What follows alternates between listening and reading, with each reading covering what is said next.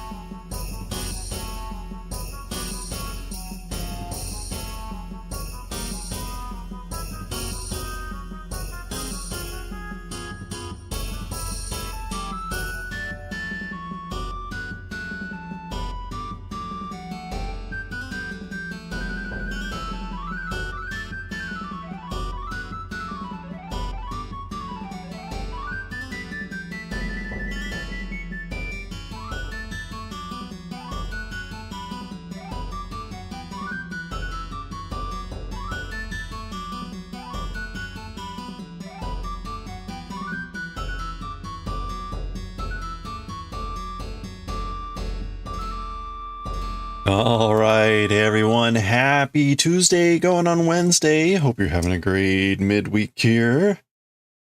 Man, what a day. As usual, stuff happens. Okay, let's get to it here. We're going to start with some Castlevania music. There we go. Good old Castlevania. Let's get rolling here. Hope you're all having a great day so far. And if not, let's try to make it better. Or at least ignore all the horrible stuff going on. Okay. What am I looking for here? I think I'm looking for this. Actually, here. Let me change this. Boop. Do we want the close-up? Do we want the close-up or the further away? Any preferences here? I don't know. I kind of like the little bit further away one here for the chainmail. Hope you're all doing well. I was going to do some woodblock carving, but I really want to finish this chainmail thing. And so I'm going to focus on doing this. We're only 3 rows, 6 passes from being done. So I think we can do that here today. I'm not sure if we're going to get there by 5:30, but we'll do our best.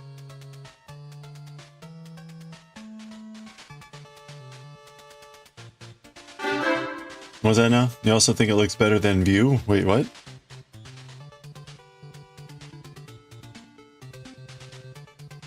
Hey, Daiwick, how's it going? Yeah, we're in the final stretch. Oh, you think it looks better up close? Okay. Well, let's go closer. Missed a word. You missed the most critical word.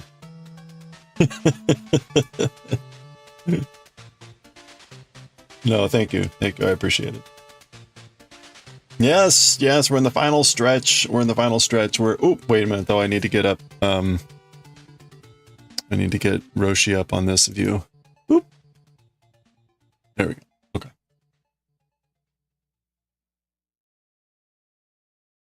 All right. So, of course, let me get the slime into view at least. There. How's that?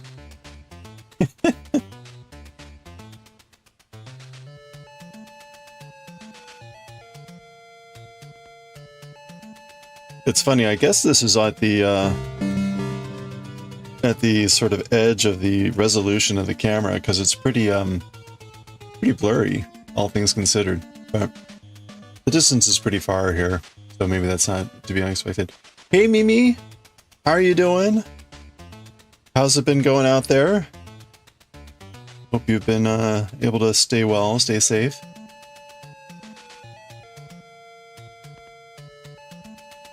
I got my package of rings today. I have it here. I'm not sure if we'll open it on stream. It is literally just a giant box of rings. I ordered a crap ton of rings. And just in the nick of time, I woke up this morning to hear that all the tariff madness has started. So we made that order from Canada just in time. Although again, it still wasn't clear. It still wasn't clear. The rings sort of came from New York. So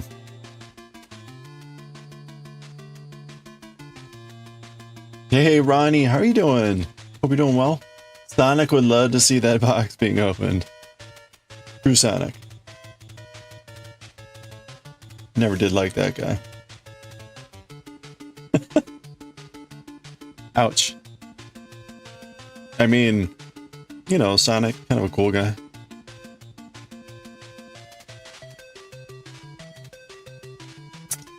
Only single ladies dance? What?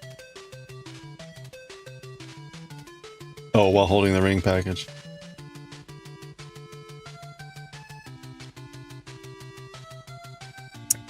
Yeah, you know, I wanted to be a fan of the Sonic games. I don't know that I ever played a Sonic game that I enjoyed. I hate to say that, but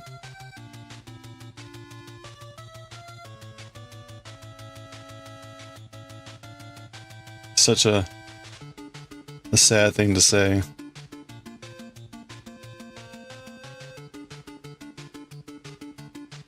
Right now you're sitting in a corridor, drone attack. Oh boy. Wow. How frequent has stuff like that been? Everything else, I hope going okay. All right, so, 1, 2, 3, 4.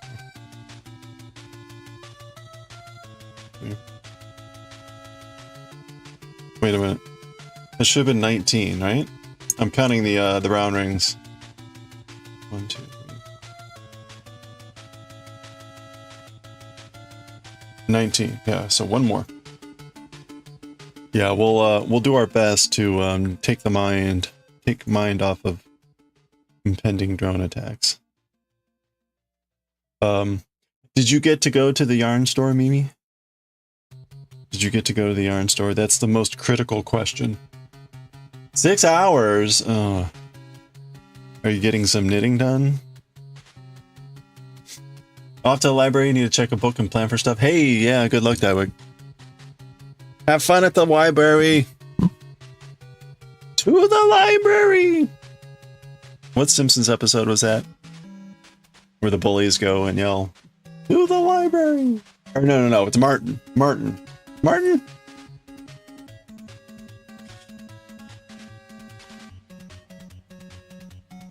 Oh, man. Beep, beep, beep, beep, beep, beep. Tomorrow you're gonna go buy yarn. Okay. That's like the most critical thing, you know, aside from like bringing aid and succor to a weary people. Okay, 1, 2, 3, 4, 5, 6, 7. So I set aside rings. You can't see the mess. I set aside rings, and then of course I immediately smushed them all into like one pile, rendering the whole effort of laying out the rings kind of a silly endeavor, but such is life.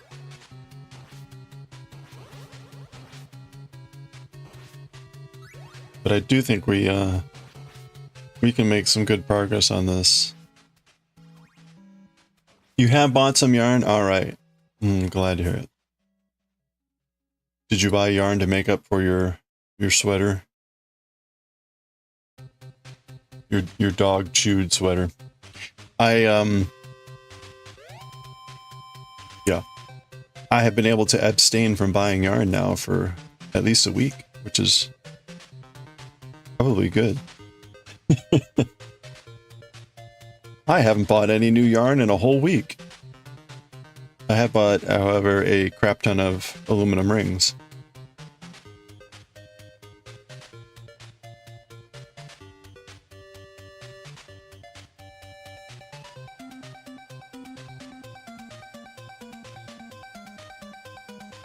Well, I didn't mention it yesterday, but the announcement yesterday hit at work that I am going to be the director of our AI and Autonomy Center.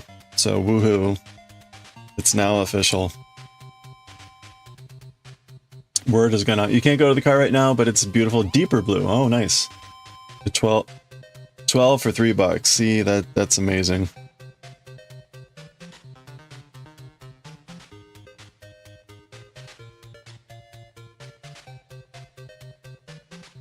The yarn I bought for my sweater was probably, I don't know what it was total, $100.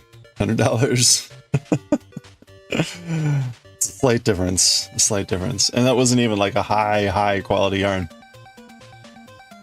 Congrats, thank you. Minority Report, yeah. It sounds a lot more impressive than it really is. I mean, we're an analytic research organization, and so, not surprisingly, over the last few years, more and more of our work touches on the topic of AI and autonomy. And we used to have a center many years ago, and it sort of just cooled off, quieted out. There really wasn't much going on, and there was this desire to kind of revitalize the name of it so that we could talk more cohesively about the work that we're doing in the area. So it's a bit of a of a name thing, right? It's like, yeah, okay, well, we do a lot of work in this area, so we kind of stick it under this umbrella. But to make it sound more official, right, you slap a title on it, you make someone a director. It doesn't come with any more money. So anyway. And if I'm lucky, it doesn't come with any more work. 1, 2, 3, 4, 5, 6, 7, 8, 9, 10.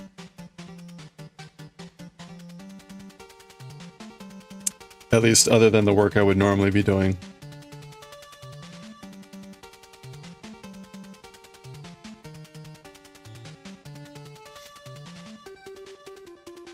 Although ironically, I got out of the one event that I thought I was going to be doing.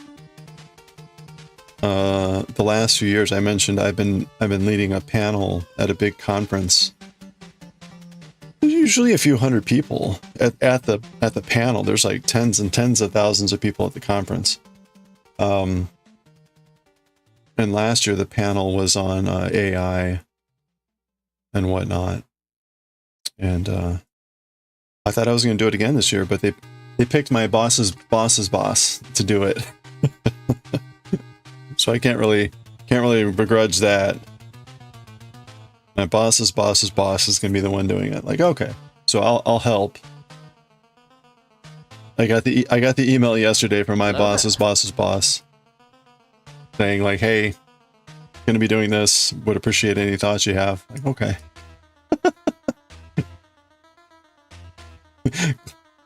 Glad it's you and not me.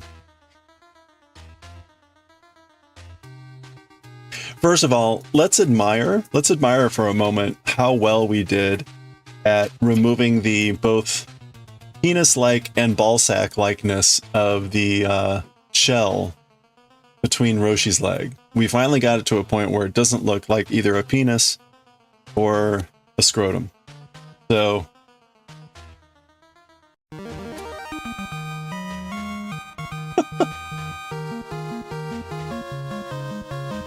success. Hey chicken, I know that we need to celebrate that. If you saw the previous iterations, well, actually here, let me show them off. I mean, where is it here now? Chainmaille. Okay, so here it is. Oh, back to a dog. Right? This is the original. Right? And holy crap, there it is right there. Now what we did was, this was like 20 by 20. We made it bigger. We made it so it's 30 by 30. So we had to alter pixels, right? Our initial alteration was this, and so we ended up with something that was more like a nutsack here. And then now the current iteration, which, you know, just to prove, right, it's now looks like it's actually a shell. And, of course, the short shorts. Yeah. Okay. Demi, how are you doing? But I'm going to do my best here to finish this off. I really want to get this done and move on to the other stuff. We need to be knocking out a bunch of chainmail items here. I think we're going to do a void chicken. For the PP giveaway, the Moko party giveaway, along with the some of the other ones we talked about already. So we'll be doing a void chicken. And I think, well, I need to look up the other ones for Wincing. Speaking of Sonic, Wincing is very fond of using the ring emote that we have. And so she suggested that the Sonic ring might be a good one to do. You're still working, you're writing test procedures. I'm sorry. I hope it goes well and quickly.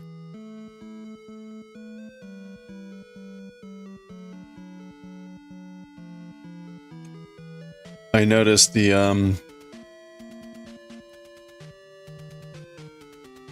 appointee for policy, Department of Defense policy, was being questioned on the Hill today, and that was a fascinating time.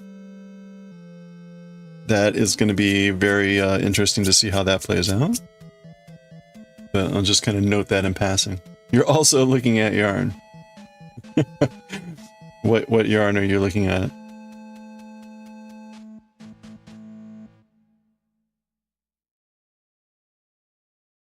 I was just saying I've gone like a week without buying yarn, so I took that to be a success.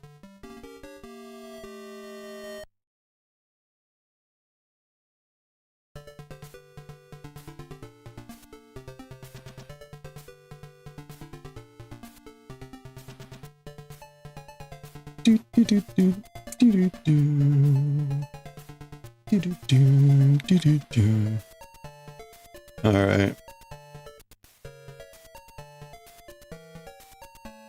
Now this goes all the way to the very end.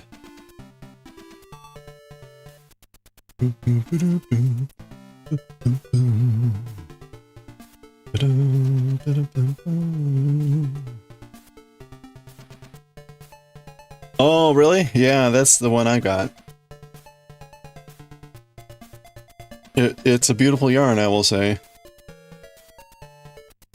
Did we, hold on.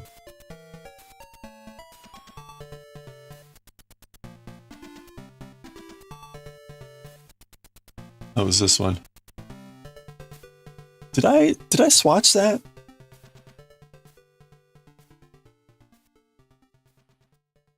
Yeah. Yeah. Here was, that was me doing the basket weave test for the sweater. I liked this. I just didn't want to do this color for a sweater. I think it would have been fine. I love the green.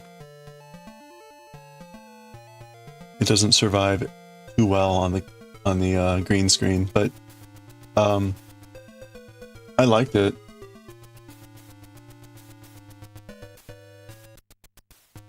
You're trying to find a worsted spun yarn in a similar weight? Okay.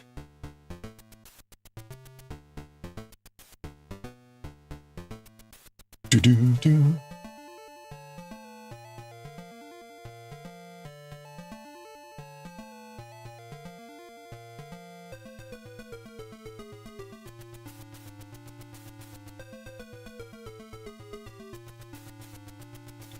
It seemed difficult, or surprisingly difficult, to find a yarn that wasn't acrylic. You did buy the Gilead for a sweater? Like, you've already bought some, or...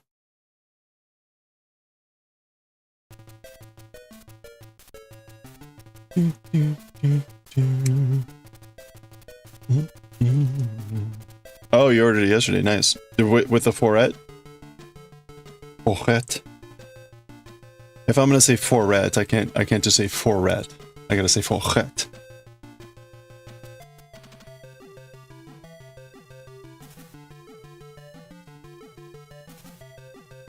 Yeah. Oh, okay. Nice. What what pattern are you gonna do? Assuming you know.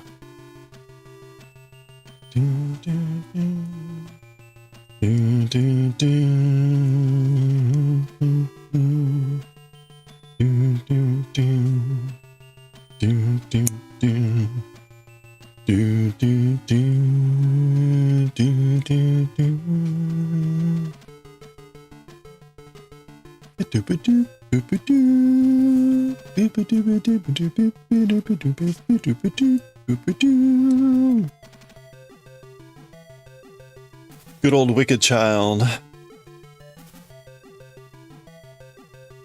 Either the Menton 2 or the Sabin. Okay. I remember the Menton 2. That's a very, I mean, I would call that very similar to the Porter pullover. I'm sure there's like huge differences, but a highly cabled sweater. Yeah, and they're both by Megan Babin.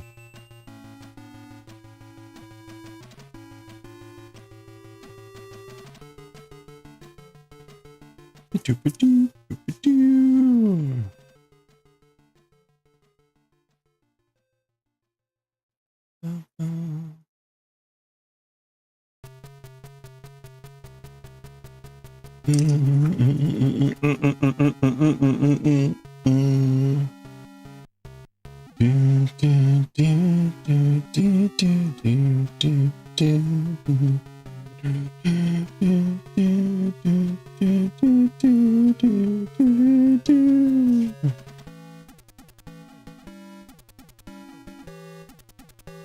all the music from Castlevania 1 is just classic.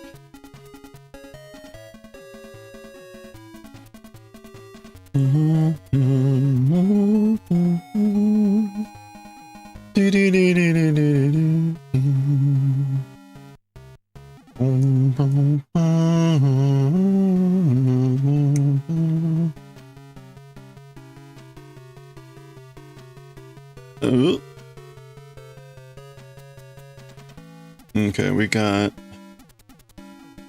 a couple more to go here. Dun, dun.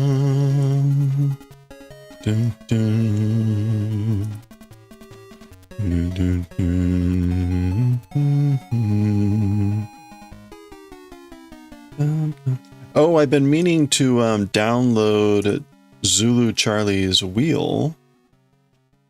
I keep forgetting to do that when I get home. We should do that. If you hadn't seen it, Zulu Charlie has created a giveaway wheel. So we're definitely going to be using that for this Sunday. This Sunday is when we're going to be doing the giveaway for this item. Again, as always, exclamation point ticket to enter that giveaway.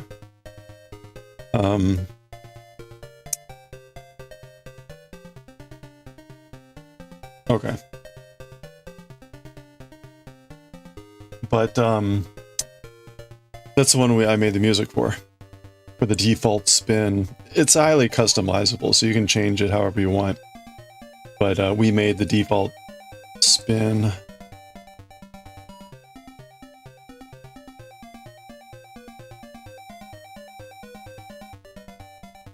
The default spin music. So, also, if I'm reading what he says correctly, I think it'll be easier to do our monthly giveaways. Because he says you can control the weights for the spin. And that would be good because, again, the problem I have is it's like, if I'm using everyone's T, then it's like, oh, you've got 952 T. Like, oh.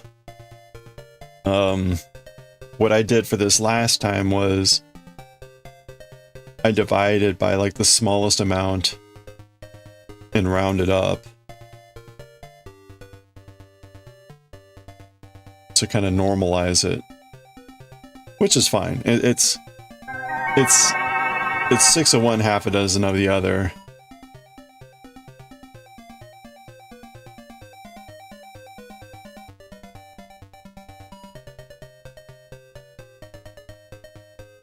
Visually, it's more exciting because you get, you know, multiple instances of names and stuff like that. But anyway, let me take a look at that here.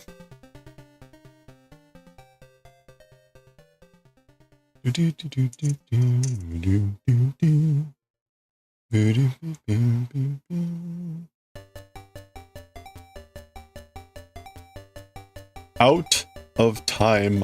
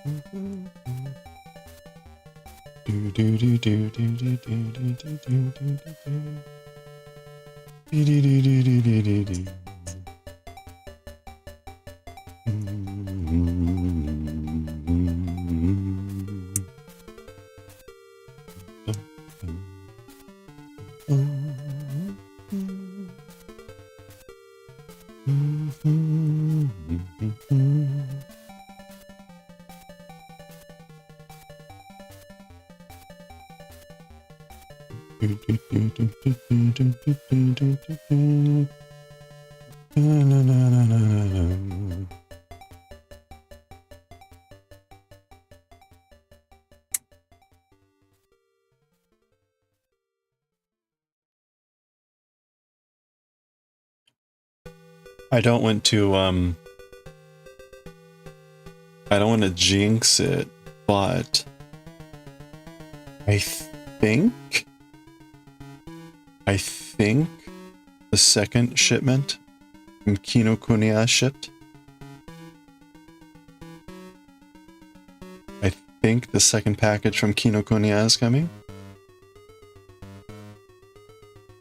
That would be with the manga that we ordered a few weeks back. And in that box should be the new Yotsuba book.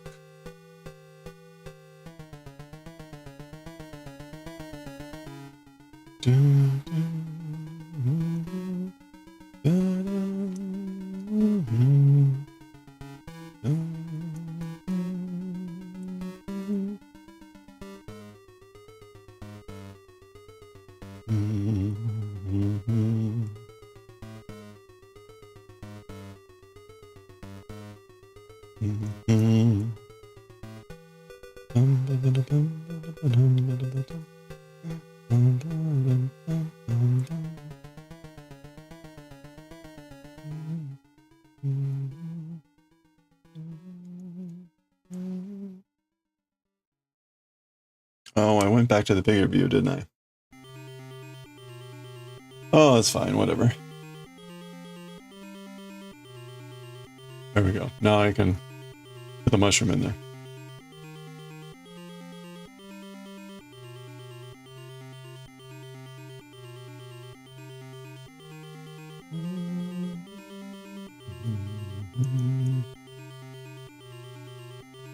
It's funny, that's the boss music for Castlevania, the first Castlevania.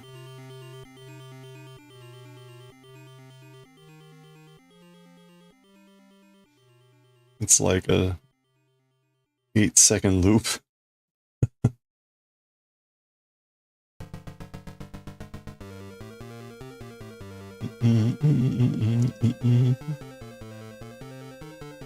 Or like this song where it's just the same sequence over and over.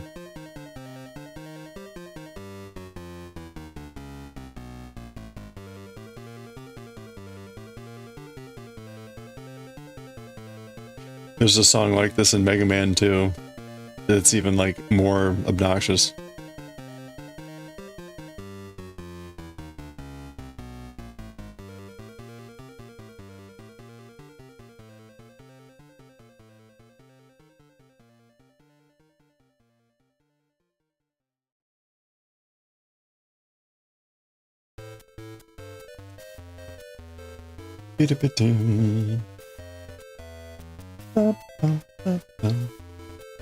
This is the ending music? That's funny.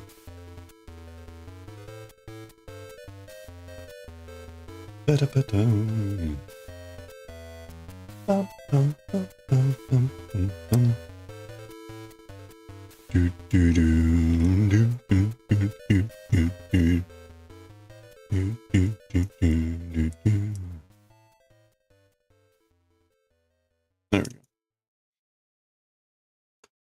You're thinking the neckband needed to be in a worsted spun yarn? That's not the case. It's just the seams that should be done in worsted spun yarn. Oh, so what is the rest of the sweater then calling for? Late night pro, no.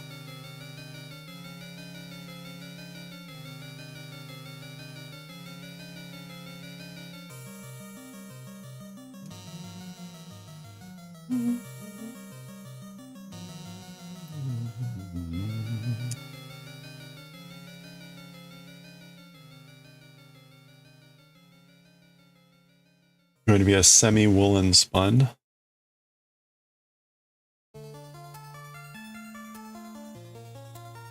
So the difference is in the type of the spinning, or I'm not familiar with the meaning.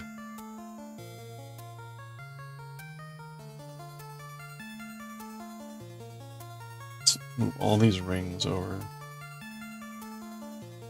Reaching over.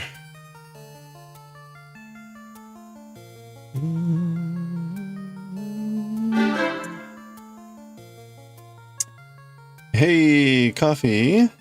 How goes?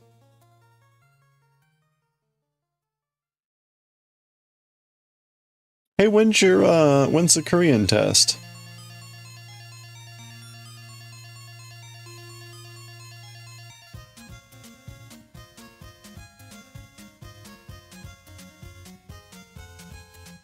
By the way, so I've been continuing to use the kanji study. Oh, it's Thursday evening. Okay, well, good luck. Still got a few days left. I've been continuing to use that kanji study program more consistently, and I'm up to like 915 kanji. But what I find interesting is, right, so it introduces 5 new ones if you want. Oh my, suddenly everything.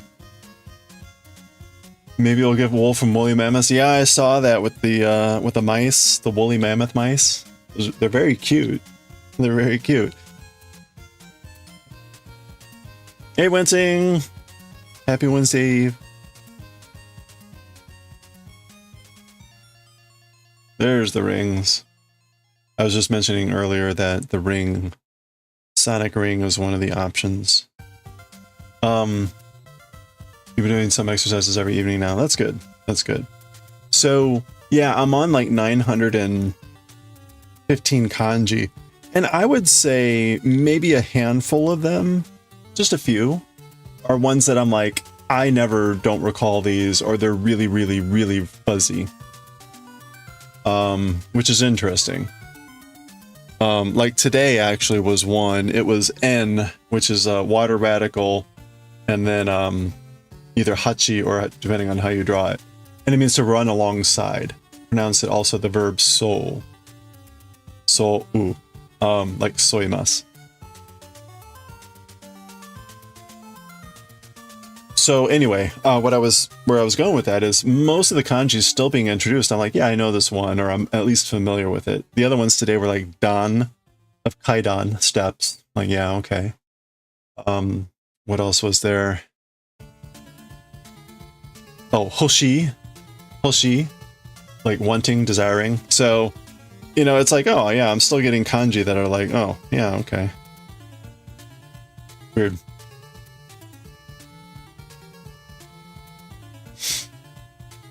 You're trying to understand why we're not bringing back the dodo? Yeah, right. Do we have any dodo DNA? I mean, we must, right? I thought it was interesting that apparently, what's the name of that company? Colossal or something? They're calling it, they call it de-extinction scientists. Like, oh boy. Worsted spun yarn is worsted prepped fiber, all fibers going in one direction, and then spun with all the fibers going in the same direction. Woolen spun yarn could be yarn spun on the fold from a bat. Oh, okay. Oh, okay, so the worsted prepped is more like that. It's the preparation of it. Got it. Okay. Boogie boogie.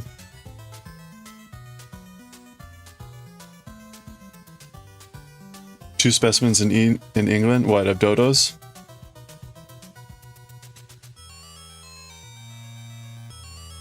Woolen is loftier, hold more air.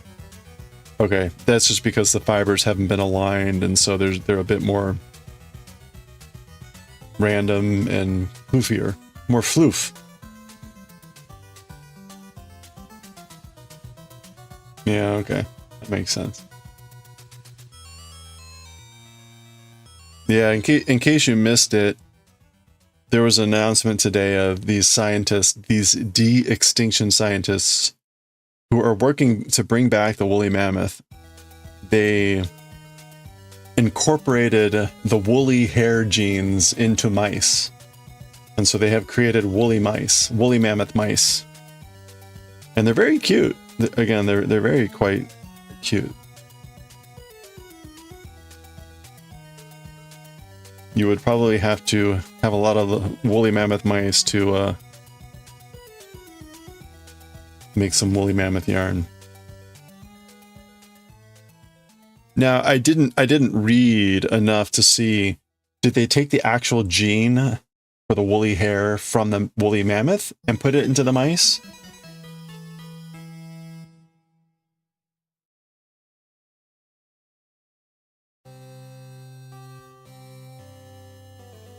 Or did they decode what makes the hair woolly and then add that woolliness to the mice's gene?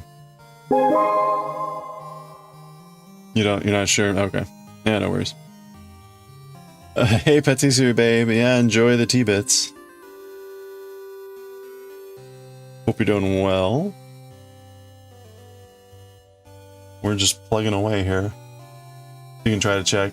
I'm kind of curious. I mean, if they actually took the woolly hair gene and,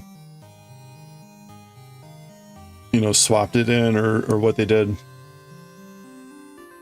You're on a break from work. Hey, well, good luck wrapping up at work. Hope it all goes smoothly. Yeah, exactly. We're gonna get floofing here.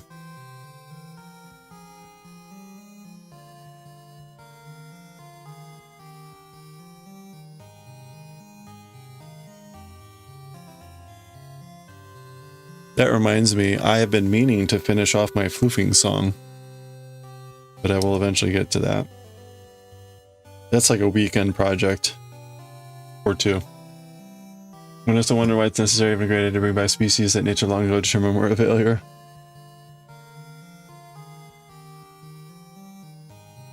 It's science. Science. Think of all the tasty animals that we could be bringing back and tasting. Or the strange and wondrous fibers and tusks. Think of all the new wonderful equipment upgrades. Maybe they use CRISPR, like cutting and pasting DNA. Yeah, but I'm just not sure. I'm not sure genetically what they did, meaning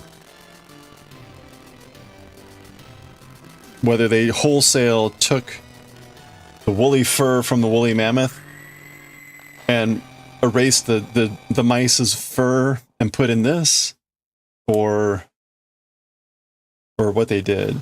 Or did they figure out like what there was a particular gene that made the fur woolly and they added the woolly gene to the mice? I'm just kind of curious. Could help repair ecosystems. Yeah.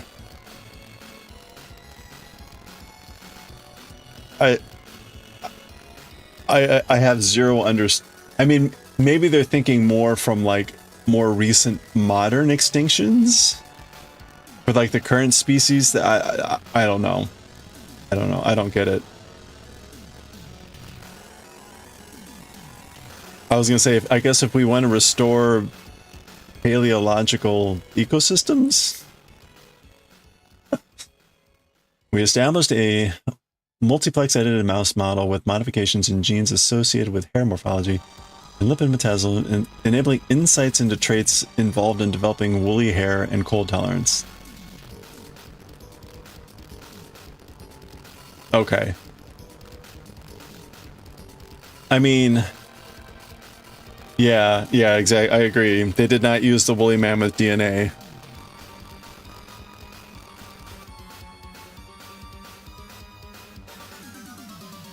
Yeah, we can revive the dino ecosystem.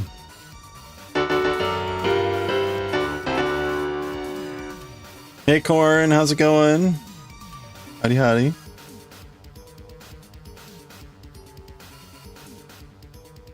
I mean, right? This is a good example of, right? If someone wants to do this, like,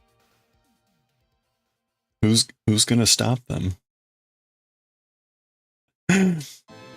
We want to bring back diseases that died out long ago. Like, really? So we can study them and see like why they were so virulent. Could we not? We'd like to summon forth Baal and some of the older, you know, ancient terrors. Like, maybe we could not do that. It's still making me uncomfortable referring to animals as models. Yeah, right. No, it's just a bunch of genetic code. Just a bunch of genetic code running a model. Running a genetic model. Library went well. What you had to go look at is looked at too. Wait, what? Oh, okay, so you had to go look at something and you looked at it. Oh, well, good for you. Congratulations. Enjoy supper. Must be nice to like you gotta go to the library to do something and you did it. That's amazing. Evening, mad scientist, yeah. Yeah, it's like, we've revived the Black Plague. We're doing that right now in Texas, apparently. We're doing our best to bring back all the old diseases.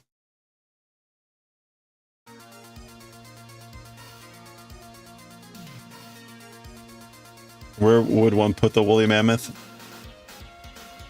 Zoo.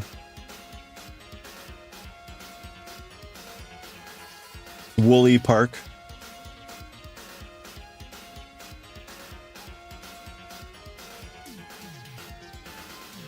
Create a no, you create an amusement park, right? And people will pay millions to come and see. We've seen the movie. The White House.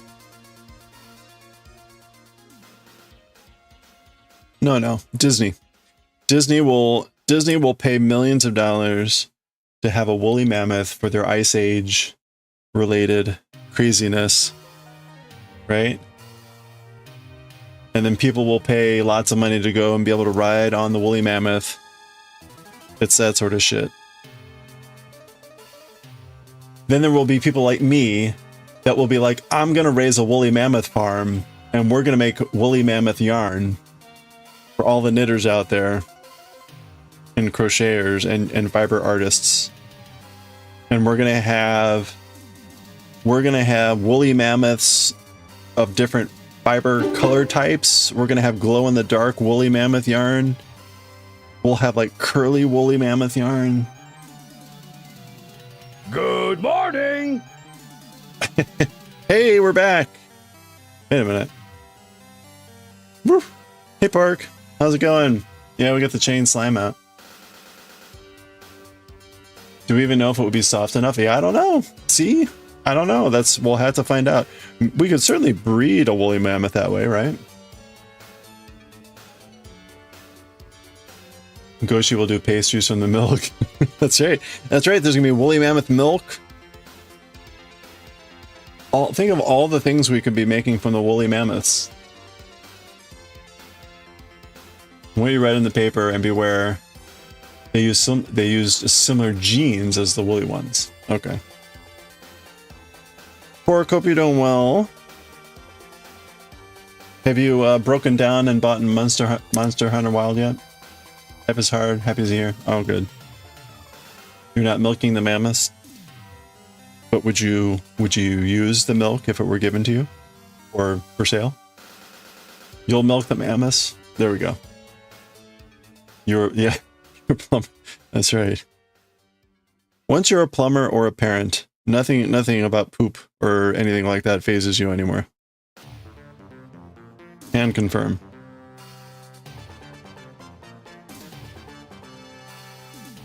We have a team, exactly. Exactly.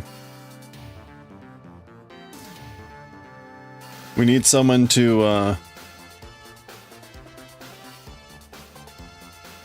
market the woolly mammoths. Can't afford it, love to play. Oh, Monster Hunter Wild. Chill's been at work. Oh, yeah. Okay. Yeah, I didn't realize Shell was still looking. Well, you know, just wait a couple months and it'll probably be half off.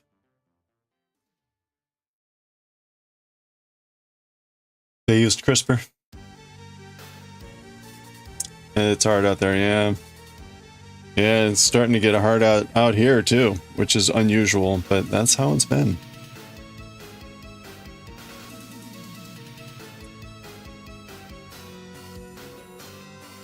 Yeah, interesting on the CRISPR side.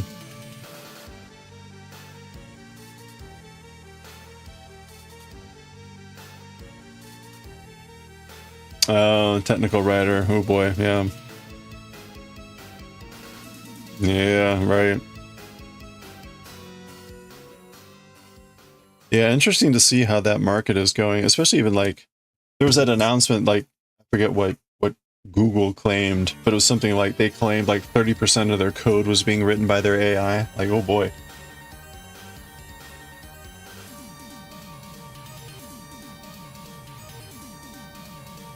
The AI is garbage. That is true. That is true.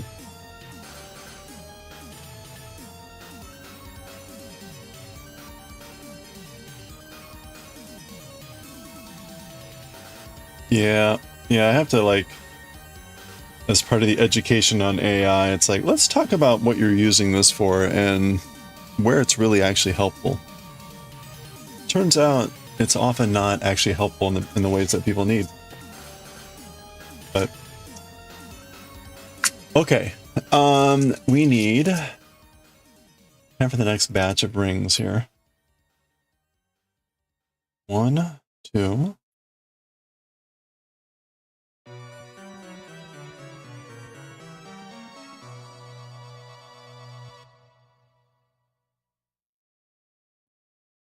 I love that I keep the slime on the screen. Well, I realize like it's not always obvious what I'm working on here, so I thought it would be good to have like examples of like what are we actually doing here. It's also good for me to point out like if someone isn't familiar with chainmail, to be able to point out like different ring sizes and the fact that these are actually kind of the same size of an image, but the rings are smaller.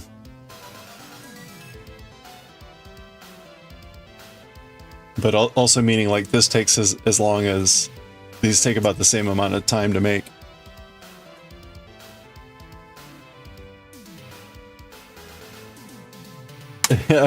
I was gonna say, what? You liking slimes? No way. Oh, I'm bad. Oops.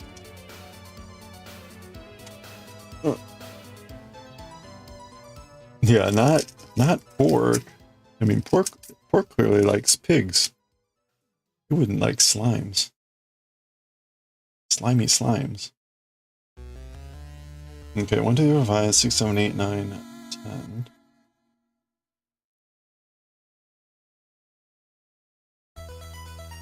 10. You mean you do?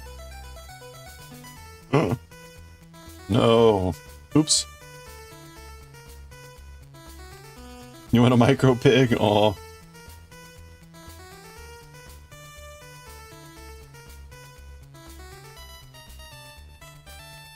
They are mega cute.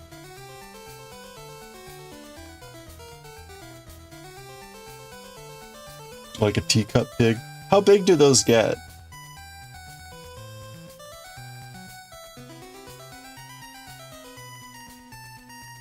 I mean, they still get pretty big, right? I mean, it's all relative. I mean, even if they're like 20, 30 pounds, that's still pretty big. You would watch them streaming. How, on the scale of cat to dog, how independent, how independent are pigs? You're not dug super deep, but about 15 pounds is the max range. Okay. I was gonna say, we'd have to have a pig cam. Dog easily. Okay. So, see that I've never gotten a dog because I don't spend a lot of time at home and I would feel bad for the dog. And I'm allergic to cats, so that's never been like a real option.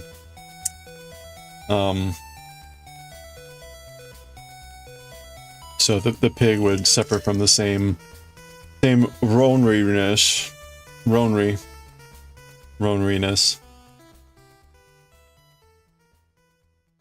Ronery. Where are you? Oh, I have exactly the right number of brown. Ah! Right in my face. Thank you for the fat Coach Bo. Get a pet alpaca? Oh, alpaca. An indoor pet. Well, yeah, I definitely don't have the space for like an alpaca. Time to change my trousers. But yeah, I have just, I mean, it was exactly the right number of brown rings. Right, the number of brown rings. Look at that. It's effing amazing. Don't get a llama, they're assholes. I have heard that. I've heard llamas are kind of assholes.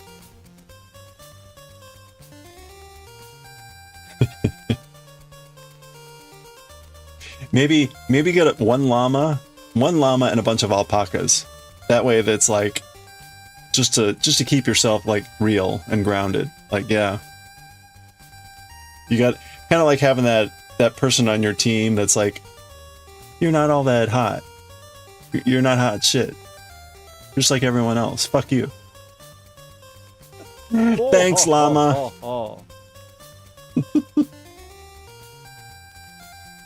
Appreciate you keeping it real. Anyway, okay. All right. We now have our rings. The goose and the duck farm, exactly, right? Yes. The goose is there to remind you that birds are assholes. and to watch your protect your family jewels at all times. Talking about assholes, here's a clip about a cat.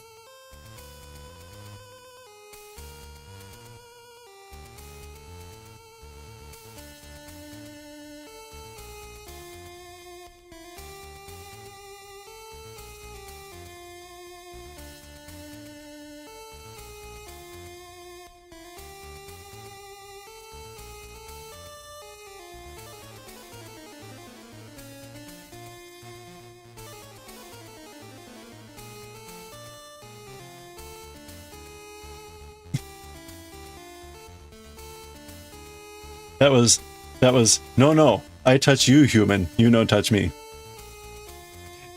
Dro just posted something like that in Jura's Discord. Where is it? Hold on. Yeah, here we go.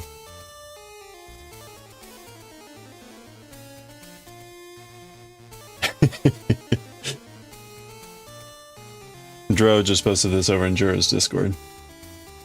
No. Okay.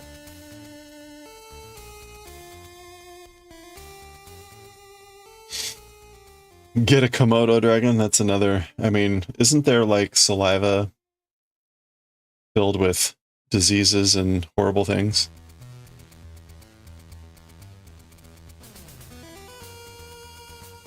Sarah Anderson comics? Yeah, those are all pretty funny.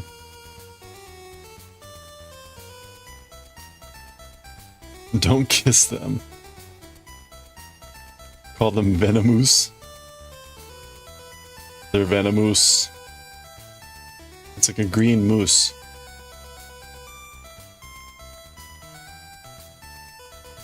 Ozempic came from their saliva. Oh, really? Huh. So it's not that bad. You might lose some weight.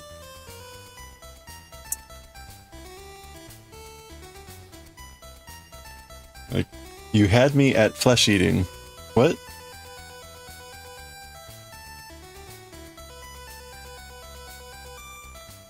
Who, what, with the where now?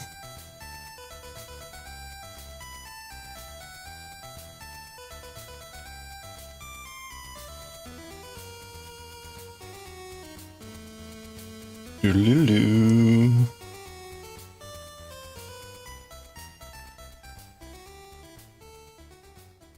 Ugh, I've been trying to finish up this paper at work. Slowly getting there. I'm only getting like a few hours on it to work on it every day. Slowly getting there. I wanted to be done with it a long time ago, but like, ugh. R.I.P. Turns out you didn't turn your... Oh no! Well, is your kitchen warm though? Your kitchen's warm? Hey, Jura. How's it going? Thank you for the hydrate. Hold on a second.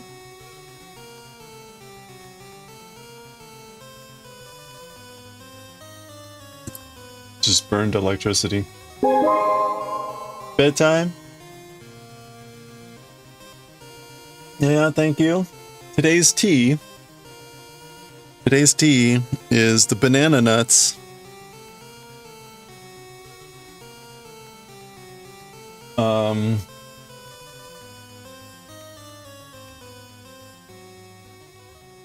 Wait, where'd it go? There it is. The banana nut brew. Today's tea, banana nut brew.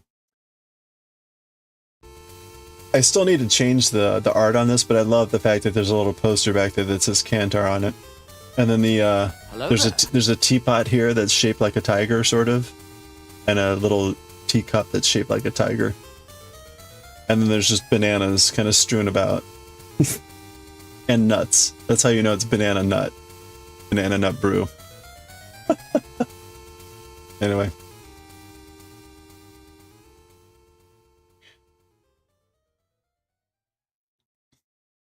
Yeah, if you didn't see, the island of Jura. The Isle of Jura was available for free on Steam. Unfortunately, it was not getting great ratings. But it's like a fishing game. For all the times you never have ads? Wait, what? Your stove was set to 1? Wait. So your oven and your stove were on?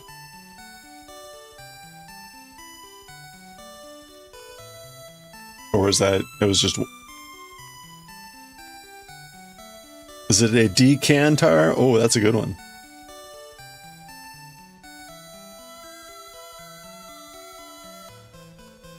We need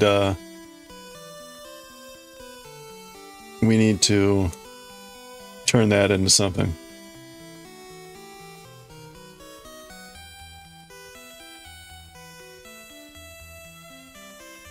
Oh, okay, your stove only is the same word, alright. I guess it's kind of the same word, stove and oven. Oven typically to me implies more the big hot chamber, where stove suggests more the top. You might say stove top. I don't know. Yes, you also own the island of Jura in Scotland. Ooh. And the coffee machine selling company. Hey. If I drank coffee, I would totally hit you up for a coffee machine. You like?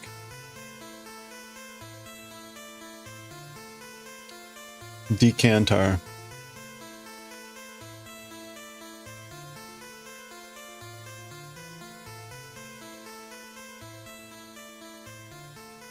It's funny what every time Brian reads out the TTS, it always Kanta, which is our prefix for emotes, always sounds like counter, like counter. So Kanta hug sounds like counter hug. Sort of like someone's trying to hug you and you judo chop them and prevent them.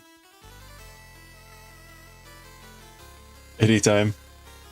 Hey, yeah. Just let me know. Jura coffee machines are pretty good. What? Okay, so for the Jura coffee, what does the Jura come from?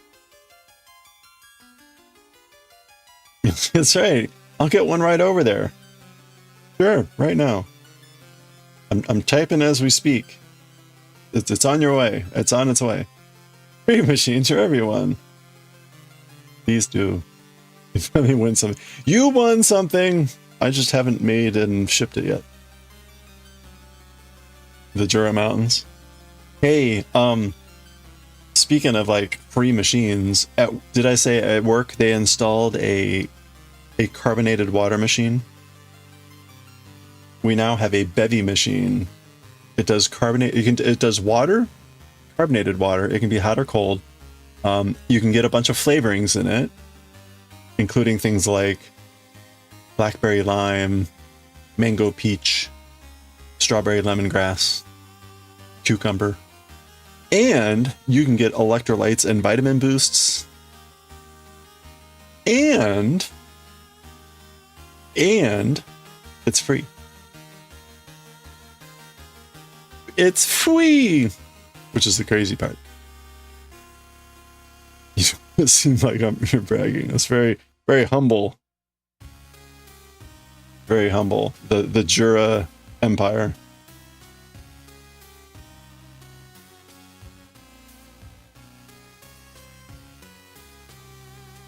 Jura everywhere. Did you know that? Jura everywhere. Those are in France.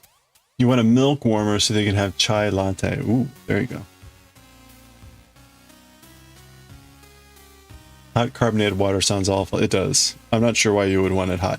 I think you wouldn't carbonate it. You just want the hot water and like hot lemon you could get then. Hot lemon water, right? So you probably wouldn't want to carbonate that. Maybe. Maybe you wouldn't want to carbonate that. I don't know. Maybe you're weird. All the stove. Yeah, all you have to do is leave it on 1, the setting 1, and you can... it's just fine.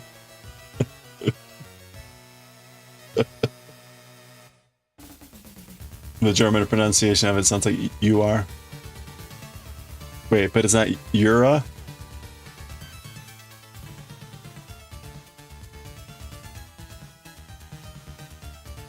You're everywhere. You're everywhere.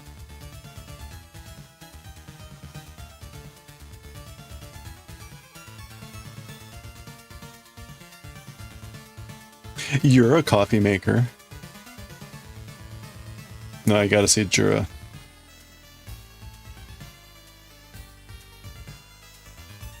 When you give it a Spanish pronunciation, go Hura. I guess it's just Hura.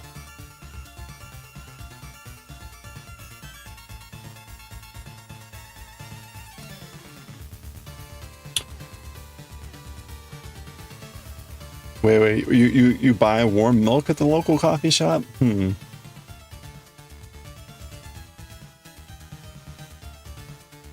Jura pro nobis. You're a pro nobis.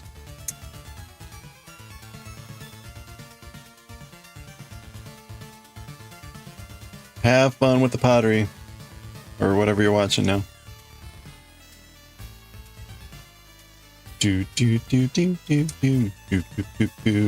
Hey, Jura, how has Monster Hunter Wild been going? Assuming that you're not off the bed. Also. One more. A lot of people are playing Monster Hunter Wild. I saw some silly story. I didn't really actually read it.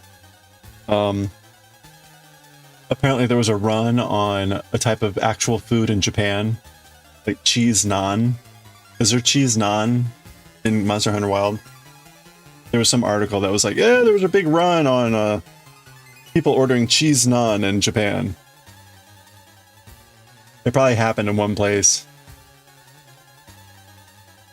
Once in school, a mate translated the phrase "ora pro nobis" as the beach is in front of us. The beach. Ora pro nobis.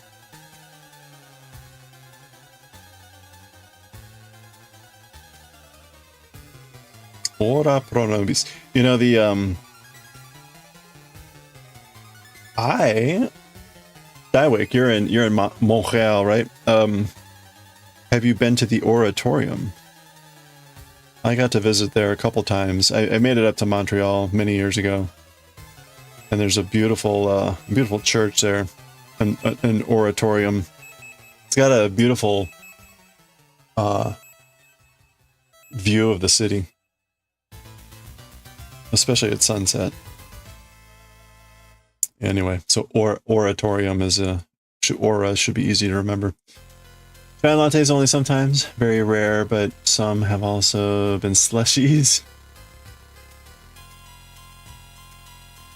Yeah, you go there? Oh, nice. Yeah. Yeah, I managed to visit, so I've been to Montreal like 2 or 3 times, and I remember going and visiting the oratorium, and like that was cool. And then the second time, I was showing a friend, and there's like outside the oratorium, up on the hill, there's a there's like, I don't know, like almost like a passion garden. I can't remember what exactly it is. It's a garden with a bunch of sculptures and, you know, like a path you walk around. So we were walking through that, and we got out to the end of it, and from what I recall, it like pops you out sort of right on the upper front steps of the church.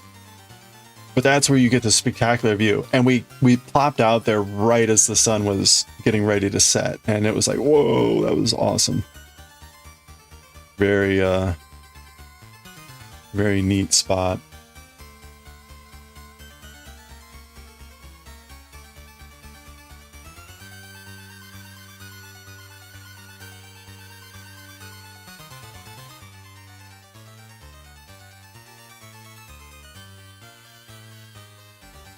Oh, really? Lucky the path is often closed when you go. Yeah, I don't know.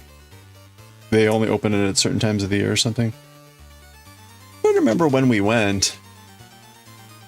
I was writing my thesis, so it was probably the springtime, maybe in the summer.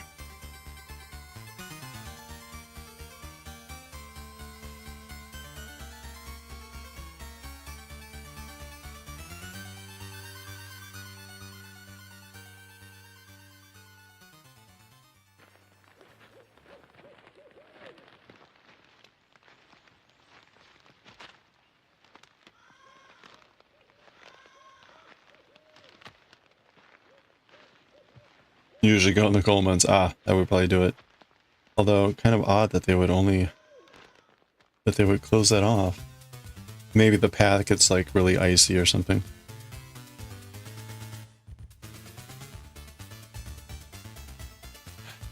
I'm trying to remember. I get sort of flashes of memories from that trip. My friend was there to, there was some sort of like veterinary conference or something, so he was there to speak at it, and I was writing my thesis, and so I stayed in the room all day and like typing on my thesis. But one of the other things I remember is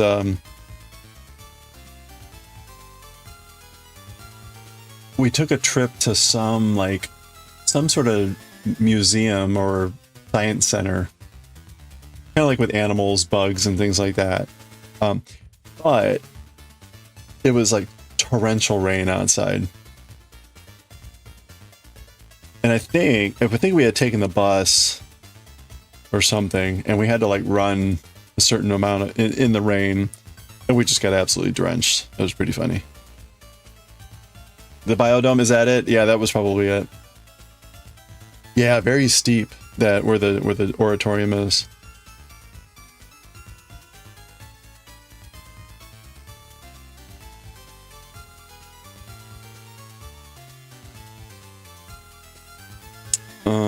I think we're good there. Or biodome.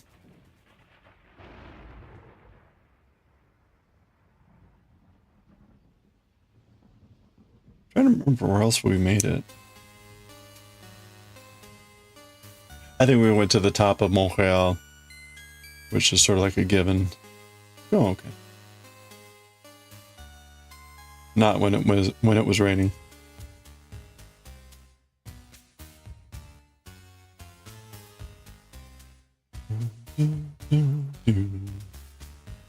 Biodome or insectarium. Oh, okay. Yeah, I'm trying to remember it. Probably. Yeah.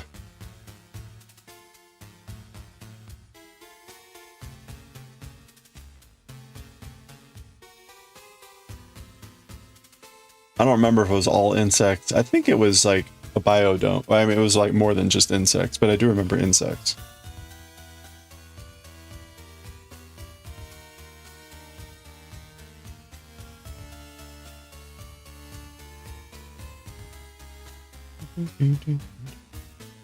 Mont Royal.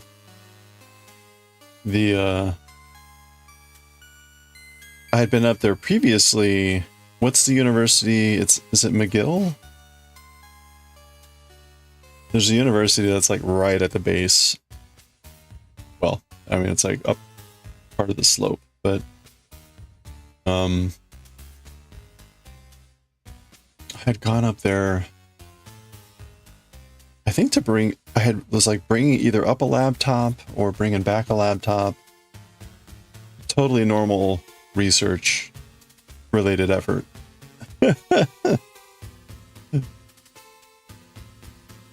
I was doing an internship at a biotech company for like a month. And some of their colleagues were still up at that university. And they basically needed a gopher.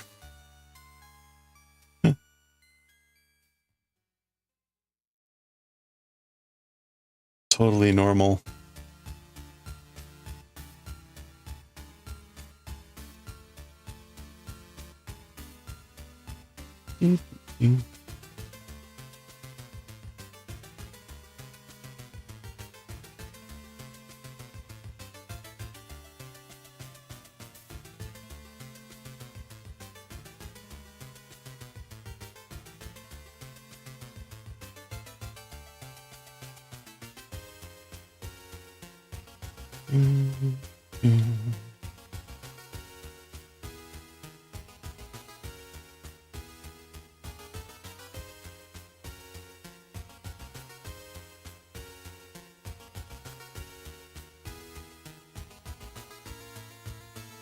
A gopher? Yeah.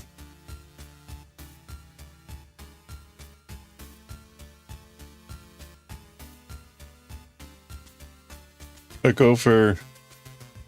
You probably don't hear that too much anymore. A gopher is a term for someone that is basically an errand boy or an errand person, because they go for things. Like, go for this, go for that. So they call them the gopher. Go pick up this, go do that, go for this. So yeah, well, I mean it's a gopher, but they use that term because they're going for stuff. So it is still spelled Gopher. Like if you said, "Oh, my job was I was a gopher," you would spell it that way.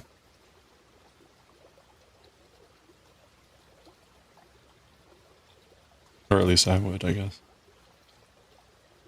Actually, there would probably be like some other special fancy sounding term for a gopher. A special assistant to the director.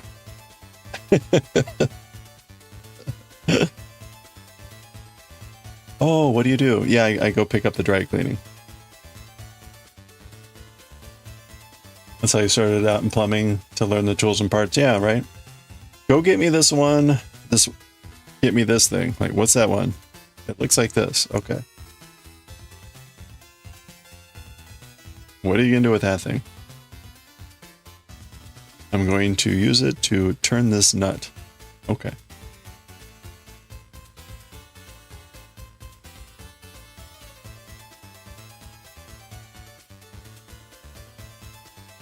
How long did you do plumbing stuff, Pork?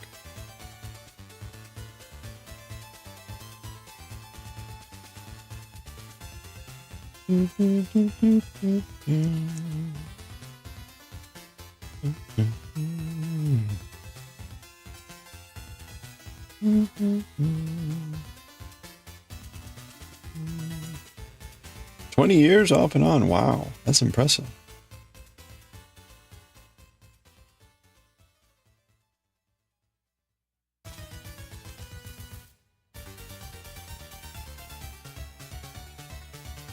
Oh, started working for your dad. Okay. Oh, that's cool.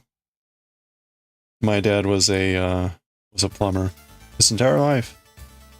He's a commercial plumbing. So part of the local union.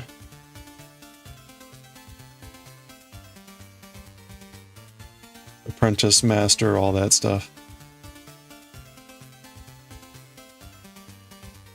Fixing minor repairs by the time you were preteen. Wow, that's impressive.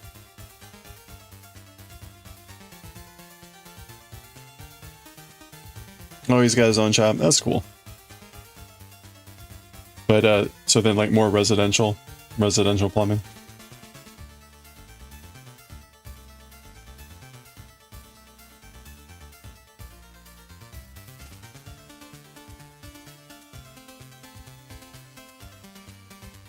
Yeah, all residential. Okay.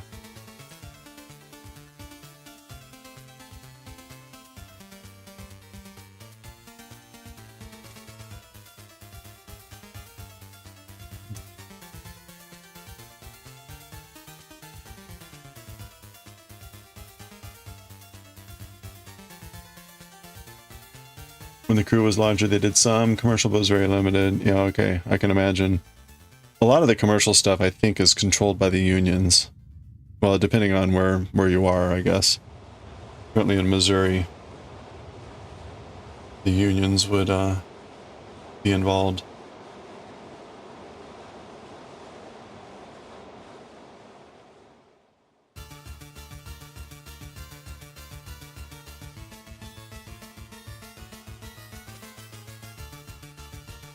I don't know the specifics, but I think there's some pretty strict regulations and rules there. So like even now, even though my dad is retired, there's like restrictions on what he can do.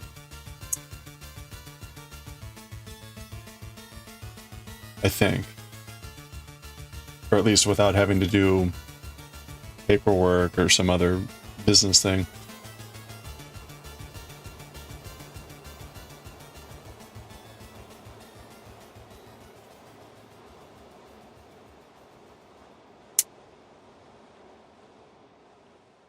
Anyway.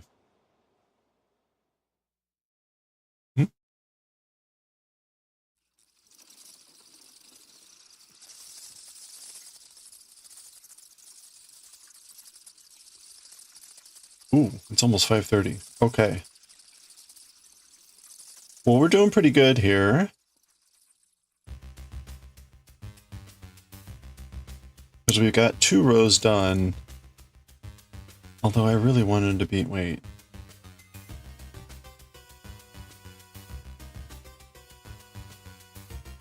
Yeah, no, this is about right. This is about right. I've got to do this pass, and then we've got 1 more row, so 2 passes. So 3 more passes total. We basically will need another hour to finish off. But we're almost there. I think I might just use the last part of the stream to finish this off. So we'll finish this pass. Read some Bleach. I think Bleach is going to be a really long chapter. It's a school chapter. It looks like there's a lot of talking. And then we'll do the final row. We might have some time to do the sweater. Work on the sweater sleeve. And then we'll read some Galaxy Express. I think that's kind of the order of business. 3 pipes and sewer lines were the hardest. Ooh. Yeah, I can't imagine all the sewer work. Like, ugh. Gross.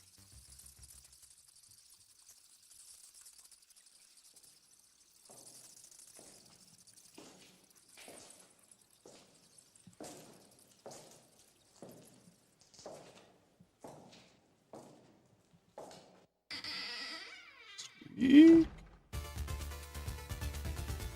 Right into Vampire Slayer.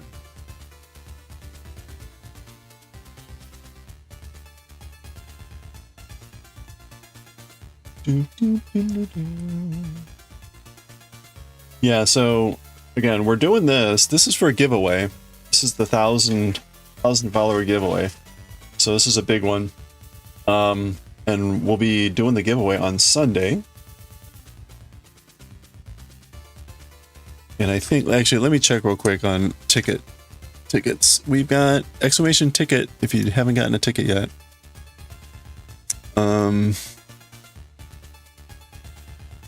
Got 9 people with tickets so far. So that's a good selection. All right. We've got 4 more chainmail items to work on. 1 this size and 3 that are going to be smaller. 3 of those are going to be for the PP party, the Moko PP party coming up, and 1 for Winsing for winning last month's monthly giveaway. And those will take much less time to do because they're smaller. In fact, doing all 4 of those will take less time than it took to do this one. So that's good.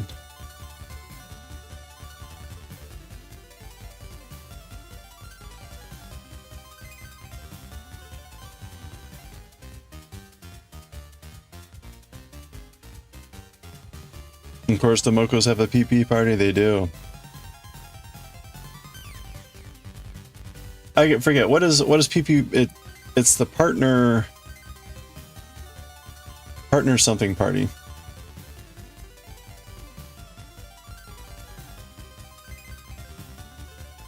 Oh, the partner party. So it's a tautology, like ATM machine.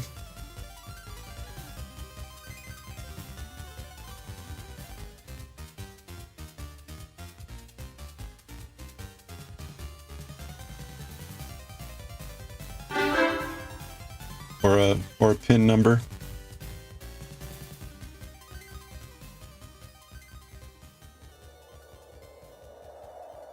Probably, yeah. PP party, yeah. PP party's coming up in April. I want to finish off our giveaways. So the PP party is going to be a giveaway fest, basically, where the artists and crafts people that are part of the Moko group will offer up basically items to give away as part of raffles and giveaways and stuff. And it's all free giveaway stuff. And basically, we're allowed to donate up to 3 items for the giveaways. Although they might knock it down to 2, we'll see.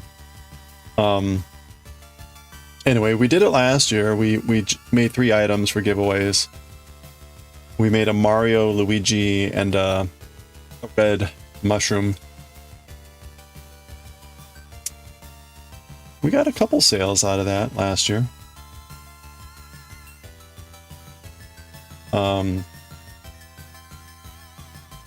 But in any case, you misread and read Pantry Party. Aw. Yeah, that sounds tastier. What would a pantry party be? Like, everybody go grab a box of crackers from your pantry and eat a cracker? I don't know. What would a pantry party be?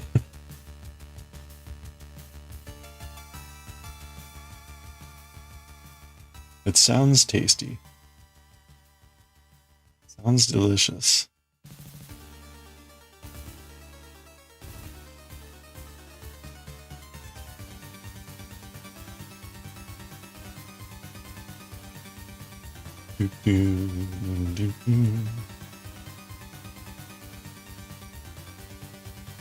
Trade canned foods with the labels torn off, so surprise for everyone. There you go. What are we having tonight? Let's find out. Oh, ripe olives. Just a can of ripe olives.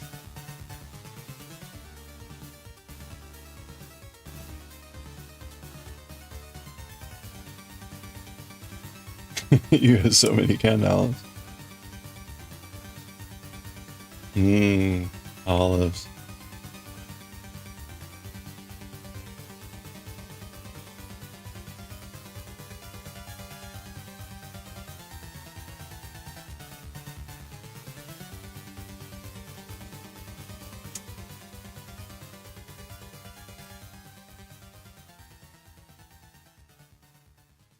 Ooh, man. We used to make a dip. This will sound terrible, and it is, but it was so delicious. You basically just take a block of cream cheese, and you chop up, you know, olives, onion if you want it, and mix it together with the cream cheese and some milk, so you thin it down so it's stirrable. And there you go, instant dip. Great with potato chips, tortilla chips. Good stuff.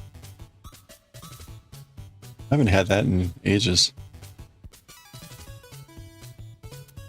Do, do, do, do.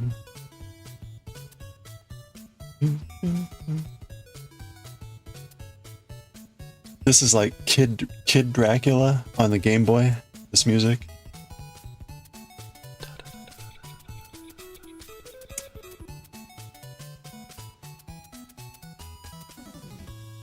How's the diet going?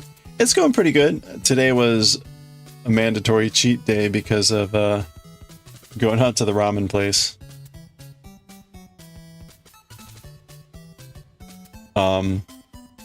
But I'm doing the same thing. Like yesterday was a salmon day. Yesterday was salmon. I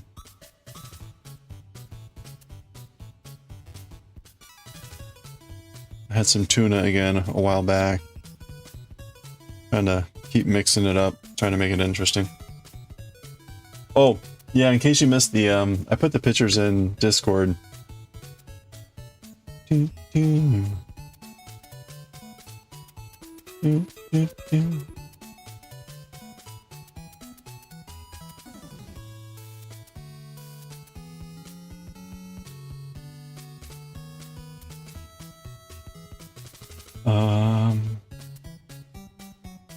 All fish diet?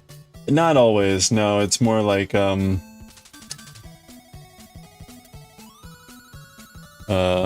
am I thinking about? Reducing down to one meal a day. So takoyaki, which was delicious. Some gyoza, done the Japanese way. And then I had karaage, like fried chicken, again, done Japanese style. And that's, that is egg salad, of course. And unagi. Those were both donburi, so basically rice dishes. So there's rice under there. Delicious, good stuff. Yeah, it was pretty good. I also took a video. I took a video of the takoyaki. So you could see the panko, or the, what do you call it, bonito, moving around. Good stuff.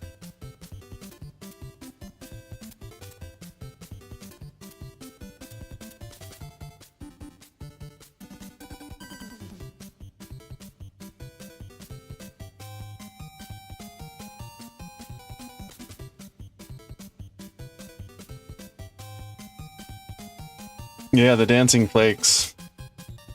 It's always fun. It's surprising. I've been to a number of places where you order takoyaki and they're nothing like that. And it's like, okay, so this is not like a normal Japanese restaurant. It's always kind of sad.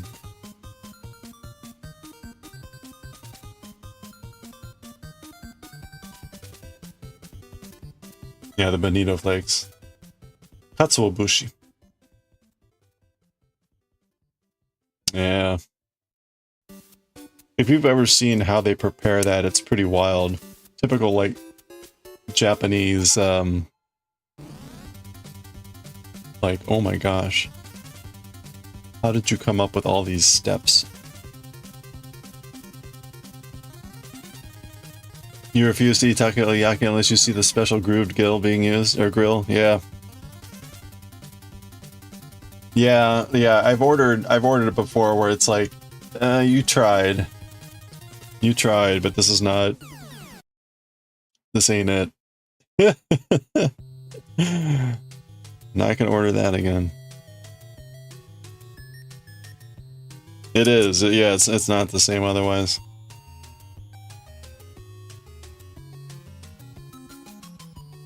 Those were perfect. They had just the right amount of like gooiness inside.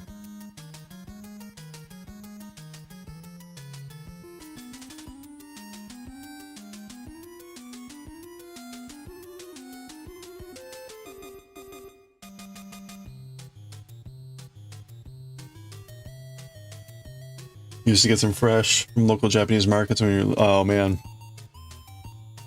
Yeah, you know, the big shame is you burned your tank. Yeah, that's right. They are filled with hot lava. You just want more octopus. It was good. It was good octopus. No regrets. Oh no, there's a wet snowstorm tomorrow. Good luck. I want calamari. That sounds delicious too. I am going to attempt to telework tomorrow because we're not having snow, but it's going to be raining, and I just want to avoid it. I usually try to telework one day a week, and I usually try to make it Friday, but because of the rain, I am going to make it tomorrow.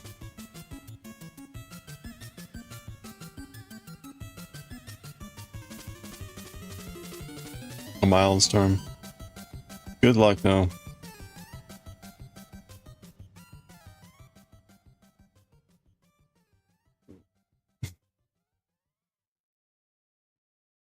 We're seeing hints in the forecast here of like 70. And I'm like, don't fall for it. It's too early. Don't fall for it. It's gonna get cold again.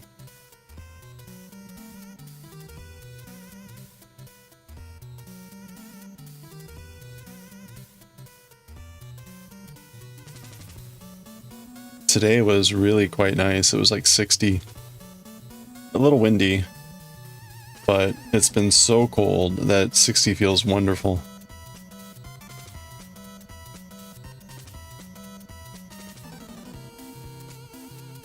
You're in for the night. Tomorrow's the issue. Okay. Yeah, good luck, though.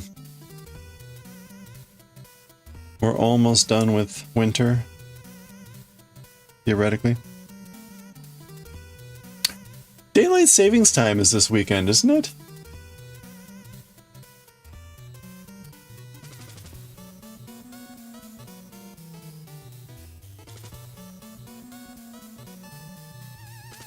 Yeah, okay, crap.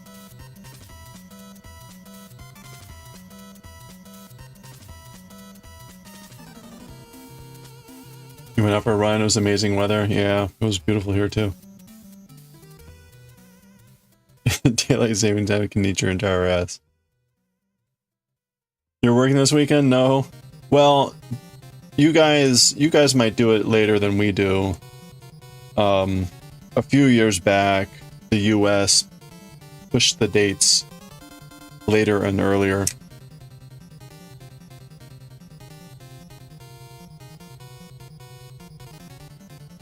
So definitely check. But for the US, it's going to be this Sunday. So that will mean the time will shift for everyone that shifts later. It's usually similar. Yeah, we've been off by like a couple weeks with Europe. We've been off a couple weeks with Europe, so I assume it's...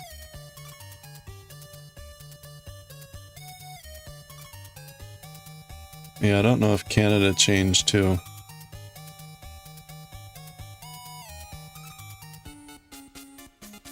Do, do, do, do, do. Confusion for everyone, yeah.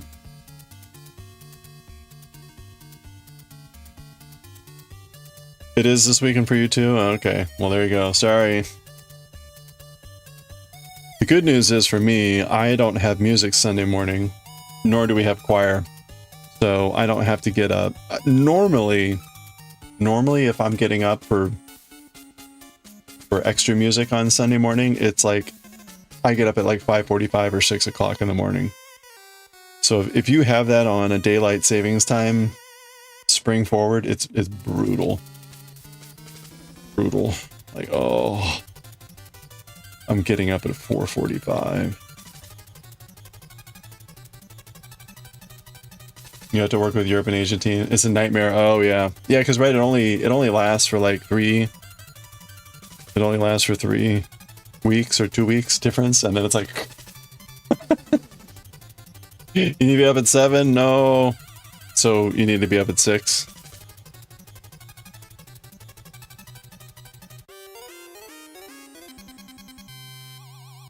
Get the coffee brewing now.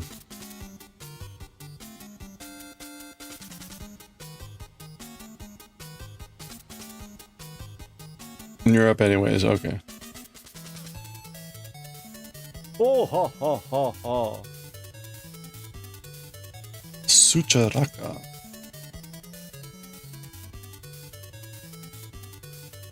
This music is so upbeat.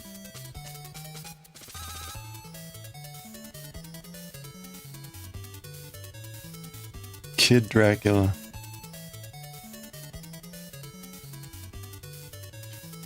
We did it. Look at that. That was the perfect number of rings. The perfect number of rings. Un-effing believable. Usually it's like, oh, you're one short. Open up a whole new package. I will take it. It's a momentous day. And our last row, I know, very hype. Our last row is all black and white rings. I will need to open a new black package. That's fine. Or a blackage. There we go. Whoop. All right.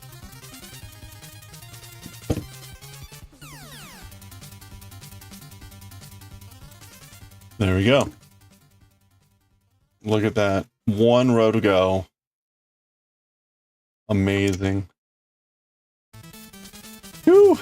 The long journey. This is a big project. What was it, like 20-25 hours? Number theory, a perfect number is a positive integer that is equal to the sum of its positive dividers, excluding the number itself. It probably was a perfect number.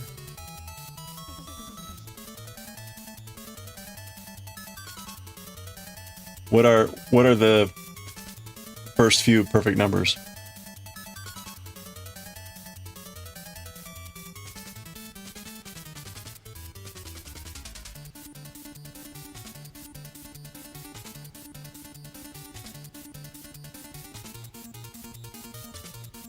Six. Uh-huh.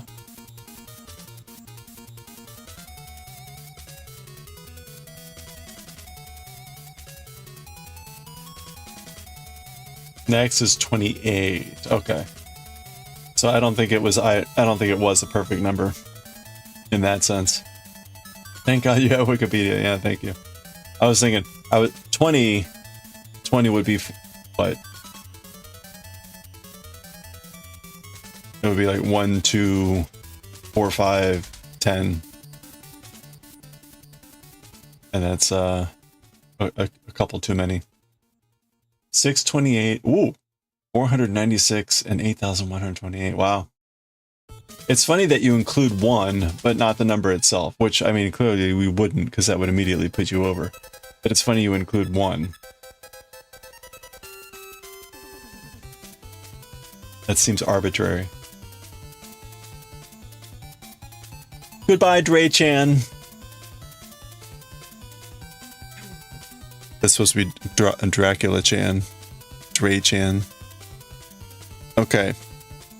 Do.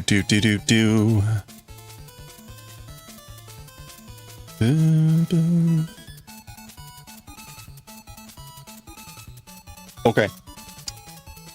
All right. I'm gonna go wash my hands. Where are we on break time? Oh, we're a little bit early.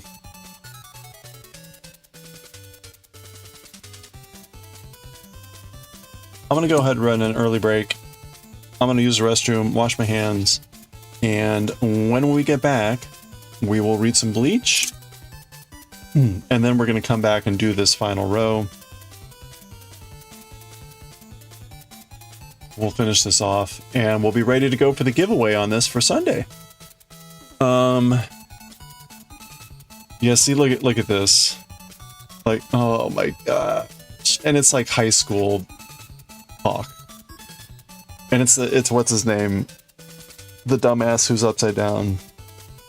Like, he speaks in a horrible way. Oh, I'm not looking forward to it. High school drama, yeah.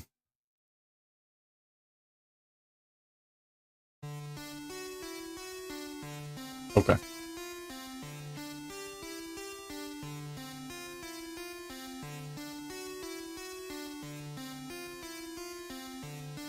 All right. Let me run ads. I'll be right back. We'll read some Bleach. It'll be great. Here we go. Back in 3.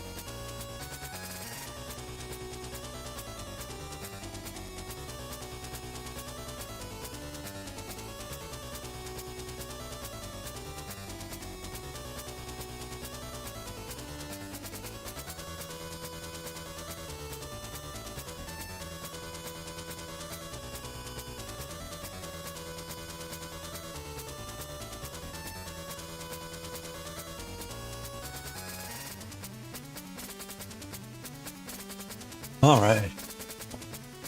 Woo.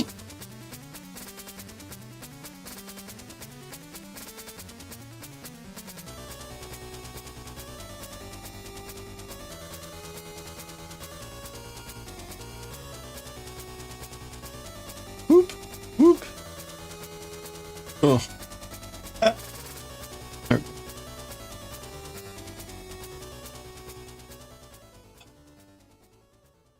Are the maggots showing? There's the maggots.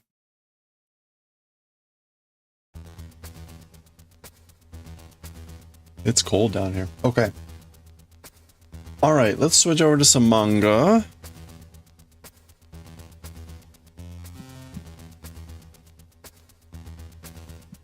Hopefully, we should be able to finish off Roshi, and we should be able to do some sweater work. But we got to get through Bleach first.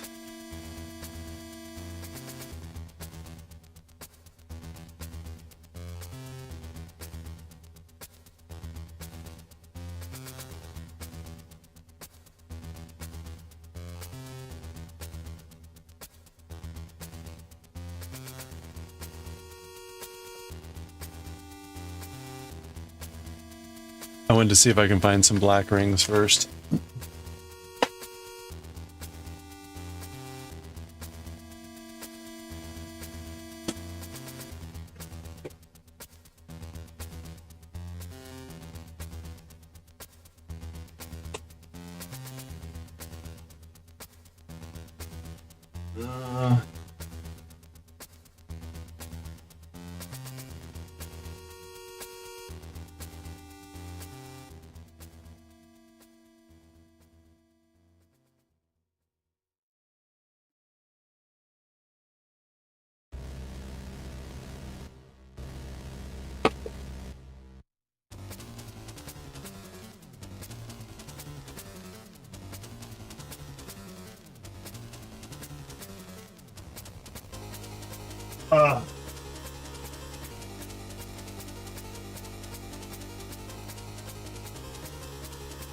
No, that's purple.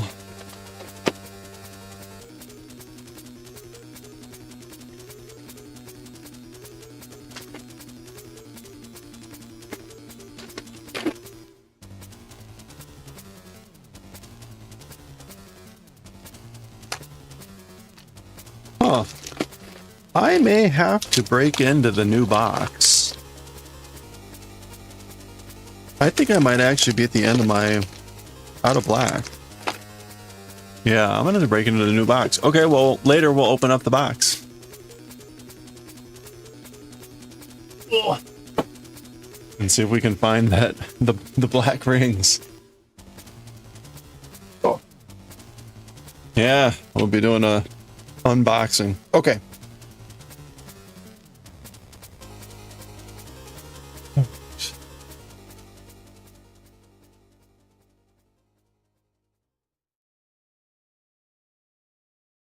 Let's log in. We're on Bleach 189, I believe.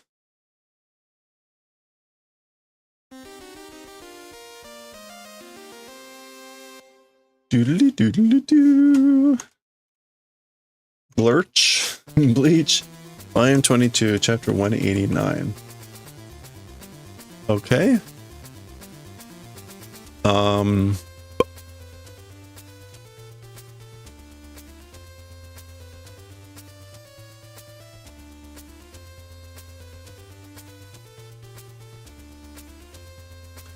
Volume 22, chapter 189. Okay. We'll start recording.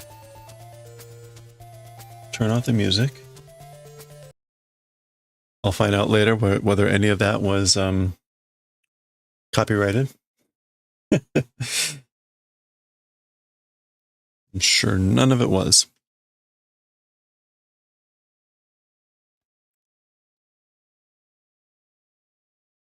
Okay, let's hop right to it. Here we go. Right as the thing comes up.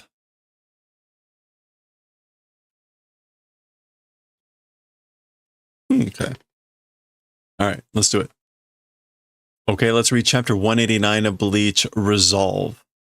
And looks like we're at school. This will be fun, I'm sure. Ore wa Vizardo. So as for me, a Vizardo. I am a Vizardo. So he's flashing back, I guess, Ichigo to what's his name saying that comment. We talked previously about this is the mask, the military strength, many strength army of masks are the kanji there. Okay. お前の同類やそっち側におるべき人間やない。Okay. Like same class, same type of you.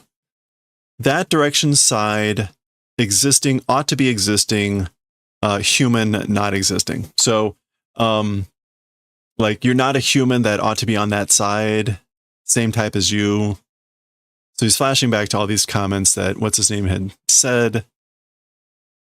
Oreran toko we koi Ichigo, like come over to our side, Ichigo. Oh, omae wa, as for you. Okay.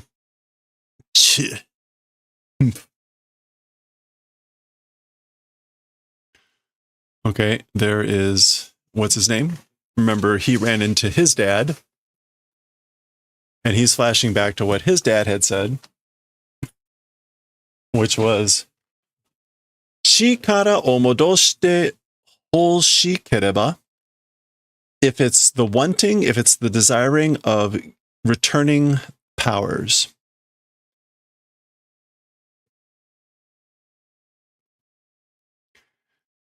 And this is further part of the flashback. Kongo issai shinigami ni wa kakawaran to chikae.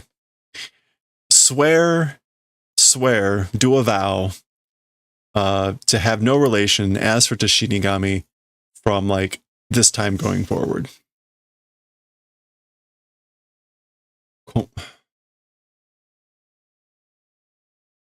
Kongo issai. Yeah, hereafter. And Isai in this case. Right, I'm getting that keyboard out here. Entirely. Here on entirely, without exception. Okay. Chikae, swear.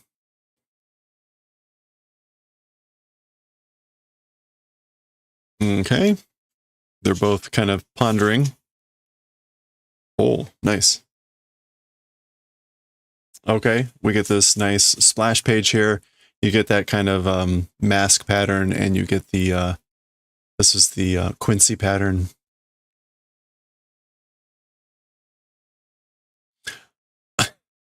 Okay. Ohayo, Kurosaki-kun. Ohayo-san, Ichigo-kun. Okay, so she's saying, good morning, Kurosaki, and he's doing kind of a similar thing. Ohayo-san, Ichigo-kun. So notice she calls him by his family name. He calls Ichigo by his first name.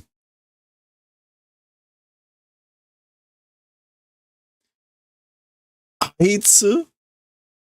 What is this? Hirako. That guy? Futsu ni toko shite kiyagatta. Normally, toko doing and came. Attendance at school. Okay, so basically like he's come and attending school normally. Like everything's normal. And Yagata is sort of like, I can't believe it. Like, how could he? Ohayo. Oh, good morning. Hirako-kun? So she does remember his name. Oh, namae obote kureta nya? So he's like, oh, wow. Name did the favor of remembering. So you remembered my name. Ohayo-san, Orihime-chan. Good morning, Orihime-chan. And again, he speaks in some sort of dialect. What was it? We saw what it was before. It is not Osaka Ben. It's a different Ben. But Ohayo-san. Sotomate kora. So this is this idiot's name. What was it? Hey, wait a second. Come on. This is the other guy that talks really annoyingly. Oh, good. They're going to both be talking. This is going to be incredible. 난야는 야카마시요. Okay. What is it? Yakamashi. I just may give up here with this series. Noisy, boisterous. Yeah, you're noisy, aren't you? Shut up. Dareyannen omae. Who? You. Or you? Yeah. Who you? So who are you?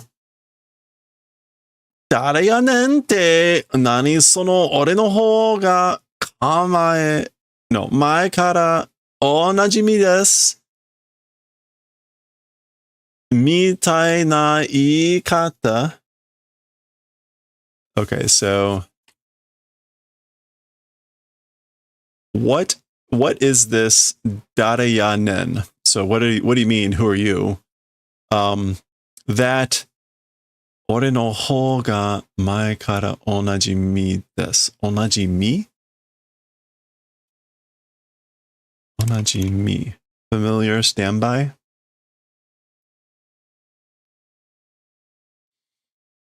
He's asking that way of speaking that's like from earlier, familiar, well-known. Yeah. My direction. So he's asking, what's with this my direction from earlier, it's old, standby, well-known, familiar, like that way of speaking. So basically he's saying, like, why are you talking like you've been around here forever and that you're like a regular? Ore no hou ga zenzen onajimi datsu no? My direction. I'm the one that's completely the normal, regular customer, the familiar one. That's what I'm saying.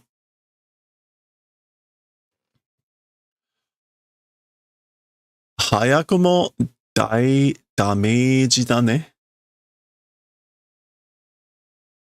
Even early, it's big damage. Dai dameji. Even early, it's big damage. Or even fast is big damage. I don't know. The fact that they're already going after each other. He continues, Teuka te hanaseyo. And I mean, like, release the hands. Like, let go of her. Inoue-san iagate enjan. Ms. Inoue is, like, detesting it. She doesn't like that. O aho ka. Are you an idiot? Iagatottara nakigo wa ageru ka naguru ka suru chunen. If it's detestable, in other words, if she's not liking it, then like crying voice uplifting or like screaming out or punching, doing that, like wouldn't she be doing that? Shihin yu koto wa Shihin yu koto wa iagate hennen na Orihime-chan. Okay, so Shihin. Shihin.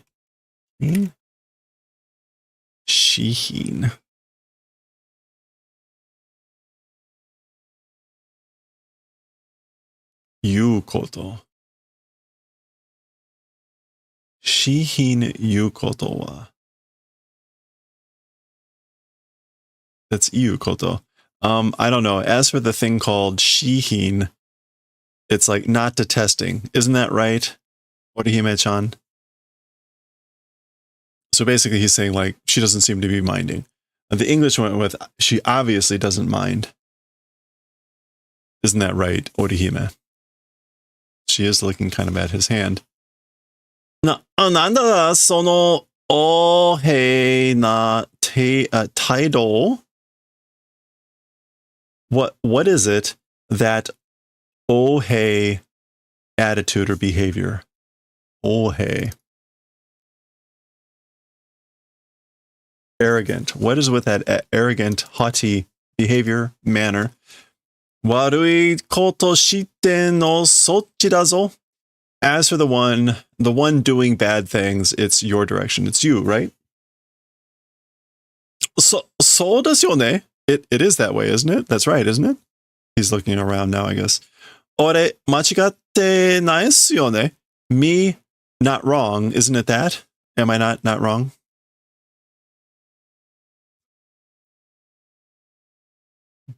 Daijoubu su. It's fine. Anta wa machigatte nanka nai wa. As for you, being wrong or whatever, it is not. So you're not wrong. Okay. Oh, it's the other psycho person. Atashi ni makasetoki na keigo. To me, like, leave it. Leave it to me, keigo. Leave this one to me. Okay. Yura. Chizuru senpai. Senpai Chizuru. Meri. She's like so angry. She's like cracking into his shoulder. And Paki, her other hand is like cracking. This is the other person that loves Orihime. Go. Orihime wa ne. As for Orihime, you know, iya na koto sarete mo iya na kao dekinai ii ko nano yo. So as for Orihime, you know, bad things, even if they're done, so even if bad things are done to her or detestable things, bad face is not possible, and a good kid is. So she's a good kid, not possible to make a bad face or whatever, even when bad things are being done. Sonna koto mo wakarazu ni muyami ni dakitsuku yo na baka ni kono you ni sonzai suru kachi nado nai wa. Okay. Even that sort of a thing without understanding. Muyami.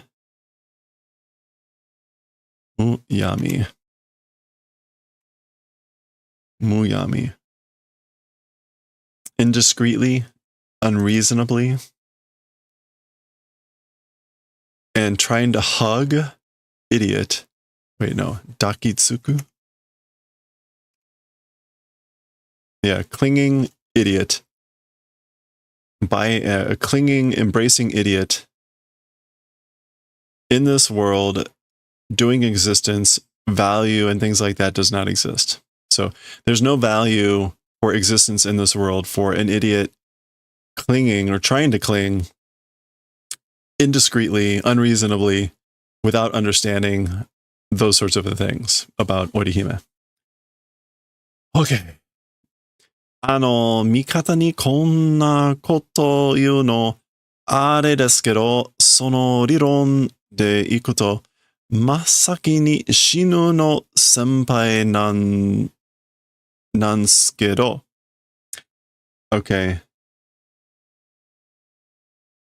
So, as an ally, this sort of a thing saying of that thing it is, no are desu kedo. That theory or that with that logic, if going with, like, if you're going to go with that logic, directly ahead, dying one, it's senpai, isn't it? Okay. So basically, like, if you're going to go with that logic, you're the one that would die first. Masaki ni.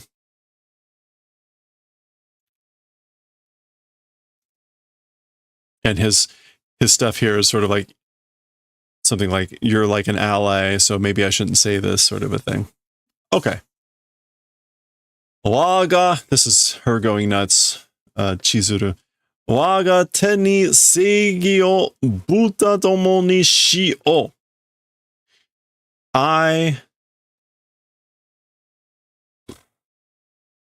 Death to pigs, justice in the hand. Justice in the hand, death to pigs. Hisatsu Chizuru Geno. Certain kill. Chizuru is the name, and then Geno sounds maybe like genocide. I don't know. Korosanakute iin suyo, senpai. Even if don't kill, that's fine. So you don't have to kill him, senpai. Gatan. Okay, there's like a drop sound or something. Clunk, gatan. Is that Kurosaki? Zoom, zoom, zoom, zoom, zoom. Oh, ga. Grab. Oh, okay, so it's Ichigo getting out of his chair suddenly and now running up to Hirako, grabbing him. Chotto koi, Hirako.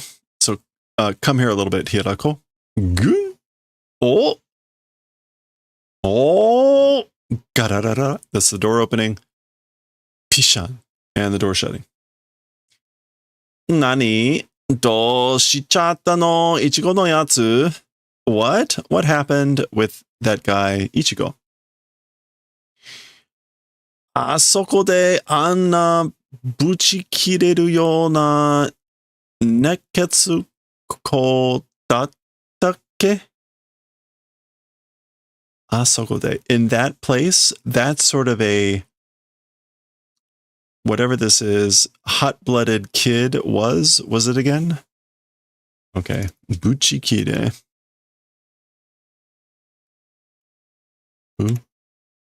Buchikire.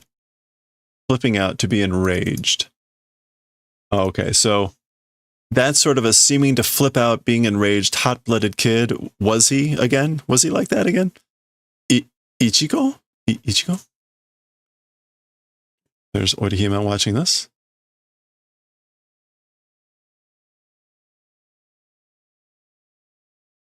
She looks over at Chad. There's Ishida. Okay. Done. Ta! Which is ita, but like, ow! Okay, so Ichigo slams him into the window. Remember this is? Oh, they're outside. Good, more talking. Lots more talking. Tai no, ow. Nanyanen, what's going on? Sonai kiren demo e yakan yanke. Okay. I guess that's Sonna ki. I would have said kirai. Kiren?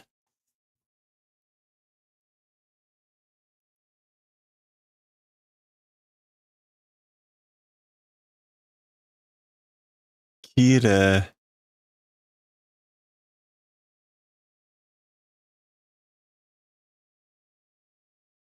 I don't know what. Oh, wait. Is it gap? No.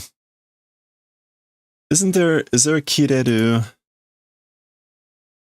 Oh, to snap. That's it. Yeah. To snap, to blow one's top. So that's sort of snapping, blowing one top even. Eyanke. Is that okay? I don't know. Are you okay? Whatever. The English here went with, what are you so mad about?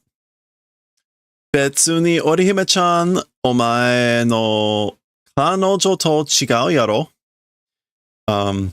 Otherwise, Orihime-chan, your girlfriend, it's different, right? So it's not like she's your girlfriend, right? Omae mitai na mon ga annai na? Beppin-san o doni ka dekiru wake nai mon na? Okay, Beppin is a beautiful woman, a pretty girl. So for someone like you, that's sort of a beautiful girl. Somehow, like, being possible reason doesn't exist. So in other words, like, basically, there's no reason that someone like you would be able to get a girl like her. Chigao, it's different. Tsuka inoe ni wa ato de chanto ayamattoke. So what I mean is, as for to inoe, later, properly apologize and do that, like on purpose. And so that's an order. Soko wa atarimae da. As for that place, it's obvious. Meaning, like, I guess it's obvious you're going to apologize. Shakara, omae ni sonai na koto iwareru sujiai oi naiuten neya. Sorry, this is... How long is it? Does this guy die soon? Please tell me he dies, like, in a few chapters.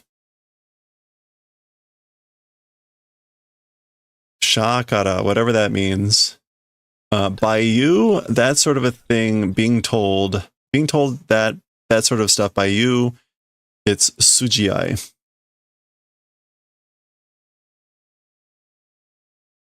Sujiai nai. It's not reason, it's not right. Next chapter. Saying, or isn't it? Like, basically, I'm telling you, like, there's no reason for you to be saying that sort of stuff to me. Whatever. Hirako omae. So, Hirako, you. Nande mata gakko ni kite nda? Why again, or why still coming to school? Mucha ionna. Mucha ionna. Like, don't talk crazy. Gakko ni kurun wa gakusei no gimu yaro. As for going to school, it's a student's duty, right? Omae ga uchi no gakko ni kita no wa ore o nakama ni hiki ireru tame janei no ka? So you, as for coming to my group's school, or to my school, uchi meaning his, like, his school. So you, as for coming to my school, me into comradeship, into friendship, for the purposes of pulling, wasn't it that? So you came here for the purposes of pulling me into your group. Hiki ire. To drag into, to win over. Dattara mo koko ni yo wa ne hazu daro? If that was the case, then no longer to this place, meaning school, to this school. As for business, not existing ought to be, right? So if that's the case, then you shouldn't have any more business here. Nande ya nen? Like, why? Or how? Or really? Omae masaka kino no kyou de mo ore ga akirameta omotten chao yaro na? So you, it can't be with yesterday's today? With today's yesterday. Or I guess with what happened yesterday. Already me losing interest thinking, right? You couldn't be thinking that, like, I've already given up, I've lost interest. Like from what happened yesterday? Oh. They just keep blabbing on here. Shitsukoi de ore wa. Stubborn, as for me. So I'm stubborn. Shitsukoi. Omae ga unyu made.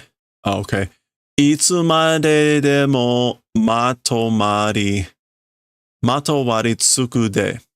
So you, basically, until you say meaning yes, until you say yes, always matowari tsuku. Basically, like, following you around. Yeah, to follow about. Mo osoi nen. It's already too late.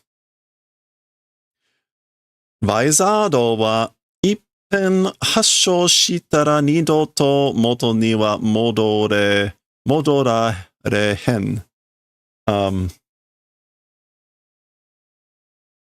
As for the Vizardos, Ippen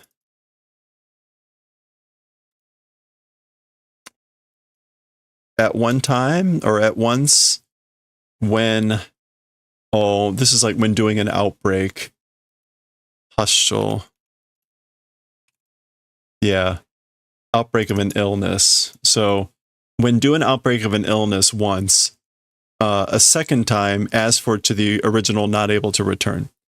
Okay, so he made it sound like the Vizardo was a group, which it sort of is, but now he's making it sound more like a sickness, an illness, and this idea of like meaning like the mask. So like basically once when that happens, the outbreak happens, a second time not able to return to the former previous self. Okay. So Vizardos can't do that. Omae ga do omo ga.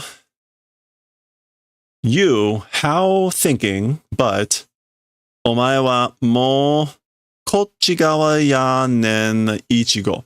As for you, already this side it is, Ichigo. So you're already on our side, basically. No matter how you're thinking. Sweat. Calmness. Orihime-chan mo, dekai no mo, megane mo, hoka no iron na shinigami tachi mo, mina nakama ya to motteru yaro omae. So he's listing off all his friends. Even Orihime-chan, even the big one, even glasses, and the other various shinigamis, even all of them, everyone your friends thinking, right? You? So you think they're all your friends, right? Chigao de, it's different. You're wrong. It's different. Nakama de oren no wa ima dake ya. Being friends, as for something, it's just now. Oren.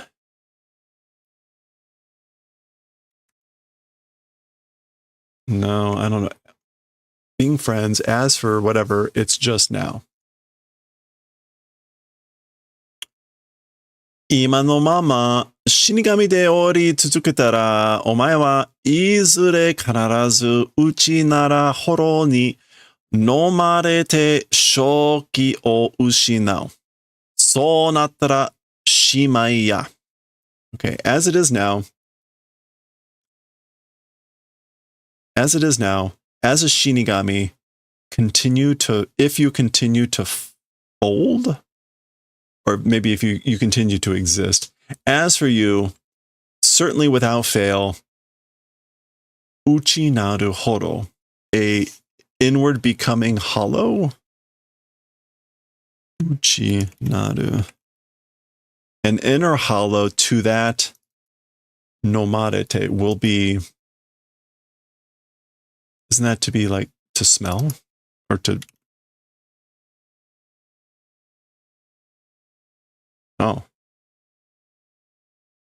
Oh, that's a different form of nomu, to be swallowed, engulfed. You'll be swallowed, engulfed by like an inner hollow without fail, and you will lose like your true spirit.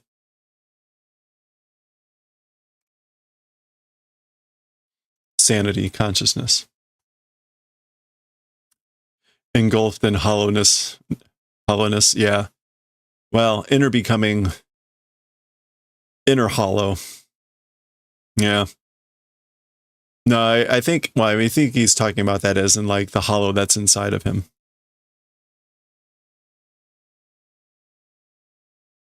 Yeah, because it's being engulfed by the hollow inside without fail. So yeah, and when it becomes that way, it's the end. Omae no chikara wa subete o kowasu de. As for your strength, will destroy everything. As for your strength, like it will destroy everything. Nakama mo mirai mo Omae jishin mo. Even your friends, even the future, even you yourself. Zenbu makikonde konagona ni o. Everything will be enveloped, will be entrapped, and like into dust. Honma wa mo kitsuite no to chigao ka? As for the truth, as for the reality, already noticing, is it different?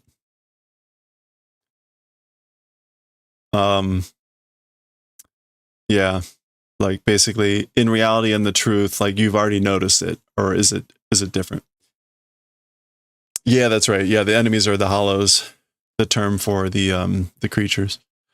Omae jishin no uchi naru horo ga. Yeah, and here he says it again. The inner hollow of you yourself, or you yourself's inner hollow, mo te tsukeraren gurai dekka nattoru yu koto ni. Already to the extent of like not being able to control, bigness becoming, it's that sort of a thing. Yu koto. Te otsu ke. Te otsukeru. Te otsukeru. Maybe to start working on, to set one's hands to. Already that being done to that extent of bigness becoming, it's that sort of a thing. Ore to koi Ichigo. So with me come with me Ichigo. Shoki no tamochikata oshietaru wa. The sanity's way of preserving will do the favor of teaching. So I'll teach you how to preserve your sanity. Or protect your sanity. Oh, okay. So there we go. We zoomed out. Someone was watching this happen, and it is, what's her name? Tatsuki or something like that. Okay. Oh, but we're switching scenes. Ichigoi. So someone's sort of saying Ichigo, but being really stupid with it. King Kong. There's the school bell. Oh, it's Keigo, of course. How much longer is this chapter? 1, 2, 3, 4, 5, 6, 7, 8. My God. Kaeri chotto shinai no hou ni yotte ka ne? Okay, so like going home a little bit inside the city direction, visiting, shall we, perhaps? Shuba. Wari, sorry. Hitori de karite yanda. Want to return alone. Aw, rejected. Mizuhiro. So that's that other kid. Mizuhiro, Ichigo ga yappari henda. Ichigo, as thought, is weird. So, like, yeah. Mae kara tokidoki anjan. From earlier, sometimes that way, isn't it? So he was like that earlier, right?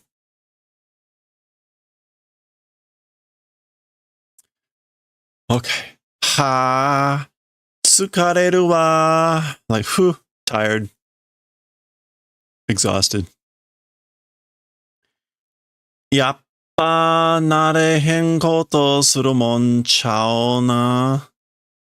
As thought, like not being accustomed event doing thing shimao, isn't it? Like basically I'm not accustomed to doing this. Nanyanen yasumiake testo te aho ka? What is this? A test? Yasumi ake. Are they idiots? Or is it stupid? Yasumi. like yasumi meaning a break, but yasumi ake, oh, like right after a break, a test. Yeah, just after a holiday break. A test right after a holiday break. What is this? Are they idiots? そもそもなんで俺がイチゴの引き込み役で学校行かなかんねん。まだ納得いかんわ。Okay, so originally from the start, why me?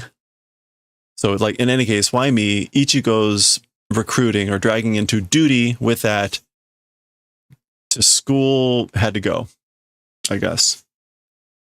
Why'd I have to be the one that had to go from the start, that had to go to school with the duty of recruiting, dragging in Ichigo? Still not comprehending.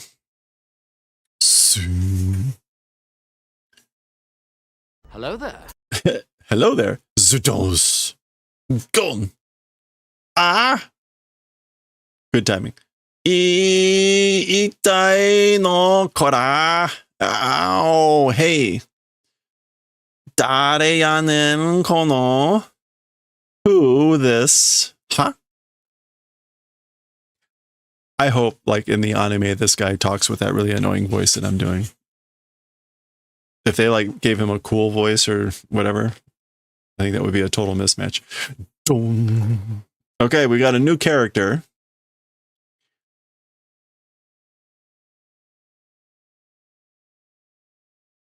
What is that? That's it's not Wolf. What is this character? We got a character with a character. Okay, so we got Wild, or no, I mean that's the that radical is Wolf, and then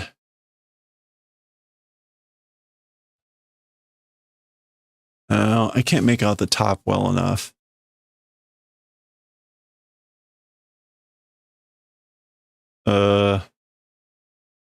We're gonna guess here. I skipped a. Nope. I don't know what to make of this mess here. Oh, you know what? I kind of do know what that is. I just can't get the.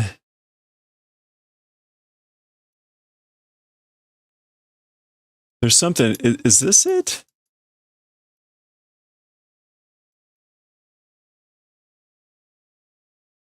That's close.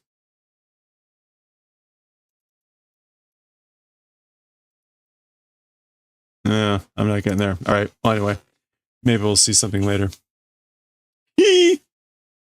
Hiyori. Okay, so presumably that's her name, Hiyori. Pong. Okay, she's flipping up her sandal. Gah, grab. And she's smacking him with it. Nani mo takusa shiten nen gashin. There's two of them now. Gashin tarega. Nani motakusa. What is motakusa?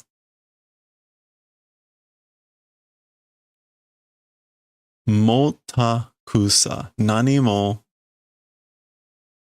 motakusa. No idea. Doing.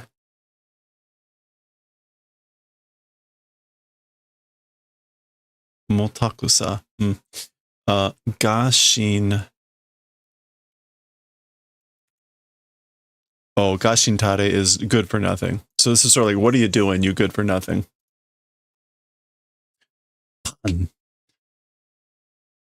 Sunmase. That's suimasen. Sorry. Oh my gosh. Okay. You got two of them yelling at each other now. Doko ya Kurosaki Ichigo wa? Where is Kurosaki Ichigo? Iya, mada. Well, still. Mada. Still. Mada de douyu koto ya nen? Saying still, like, what are you talking about? Why is it still?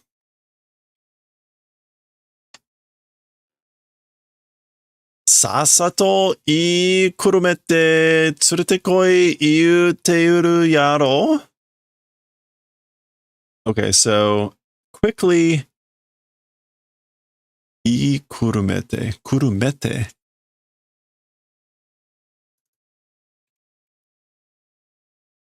Oh. 言いくるめる is to deceive someone into believing, cajole, talk someone into. So quickly cajole, talk them into it, and bring and come said, right? So I told you basically to smooth talk them and bring them. Okay, this is Hirako responding, I guess. そんな言うたけてあいつ言うこと聞かへんねんもん. Okay, so that sort of a thing said, but that sort of a speaking event, not listening to, basically. So I did, but he's not listening.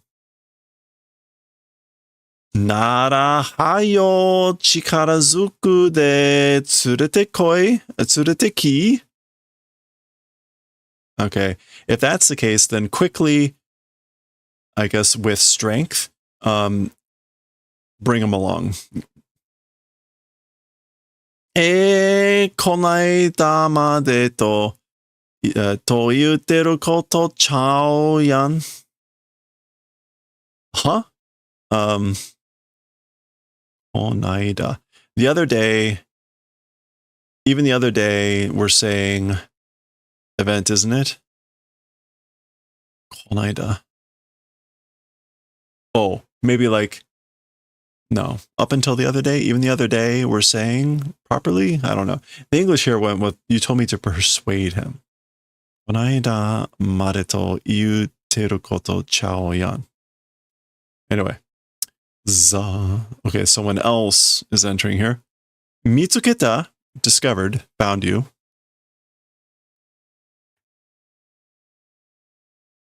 Uh-oh. Orihime-chan. Wait. Oh, that's Hirako saying that. Uh-oh, okay.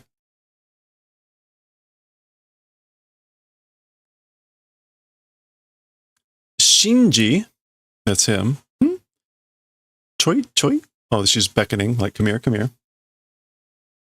Nani tsukerarete nen? What is it like being followed? Tsukerarete, like, bage ka? Bage ga? No, hage ga. Hage? Like, isn't that...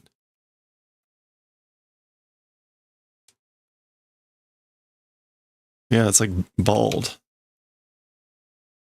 Hage ga? What can hage... A volt? No. What else could hage mean here? Oh, idiot. Of course. Bald, but also moron. Of course. Gos. Oh, she's headbutting him. Ow. Kurosaki-kun ni kiite mo. I guess like even asking Kurosaki, Kito Kurosaki-kun wa nandomo nai te kotaru to omou kara. So because thinking, well, certainly as for Kurosaki-kun, it's nothing. Saying in reply, think, because. Okay, so even if asked Kurosaki-kun, I think he'd probably answer, it's nothing, certainly. Anata ni chousatsu kiki ni kita no. To you, directly came to ask. So I came to ask you directly, Hirako-kun. Anata tachi wa nani mono?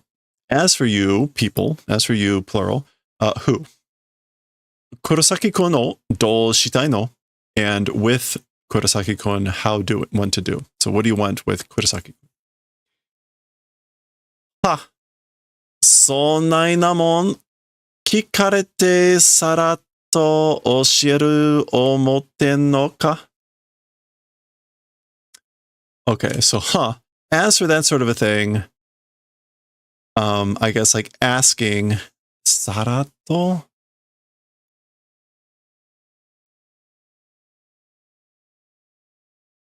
Sarato.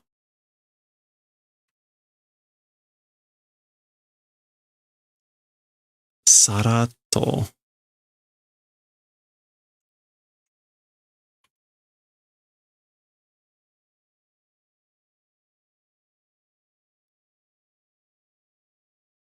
Sarami. No.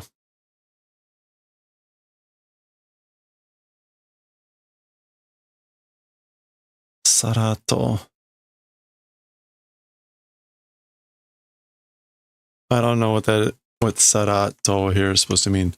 Sarato, teaching, thinking. Basically like Sara. Oh, is that like, well, maybe that's kikarete. No, it wouldn't be that. It's not part of the verb. Basically like, are you thinking that we'd tell you, that sort of a thing, if you asked it? Maybe that's supposed to be like a conditional sarato.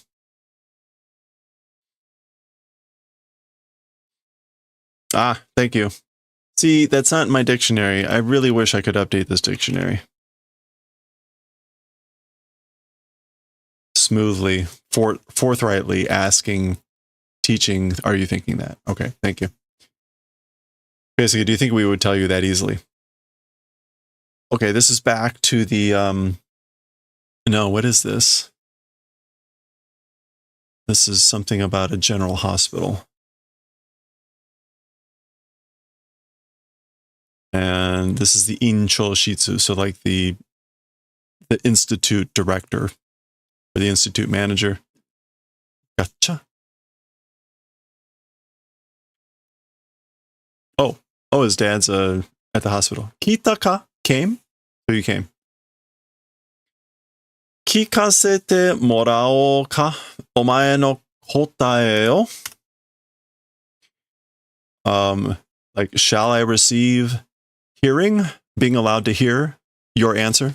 So, will I hear your answer? Chikara o, kuinshi no chikara o torimodoshitai. So, kuinshi no chikara o, strength, powers, the Quincy's powers want to return, want to do returning. So I want them back. Sore de, and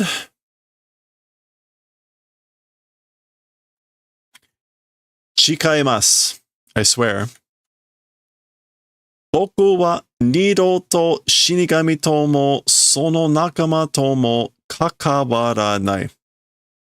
As for me, a second time with the Shinigami, with those friends, will not be related to, or will not have anything to do with.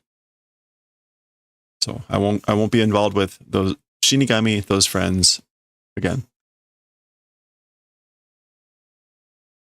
Wow. That feels like the end, indeed. Okay. Who else had a vow? Who else had a vow that conflicted with them? Was that Byakuya? Okay. Something Zamami. The English here went with, yes, I got myself a new body. Zuru. And then, oh yeah, I don't know how, but Mr. Kon took over my gigai and was laughing. And I just passed out. Oh no, I have to find Mr. Kon. This is really bad. I have a terrible feeling I'll be in danger and then my reputation in the Soul Society will be damaged. Okay. Oh, good.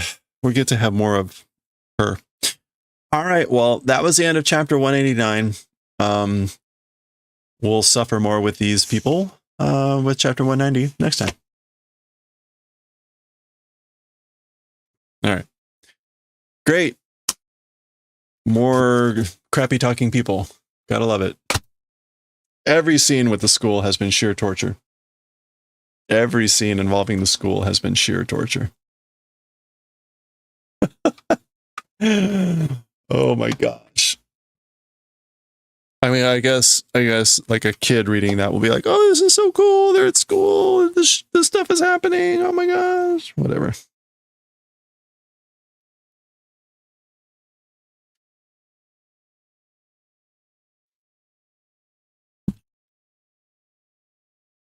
It also doesn't help that I clearly just don't know the Kansai Ben.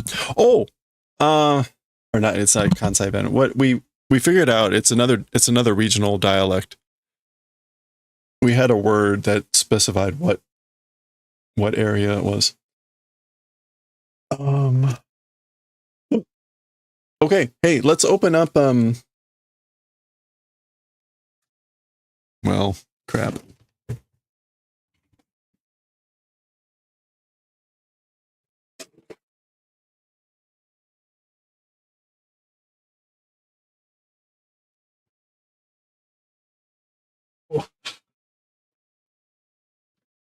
Oh. Oh. Oh. Oh. Oh. This thing is heavy. This is probably a good 30 pounds of rings. Let's take a look.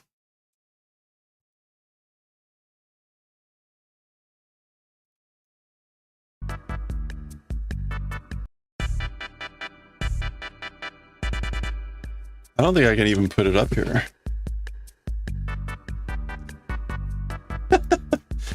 Oh wait, there's staples there. Oh, there's staples here too. Alright, well, let's just go into the staples.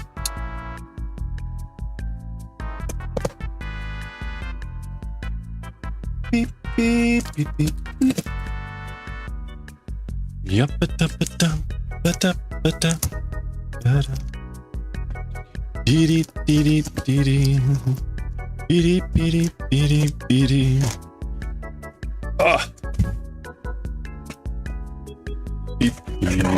Oh boy, it's in a another bag.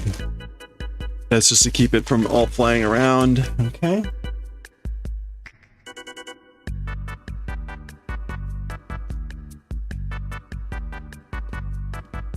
Ugh. Oh man.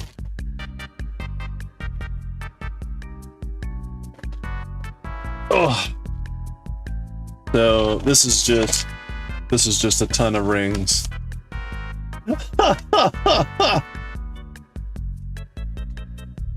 Thank you, Canada. I appreciate that. These stickers were not on there previously. That's probably for customs, I guess. Can you imagine? Someone had to slap a sticker on, like, I ordered, like, I don't know, 100 of these? Over 100.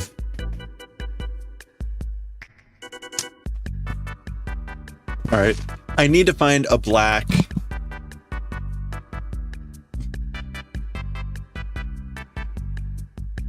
The sticker business, yeah. I need to find.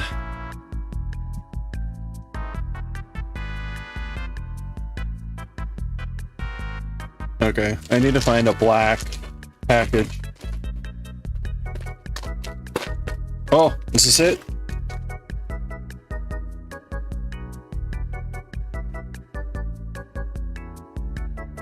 Yeah, that's it. Okay, there we go. That's on the thing. So maybe it was just for these. Yeah, these are the old rings, and I guess they didn't. So these were made years and years ago, so they had to add a sticker. These have it on there, so they don't need stickers. Okay. So it's just the old ones. Yeah, okay. And again, this is the old stuff. These were like $1. These were $1. They don't make this style anymore. You can see, right? In the old style that they did, I still have some of the old rings because they were selling them for cheaper. Not all the rings get anodized. And sometimes they'll like slightly anodize, so they'll be like a really light color. And the failure rate was probably like a couple percent. So you'd always get a couple rings that were miscolored or lightly colored. I honestly, I liked these rings better, but that's how it is. So yeah, this is the newer stuff. Anyway, we just needed a black thing, so I will have to do inventory later because again, there is a crap ton. In fact,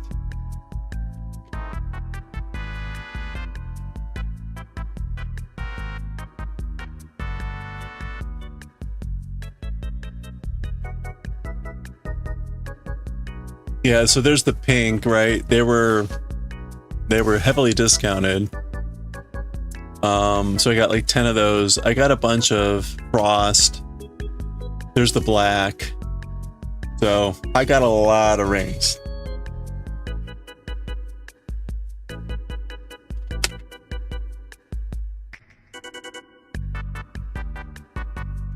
Okay. And again, we got them just before all the tariffs hit. So, woohoo.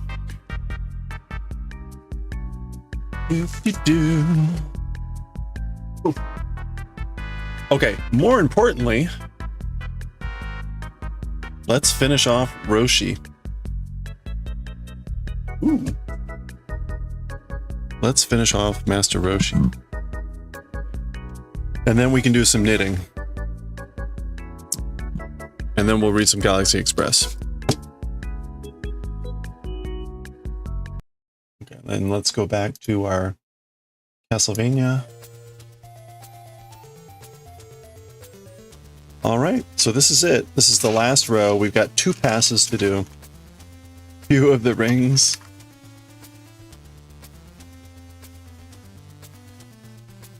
There's rumors that the tariffs will be rolled back tomorrow. Can you imagine the person that got screwed over on the one day of the tariffs?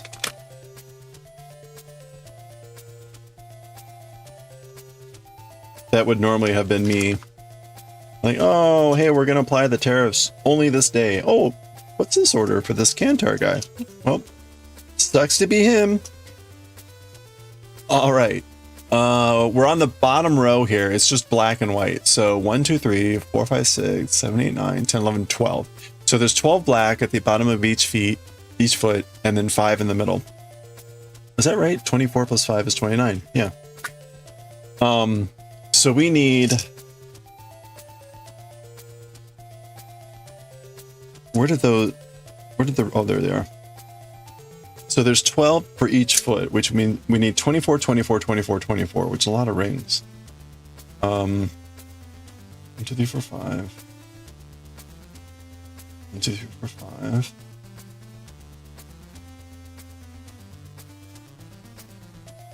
Hitting a lick. 1, 2, 3, 4, 5.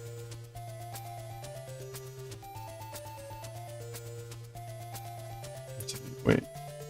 1, 2, 3, 4, 5. Okay, so that's 20. And then we need 24. Okay. So that's 1 shoe. And we need to do one for all the shoes.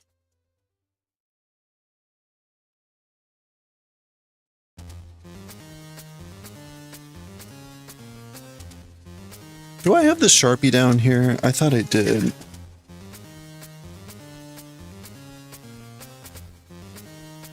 Oh, so I placed an order from Chainmaille Joe. The order from Chainmaille Joe came in. Oh, that's what I wanted to do. Okay, so let's test this out.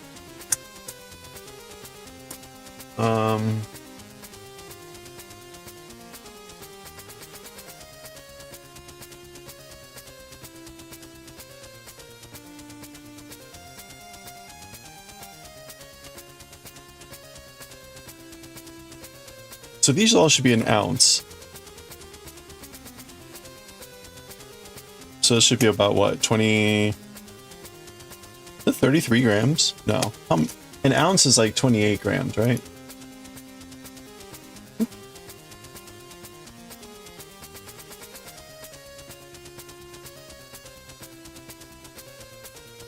Yeah, so an ounce is like 28 grams. So there's more.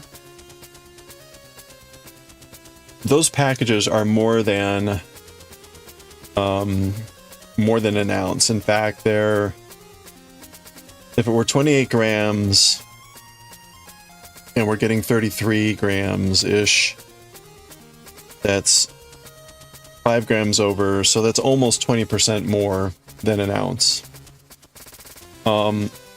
I wanted to test this because it did feel like it did look like the rings were fewer.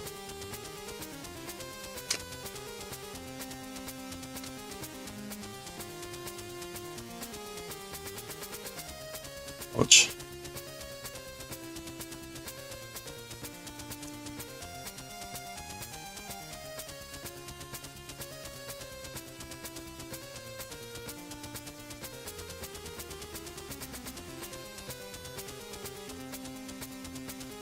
Okay, so they're pretty close. They're also like 29, maybe like a gram and a half over, a gram or over. So it's close. These are a little bit cheaper than the Ring Lord, but there's a little bit slightly fewer rings.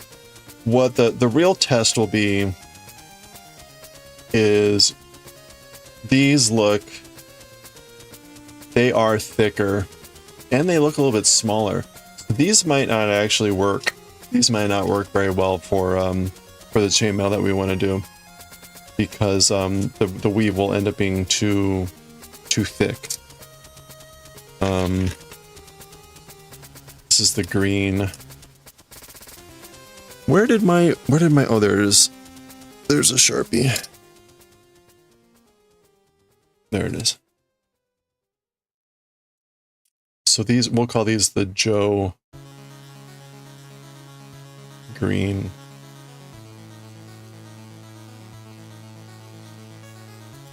I don't have an immediate use for these, but I do want to try them out just so we know like how good, whether I can use these or not at some point.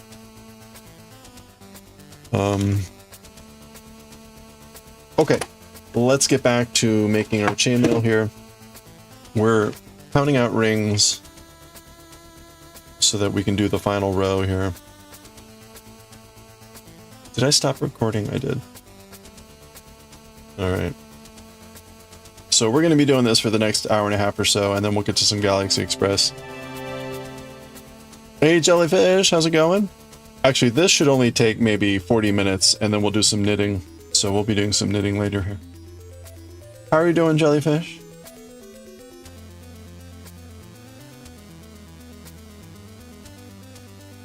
Okay, 1, 2, 3, 4. Okay, so that's 10 rings.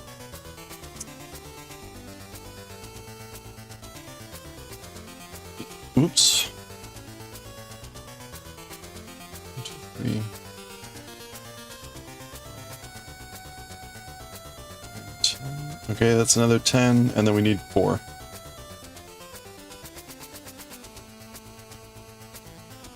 Doing good? Oh, good. Glad to hear it. Yeah, we're finishing up this chainmail. We're finishing up this chainmail. We're on the last row, so we got 2 more passes here to go. This is for giveaway on Sunday. Exclamation point ticket if you want to be in the giveaway. This is our 1,000 follower thank you.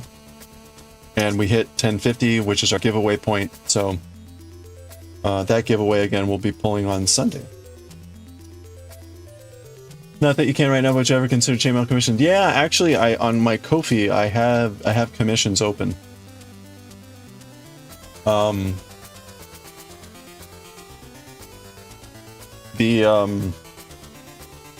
was talking about this with Zad yesterday. Something like the slime is like on the order of $100 or so, just from like the time and the rings. So here's the crazy thing. I should count this more often because it is impressive, or at least I think it's impressive. The rings alone in this cost me like, I don't know, $70 or $80. And so if I were going to sell this on my shop, it would probably, I think it'd be about like $250. 250 or 300. It's something along those lines. So, but we're giving it away. We're giving it away for free because that's been kind of a fun. Yeah, the materials are pretty expensive and it takes a lot of time. This takes me about 25 hours. The slime or something of that sort of size is, I forget, 10 hours? Yeah. Oh, we're in commercials, sorry. We'll be back.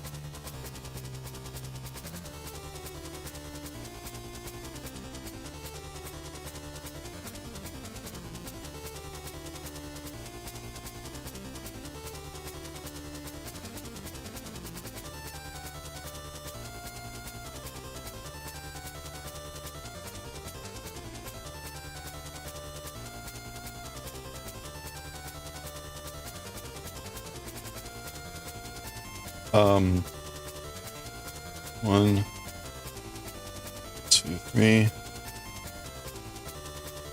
There we go.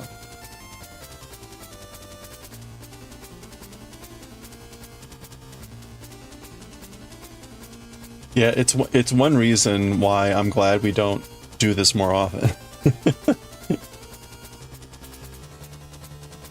It's not exactly cheap, especially if the shipping can be kind of expensive too, which I take care of.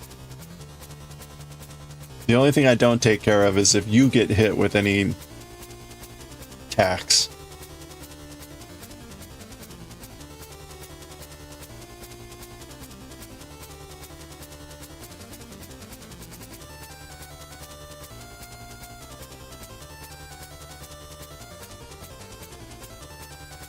You're back? Oh, that was fast. That's good.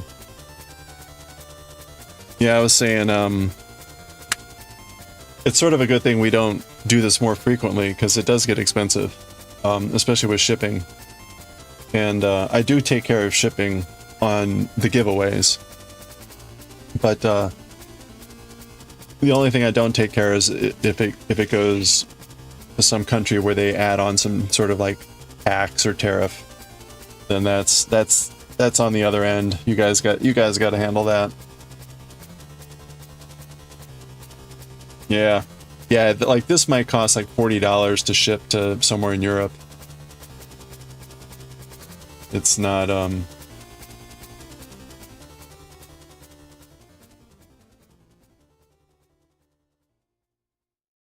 so having that happen like every other month, that's more manageable. Or less. So I'm always happy to have more followers, but at the same time, if we get too many followers too fast, it gets expensive. We may, I don't know. We'll see how things go in the future, but if things ever change, we may have to change the frequency at which we do this. But it's all good. It's all good. I am fortunate enough to be in a position where I can do this. So it's a nice way to be able to say thank you. I wish I could do more of them, but that's how it is.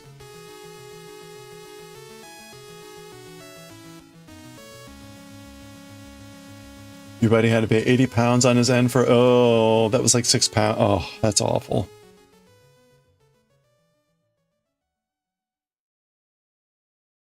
Yeah, the US post office, like when I've sent a few packages recently, it will estimate what it thinks the cost will be on the other end, which is nice, but it's sort of like, it's sort of all it is like, well, here's how much you're potentially screwing this person over for. Like, oh, okay. Like, I guess I can go send them a note and say like, hey, the US post office thinks you're gonna have to pay this much, but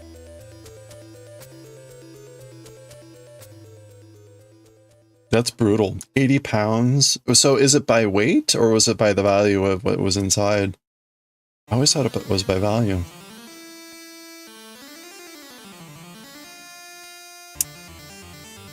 This is aluminum, so it's at least lighter.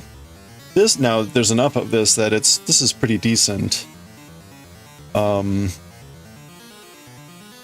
many rings is this? Is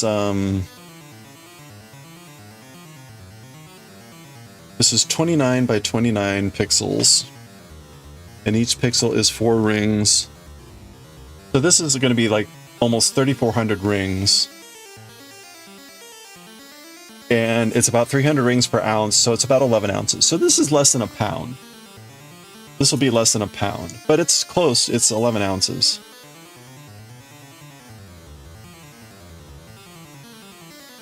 But yeah, if it weren't aluminum, it would be a lot worse. Yeah. Yeah, this is bigger than we normally do. This is bigger than we normally do because it was our 1,000 follower. Thank you. Normally we do one. This is again 29 by 29 pixels. Normally we do a 16 by 16, which is almost a fourth, half of the linear distance, a fourth of the area. So this is a big one for the big milestone.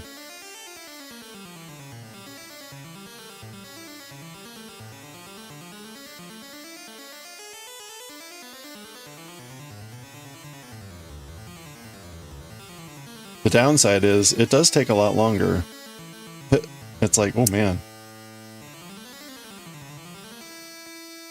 Because even if I do like an hour a day, it's taking almost a whole month. So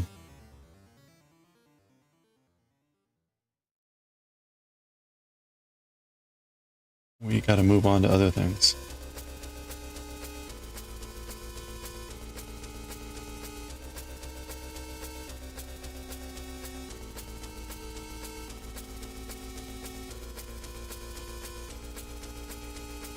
Rings galore. When I was in grad school, I dabbled around with making my own anodized rings. Since I was in a chemistry lab, I had easy access to the things I would need to be able to do that. You needed to, be able to have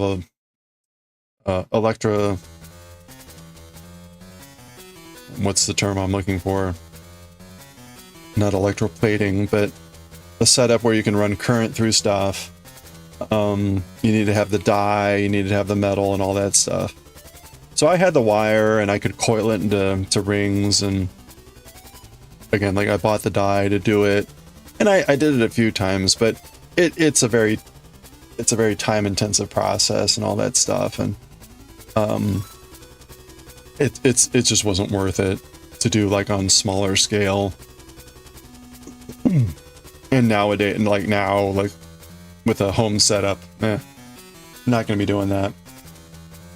Hydrobass. Well, you would put it in like some sort of, I think it was like an alkaline solution.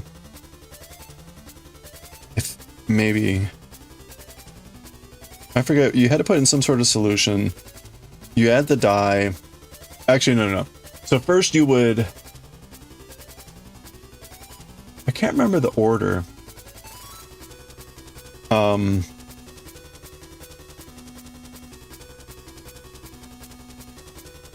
I think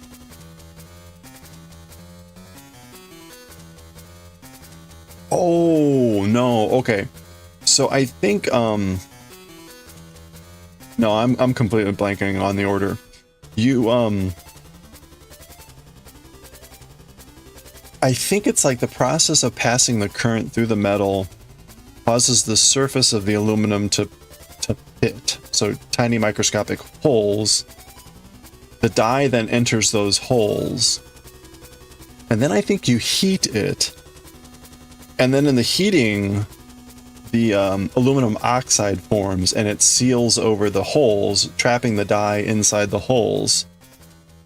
And aluminum oxide, unlike iron oxide, unlike rust, aluminum rust is transparent and it doesn't flake off.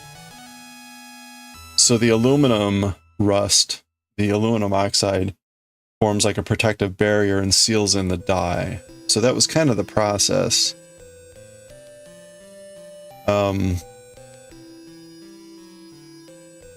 Anyway, it was a bit straightforward, and there were different ways to do it. Like, you could do it from the coil, where you put your clamps on either end of the coil and pass the current through it. Or you could try to have, I think on the industrial scale, they'll have the large, like, wire baskets, and they'll just have the rings. They'll have the rings in there. They'll etch them, add the dye, and then the etching. Oh, that's what it is. You like add maybe I think it's like acid or base to like wear away the oxide, so you get a smooth, clean surface. Anyway, and there's a whole process to like shake things around a little bit so where the metal is touching moves, and so you don't get any like spots and stuff like that.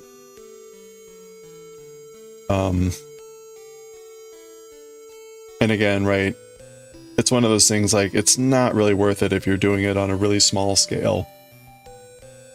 Or, I'm sorry, it's not worth it because you typically would do it on a small scale, but you need kind of large scale numbers. Like if you're just going to anodize one part, okay, maybe you can just do that.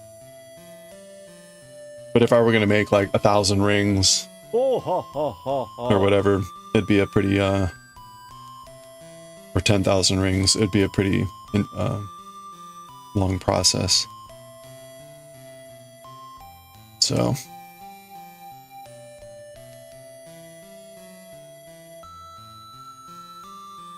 doing some reading. Imports from Canada and Mexico less than 800 will still be duty free until the government removes de minimis. Okay, so they haven't touched de minimis.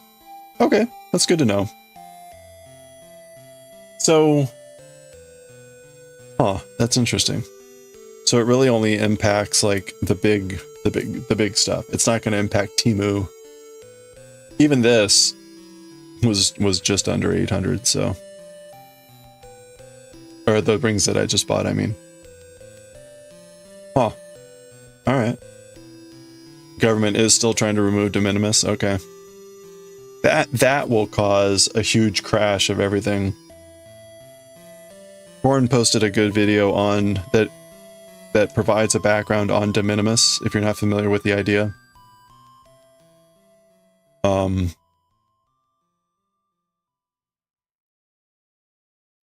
But the short of it is, every government sets a de minimis level, which is basically anything below that is tariff free.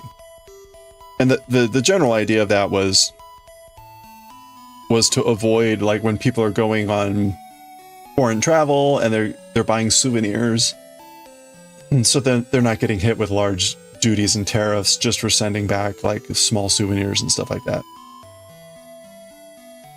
Yeah, that's right. It does sound like a minimization spell. De minimis. De minimis. But over the years, de minimis has gotten really big. So now, right, it's $800. So you can buy some seriously good, big things and not have to pay import tariffs and taxes. If they removed de minimis, or if they lowered it to say $50, then anytime you're ordering from Temu or even like Amazon and those things are coming from China, that stuff would now get hit, if it was over that value, would get hit with the tariffs and taxes. So stand by. But for now, with de minimis in place, those are safe. Even with this change in taxes. Or, sorry, with the additional tariffs.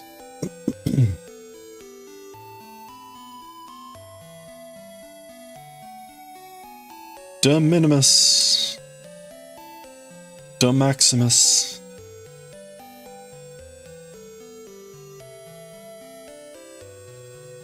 Alright. Do I have my Kantar rings around here? Let me see if I have my Kantar rings.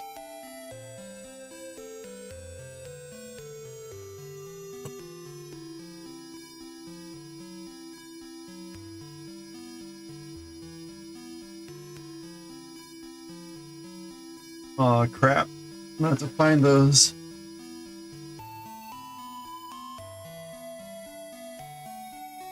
No minimum tariffs are terrifying. Yeah, I know, that's gonna cause a lot of craziness. If you hadn't seen them, we've got these little rings that have a little tiger striped Q. that I use to add like a little mark, a little cute thing.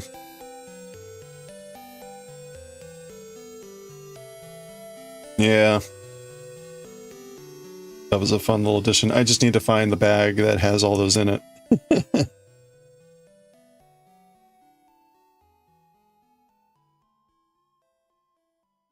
I think this happened last year too, where it was like, I hadn't done chainmail in a while, and suddenly I had a bunch of chainmail to do. And we haven't had a lot of chainmail to do for a while here. And then now suddenly it's like, oh crap, I got like 5 things to do. Kind of came out of nowhere.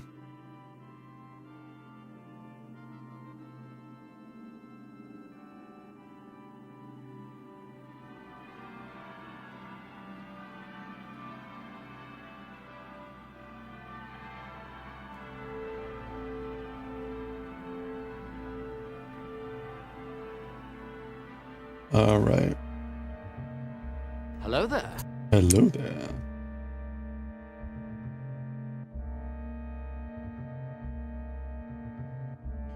I should just keep that bag of the Q rings up here where I could see them. They're buried somewhere now. Who knows? Who knows where they are?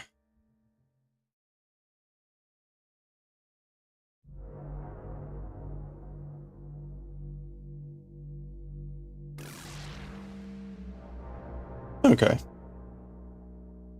Oops. Sorry, slime.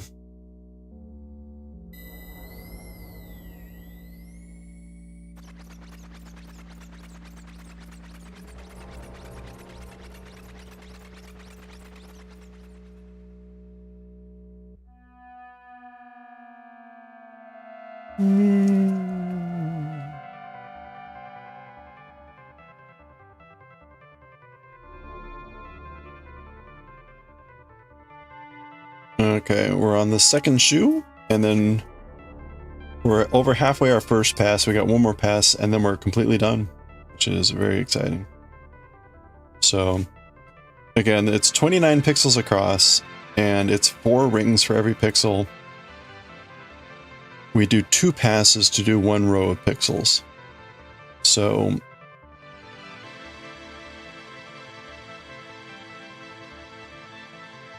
it's 58 rings per pass.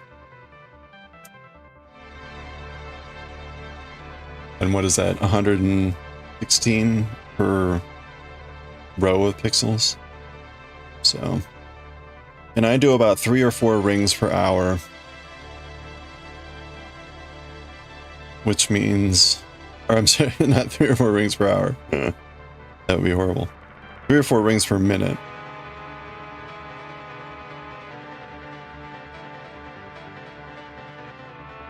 So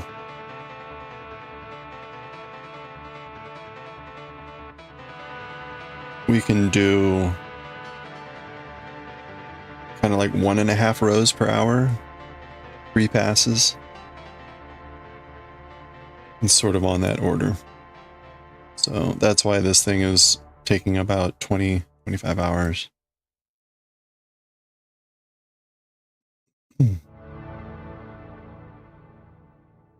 It's funny when I'm doing the rings like this, it's like, man, this feels a lot faster than 3 or 4 per hour, but no, it really is that slow. The time it takes to open, put one on, close it, and pick up the next ring, then it takes about 15 seconds.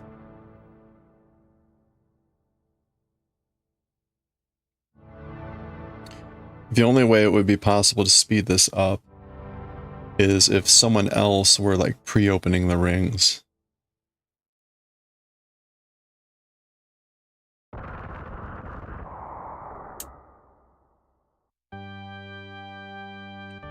And then you've got 2 people doing stuff, and that's no good, so.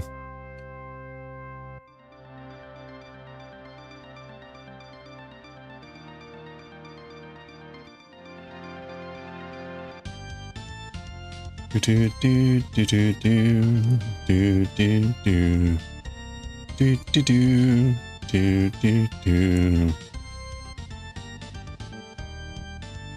You love this track? Yeah, this is a good one.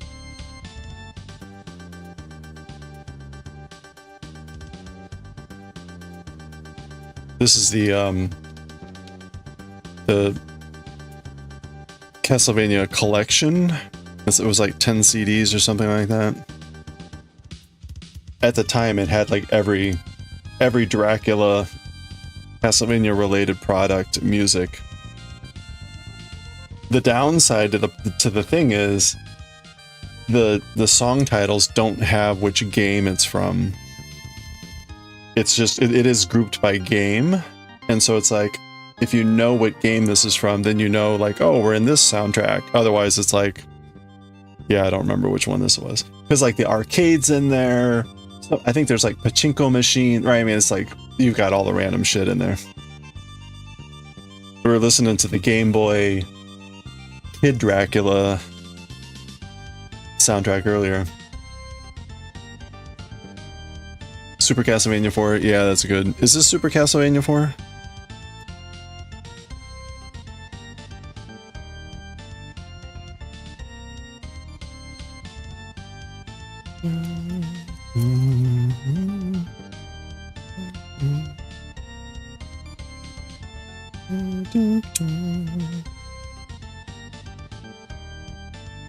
It is? Okay, thank you.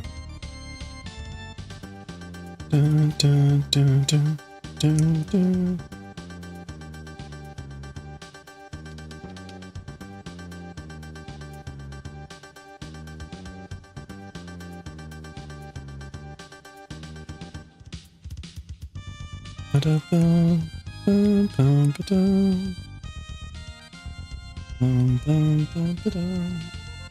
This is stage 1, okay. Okay, yeah, it says stage 1, 2. I do have the title. Oop.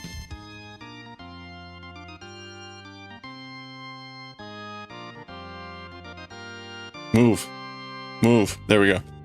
There it is there. So, Simon Bellman's theme, stage 1, 2, background music.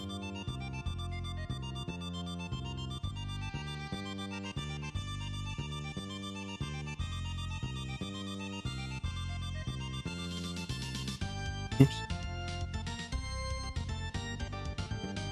You know things, yes. Confirmed. Confirmed by science. Yeah, nothing useful. I know things. Nothing useful. Trivial things, one might say. Trivial.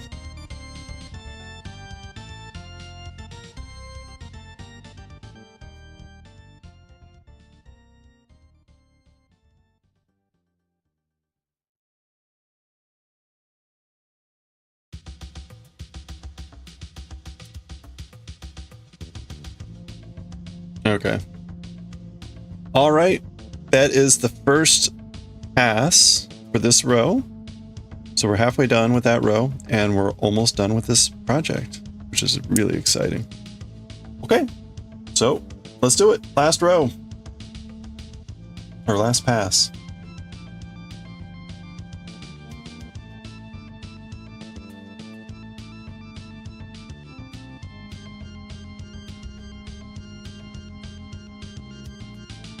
Speaking of trivial, last week I mentioned we did a recruiting day where we invited 6 people at once, one day, to come and go through interviews.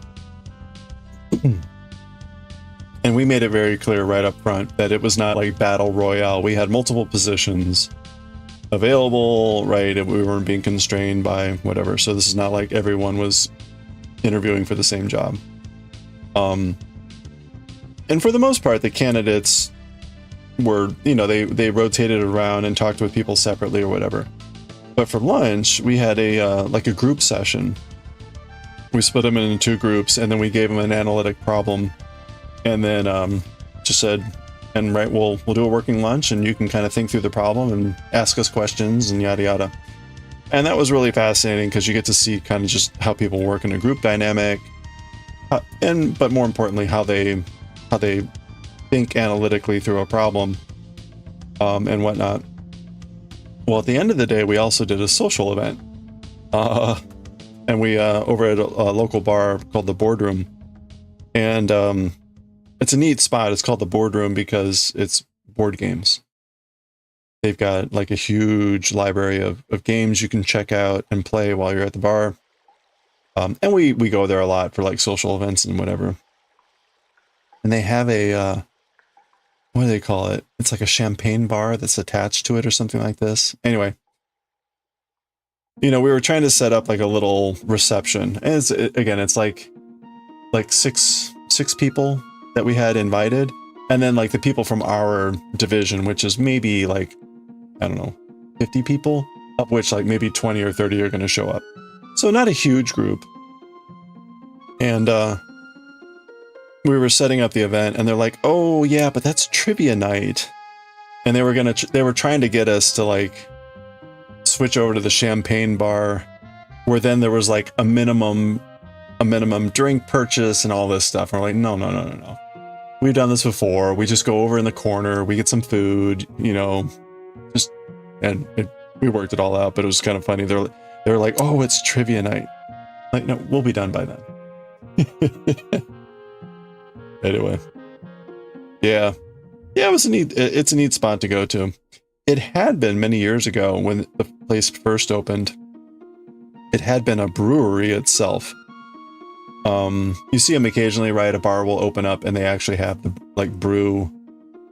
They brew on site as well, right? That place, I don't know, it lasted maybe like a year, which is kind of weird. And then, which was a shame because it had a butcher shop attached to it, which was a really good butcher shop. But it didn't last. And then, but then the Boardroom came in right after that, and it's stayed even through COVID, so it's a good thing.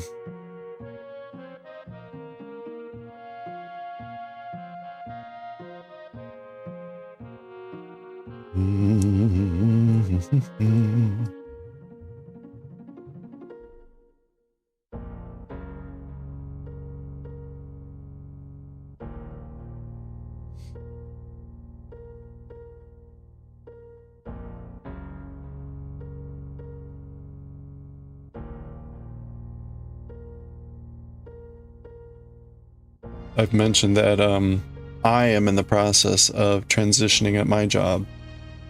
I've been a manager for the last almost 9 years now. Oh, this is the rock golem level? Oh boy. The waterfall sunken city. Memories.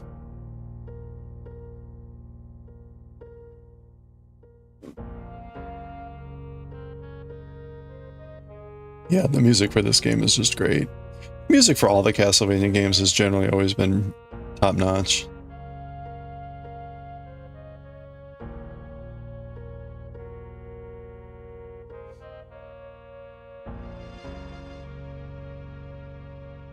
That's your favorite Castlevania, even above Symphony of the Night? Nice. Super Castlevania really was the last of the platformer. Like, right after that, they were all the Metroidvania, what's become known to be Metroidvania. Super Castlevania was the last of the. This is a platformer. You're going through these levels, and you're done. Which is also kind of. I mean, I'm trying to remember. Super Castlevania. It didn't have anything like Castlevania 3, right? Where you had multiple characters and multiple paths. Like it was straightforward, wasn't it?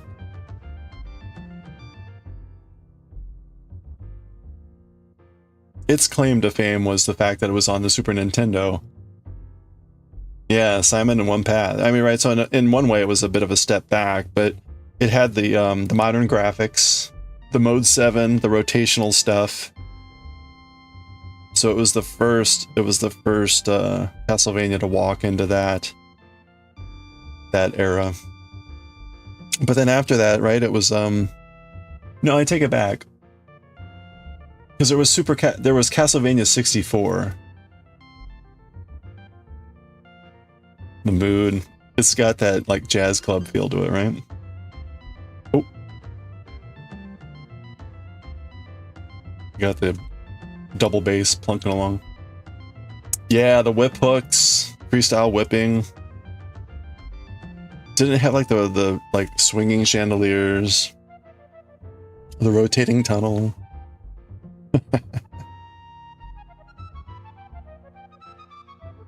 But it was the last of that just kind of like point A to point B platformer. After that, it was all the sort of open exploration, castle, leveling up, ability expansion stuff. Yeah.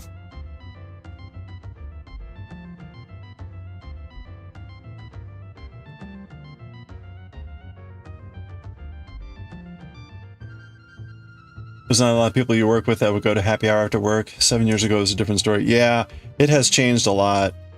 Things have changed a lot. We used to, well, when I first got to my job 20 years ago, Friday night was like happy hour night. And we would go out, and there was a group that were all kind of like in their late 20s, early 30s, or, you know, sort of mid 20s, early professionals. We'd go out Friday night, local areas, and just hang out for the evening, right? Now, 7 years ago, it was like, oh, every other Thursday we do a group happy hour. And it was reasonable at first. You get maybe like 10, 20 people. And then like we tried it post-COVID and whatever, you get like maybe 2 or 3 people to show up. So you were part of the early professionals, yeah. Yeah, it just became like, I guess, just no interest. People want to do other things, and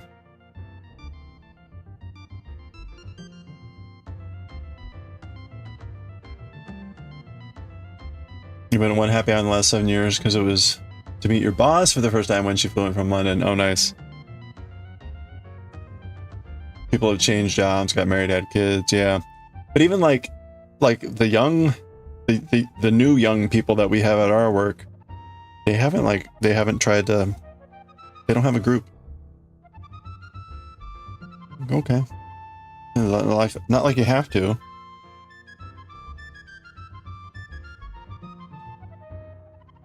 I might have one ring too many here.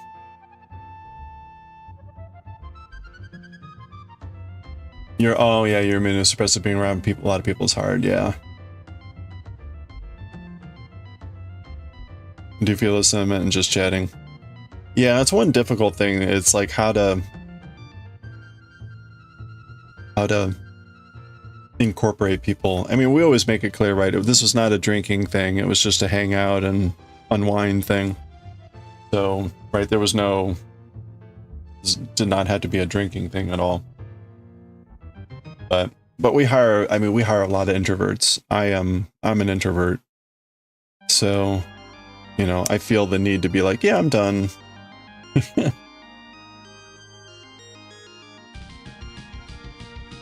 Your location has had new engineers for a while, or in a while? Wait, they have had or have not had?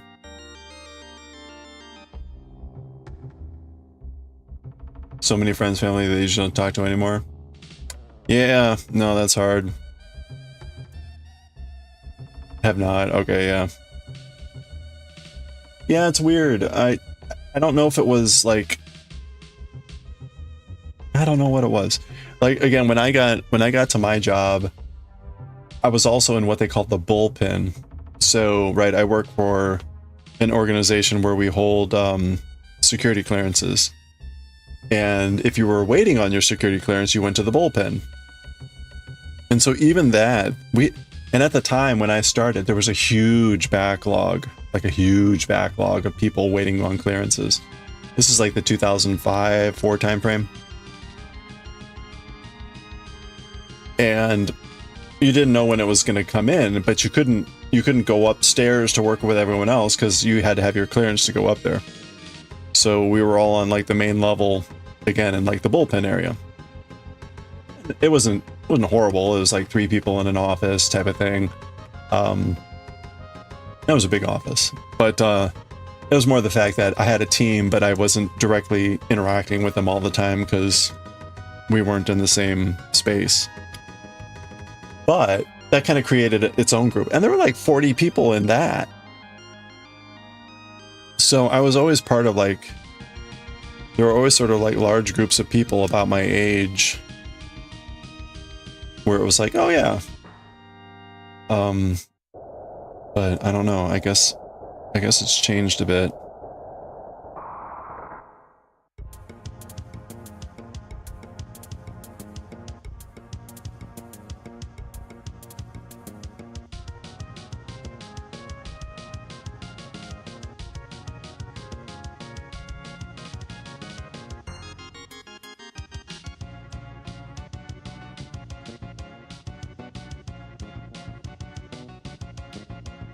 I think it depends when people come in, whether they already have established social circles or not.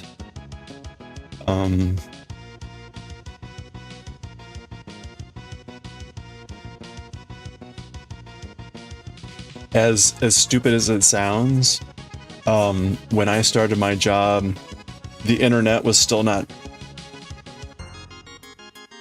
fully established, shall we say. I mean, it was 2004, but the number of social avenues online are not what they were back then. And so you didn't kind of have that aspect. It's not like it was like, oh yeah, I'm going to go watch Netflix, or I'm going to go, you know, go chat with some friends on Discord or blah, blah, blah. None of that was around. So you kind of had to still be local. Nowadays, right, you got Twitch, you got all the online streaming services. You don't need to hang out with people. Well, in person. I guess that's different. All right, we're on the last bit here.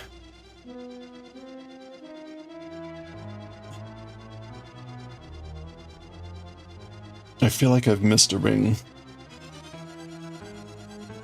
Last section, let's go. And then we can, I want to do a row of the sweater.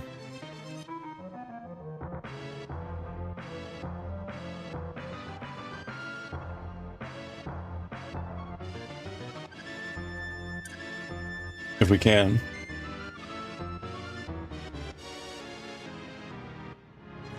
All right.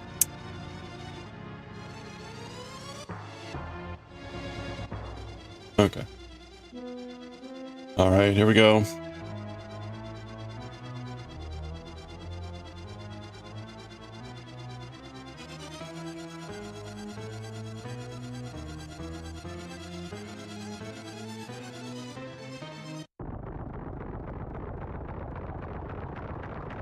Me saying just one row, that'll be like just enough to mess something up and be like, okay, we're done. Damn it.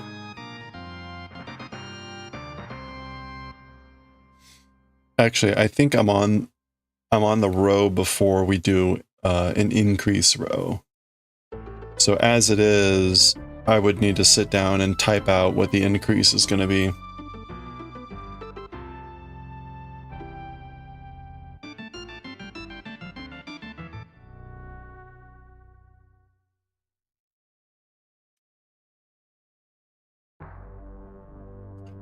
I assume, I think, so the increase row that I'll be doing eventually on the sweater sleeve. If you haven't seen this pattern, the increases happen in the basket weave. And the basket weave is a knit 2, purl 2, knit 2, purl 2 sort of a pattern. And so you're supposed to increase in that pattern. So the point being is, if you're knitting 2 and purling 2 and you're going to do an increase, you do an increase knit. Or if you were purl 2, knit 2, then and you were going to do an increase, it would be an increase purl. So far we've only had to do increased knits. So we'll see whether this next round will be increased purl or not. If I'm understanding this correctly, I think it will always be an increase. No, I take that back. We'll see. We'll see.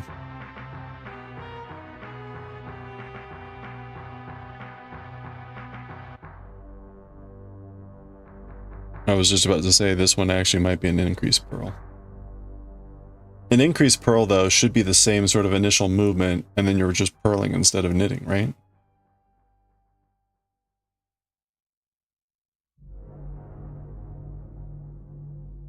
Yeah. So if it's like increase left, increase right, you're still going from back to front, front to back the same way, but then it's just about purling or knitting, presumably still in the same spot where you're going for the more tight part of the stitch rather than the loose part.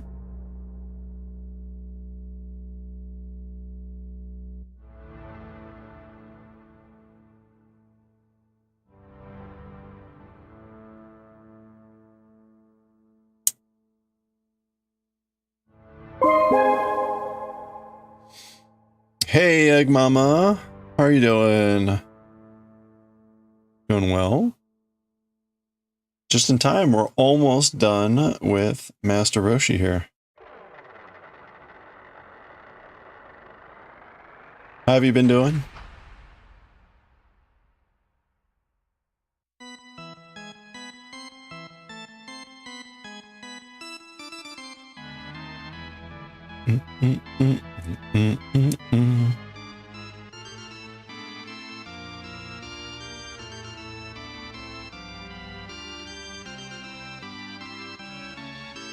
You just got here? You forget I was streaming?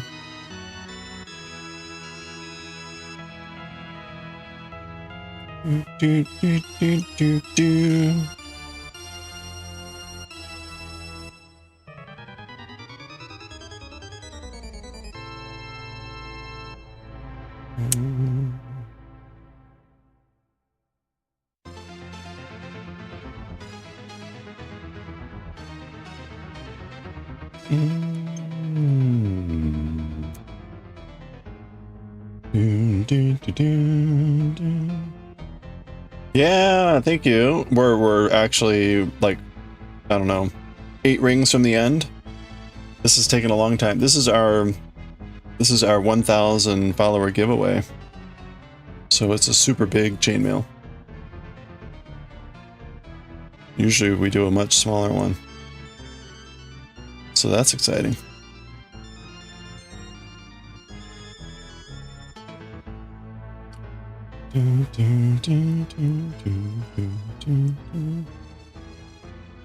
Where am I here?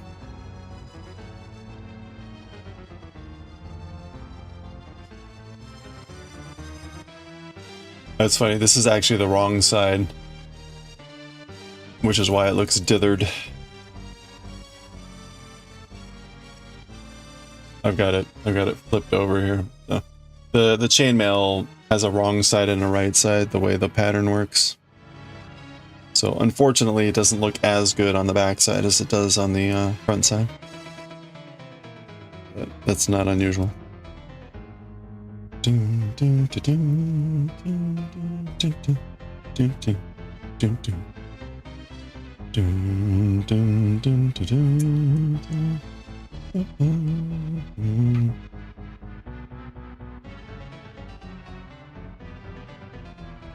Be funny, hilarious if that every certain number of followers equals the amount of chains in the JML. Yeah. I wish we would have had to have started way smaller. As it is, this one's taking like 25 hours. So this one's a lot of time.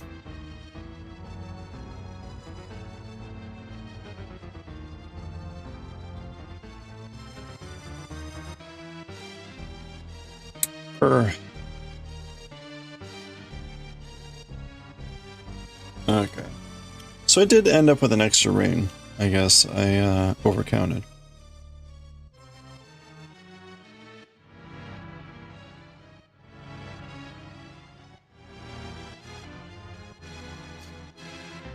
Glad I found the Mokos. Yeah, they are wonderful.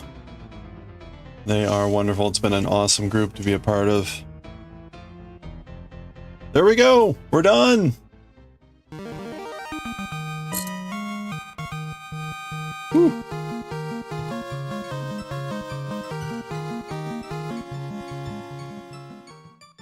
All right, Roshi is done. Actually, so again, we're going to be pulling the giveaway for this on Sunday. Exclamation point ticket if you want an entry.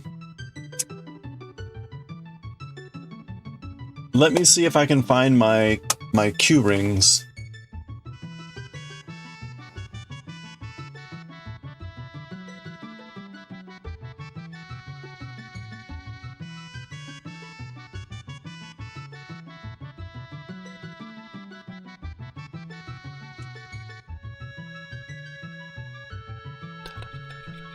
Aha! I knew they were there. All right, so we can finish this completely. I will get some pictures of it and post it on Discord and Ko-fi. This is a fun pattern too, because I think we figured out it uses like 10 different types of rings. We normally don't have that many different colors when we do a pattern, so kind of fun to have some extra color, even if it's just one of those, a small amount.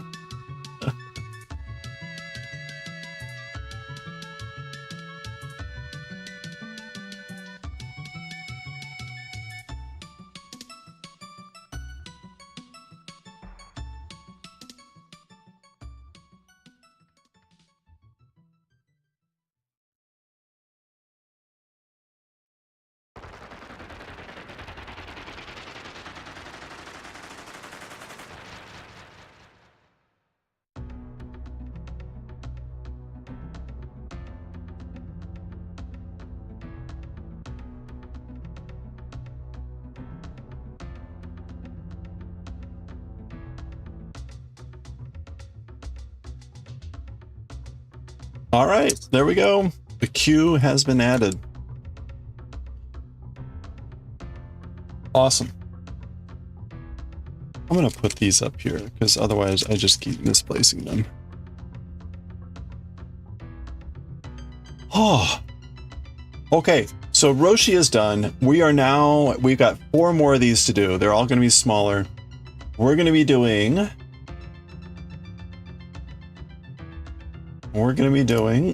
What do we got here?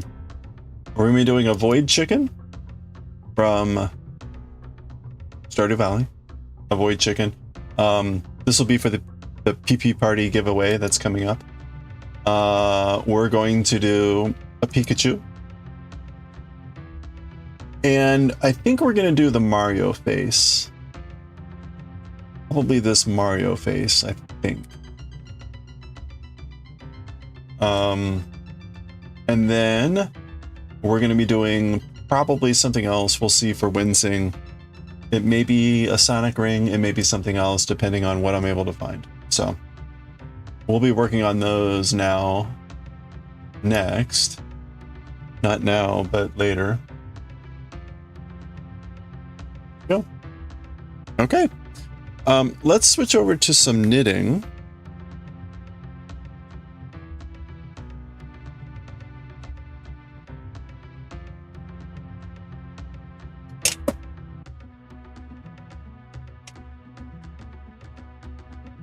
Get this rolled up.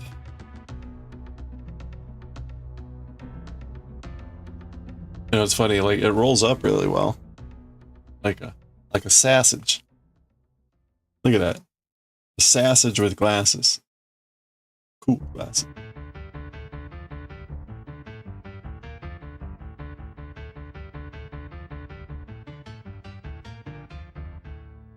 Okay, so we're done with Roshi. We're back to the sweater.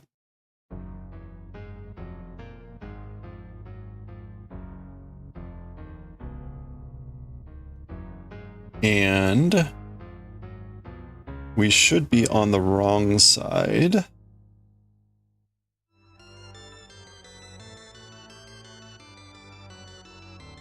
Yeah, so we're on row 24.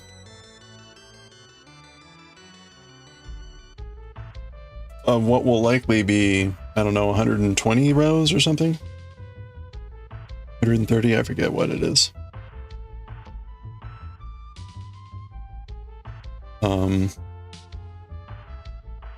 So let's go.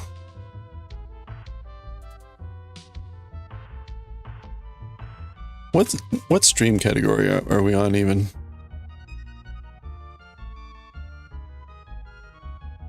Oh, yeah, we're completely off. That's fine. What else is new?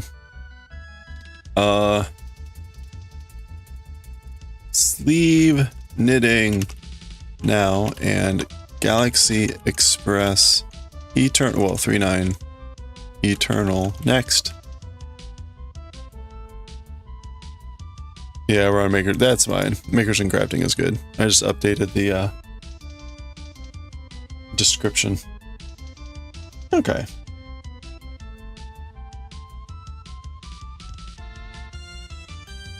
Actually, you know what? I don't want to get this yuckiness on the yarn, so let me go rinse my fingers real quick. I'll be right back.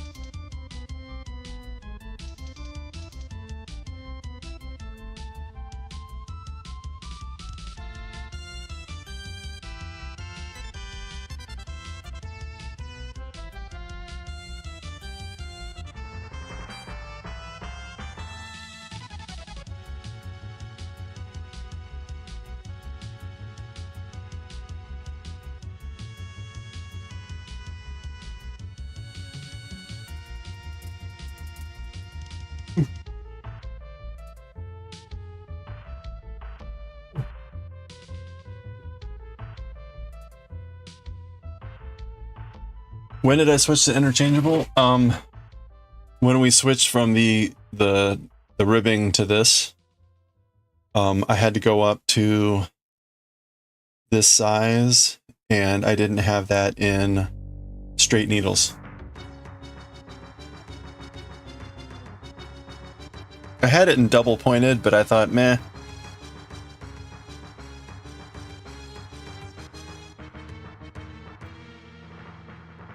Okay.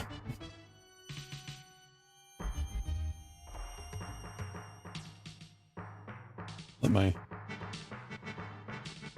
fingers dry a little bit. My cold fingers, let them dry a little bit. Oh. There we go.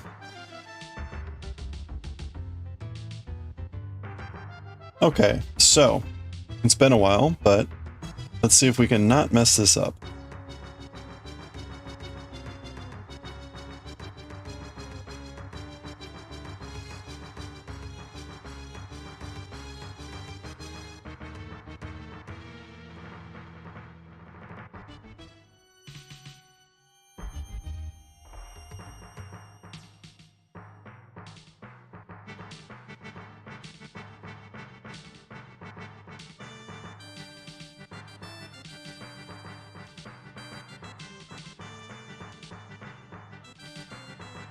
So I finally figured out how one might actually figure out how to do this without writing it all down. But to me, it's so... I don't know. It feels like, yeah, maybe I could do that, but I'd probably be way more prone to making errors. So, like, why not just write it all down? Like, now it makes sense now, but, like, there's no way I could have started that way. When we get done with this row, I'll kind of show off the pattern a little bit more so you can see what's going on here. Let me get the pattern.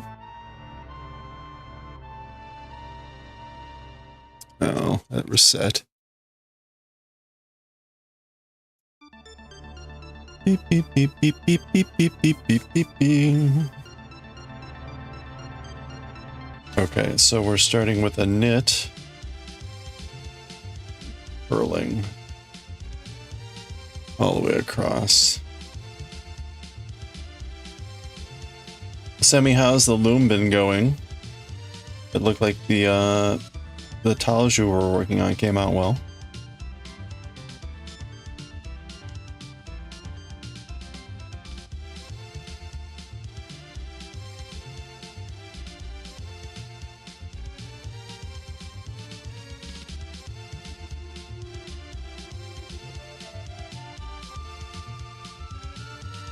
Working on towel 3, okay. You were gonna make 3, right? Oh, ho, ho, ho, ho. Oh, you can make 4, okay. Very nice.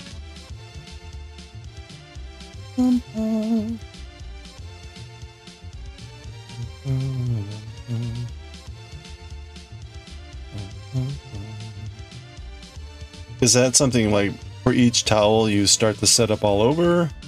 Or is it something you can just keep continuing and just like, you know, cut off a towel? Hey Linda's, how's it going? Yeah, I know, reverse, right? In case you want to see the normal direction, I've got it down over here. A little bit smaller. How you doing?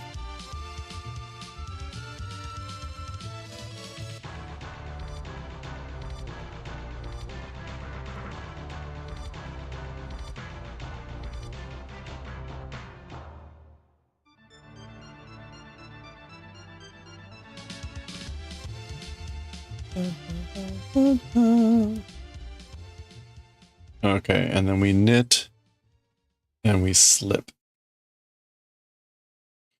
On the back side, we do this slip. And we got ads starting in a couple minutes, so get ready.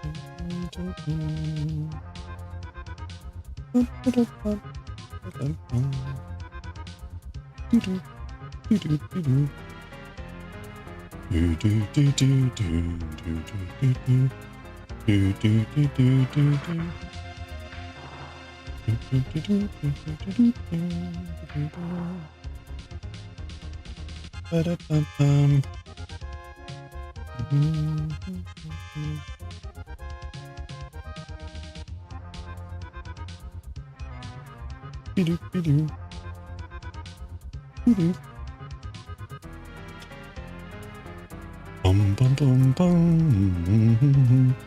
Bum bum bum bum bum bum ba-da-bum. You messed up on how you dressed the loom the first time and you had issues rolling the finished part. Oh. So you get out the full first towel and redress the loom. Okay. But then between like towel 2 and 3. So we're just gonna knit.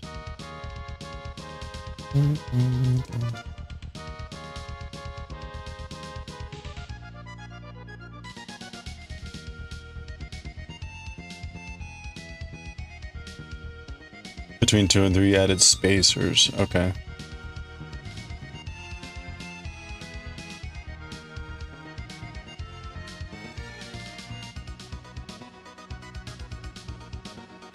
That's how it was supposed to be. Okay. So you kind of like have like a blank section where you end up like cutting, I guess, and then sewing that around. Actually, I have no idea how that works. Like when you're done, are you sewing the hem? So, yeah, okay. So that's how you like protect the ends and.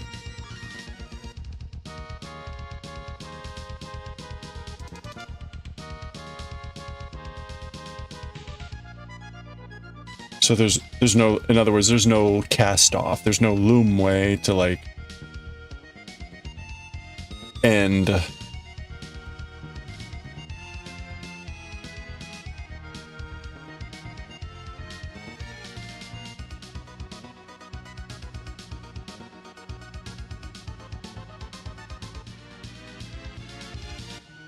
You zigzag the ends and did a rolled hem. Okay. That's neat.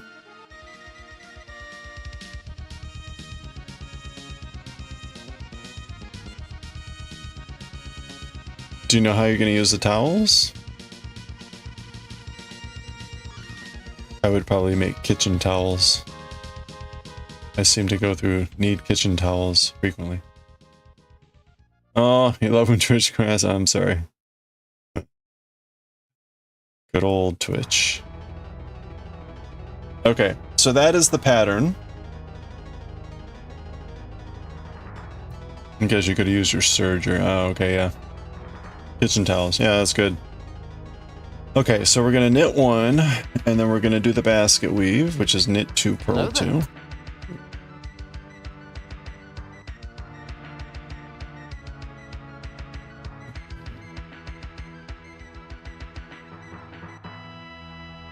Oops.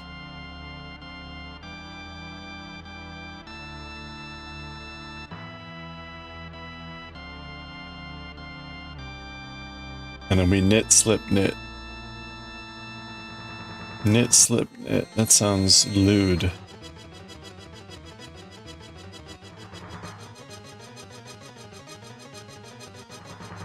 Okay, there we go.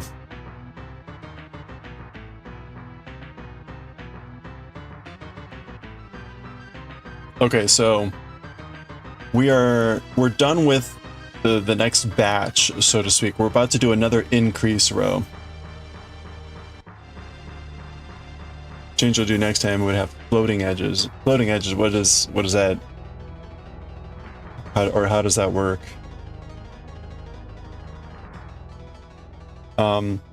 So the way the sleeve is working here is this pattern stays the same, and the ends here are where the increases occur.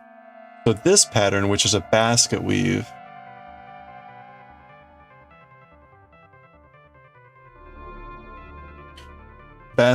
looks like this. Kind of like a checkerboard knitting garter or stockinette garter. This is the basket weave. This will slowly increase and become more of this in here. So the trick in this pattern is when you do your increases, you need to do the increases in sequence with where you are in the basket weave. And so far it seems to be working. I think I had one spot here where I goofed. I knitted where I should have purled or whatever. But in general, it's coming across pretty well. We had one error yesterday or Sunday that we fixed thanks to Amu. And we had another error here that I just ended up with an extra stitch somehow, and I just knitted them together. So it's coming along pretty well. At some point, I guess I'll maybe like test out like the sleeviness of it. 2 yarn on either edge, but they're not threaded through a heddle. So does that mean you have to sew them up at the end?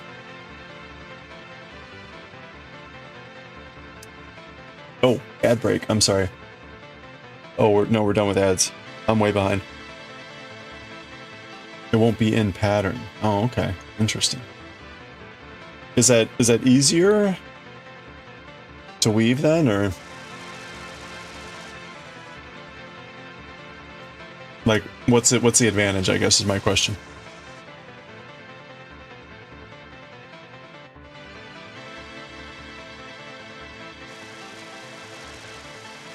Or is it just a different way? A cleaner edge. Oh, okay. Oh, that's cool. Increase row 25 to 66.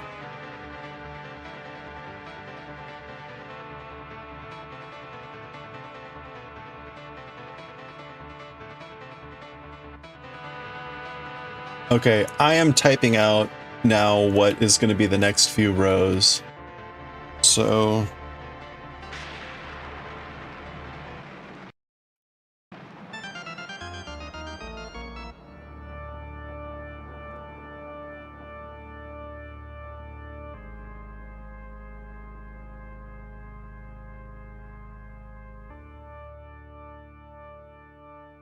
Okay, so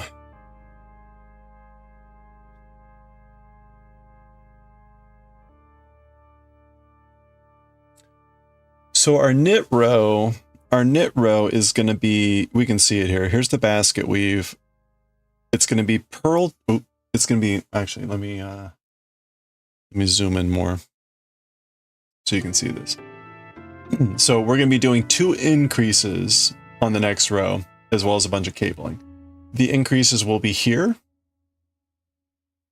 and here. I just realized the increases are like, they're not symmetrical. I hope that's okay. Is that right? Wait a minute. Did I mess this up?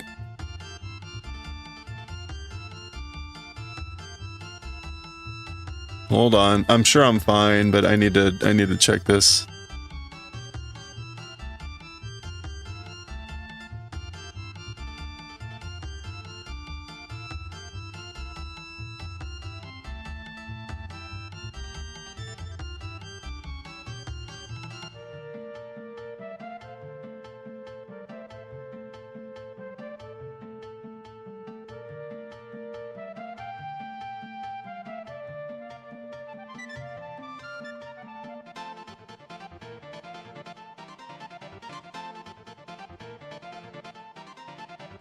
Okay, I'm gonna guess that it doesn't matter where that increase is, as long as it's in the boundary here.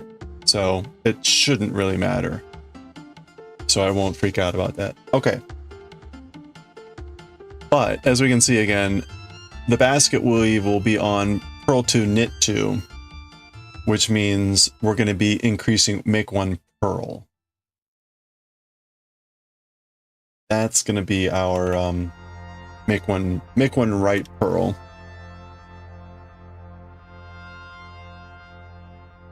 And then over here, again, it should be the same thing, which is going to be, again, purl 2, knit 2, and then make 1 left purl. So this is our first make 1 purl.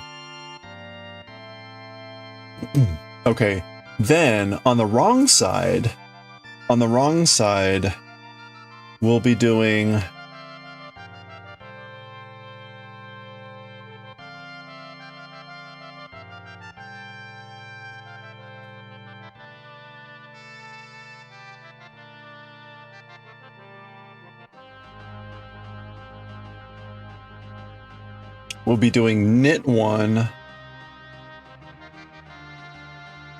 knit 1, purl 2, knit 2. Right? On the back side, we'll be doing the opposite stitch to get garter.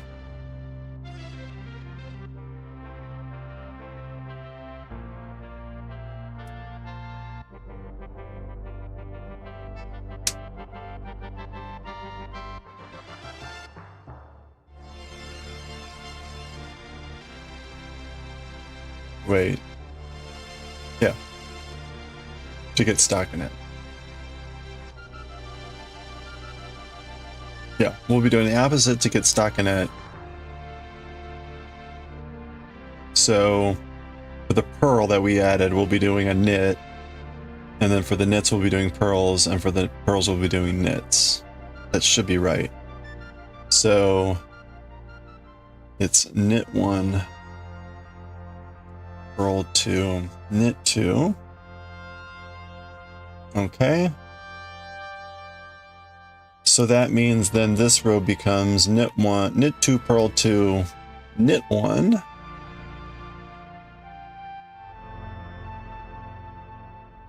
Knit 1. And then we're adding a purl 1 to the basket weave. Okay, and then purl 2, knit 2. Again, purl 1. Purl 1. Adding a knit. Oops. Oops. Knit one.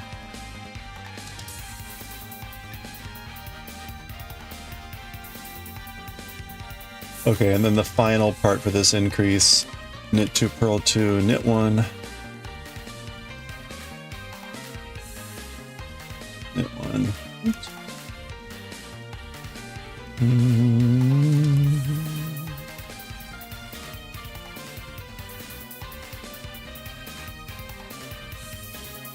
Okay.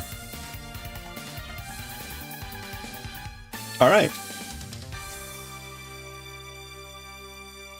I kind of want to go ahead and try the first row, except this is a huge cable row, and so it's going to take a lot longer. Oof. All right, you know what? Let's go ahead and do it, and then we're going to read Galaxy Express. I'll do my best. I just don't want to mess up on the cables again, so I got to really pay attention here. All right, here we go. Let's do the increase row. Oh, how do we get back to Roshi? Oh, we're in the close-up mode. There we go. Let's go back to the other overhead. I think this is a little bit better.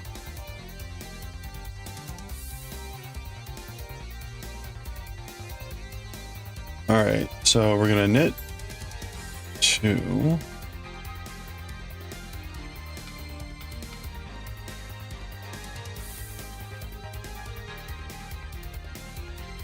Purl 1. And now we're in the basket weave, and we're purling 2, which is the opposite of what we see, because we're on the right side.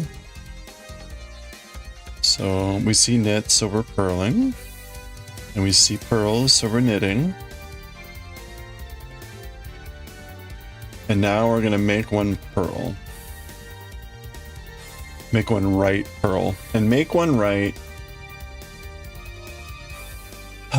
Make one right is front to back.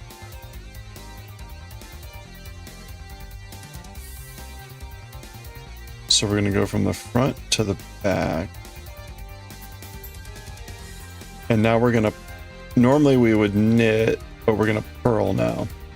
So I'm now gonna try to purl into this stitch.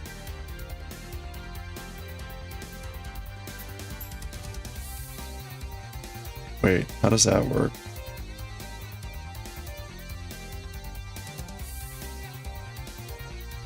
Oh, this is really really odd. I remember this. Purling into that back stitch. Ooh, I'm gonna have to look that up.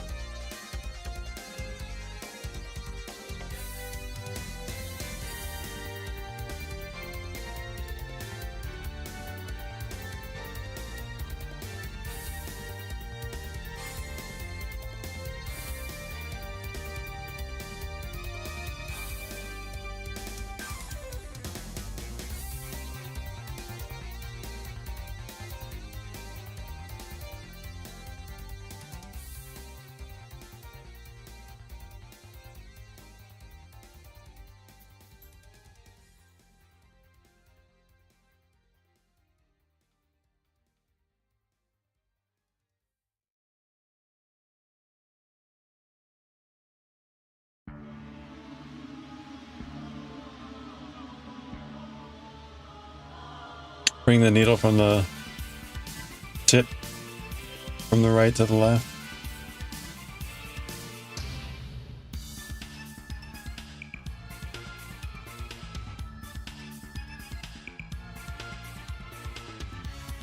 So normally I would come in this way, right?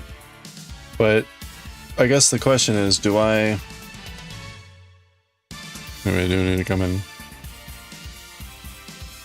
Am I going in the back loop again? Is it this way? Oh, it isn't the back stitch. Oh, so then it's just this way? Oh. Does that matter? It's a big hole. No, you said isn't it the back stitch? Yeah. Okay, no, I misread what you said. So I'm going in this way.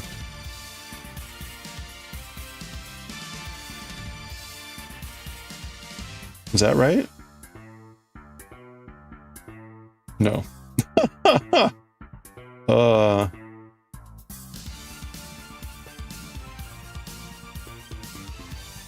That's the front stitch.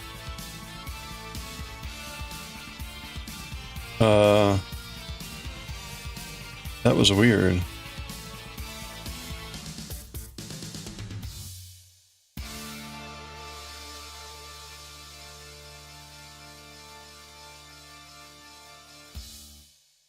That just like completely slips off. Yeah, that's funny. Okay, so that's not it.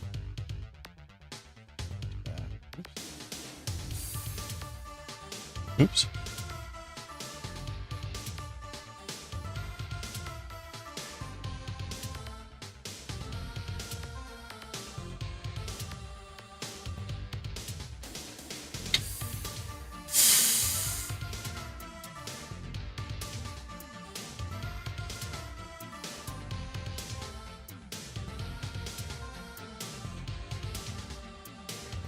Huh.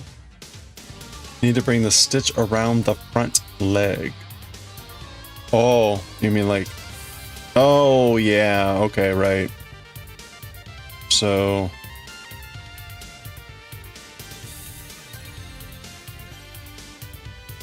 like that. Oh, wait. No.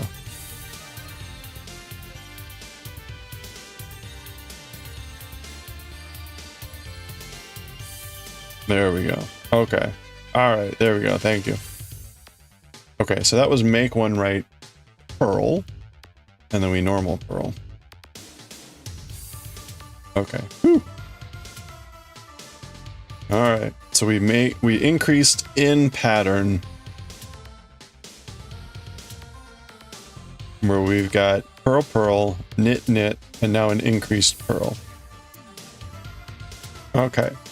Now we go to our chart. And let me remind myself that first, it's the cable going to the back.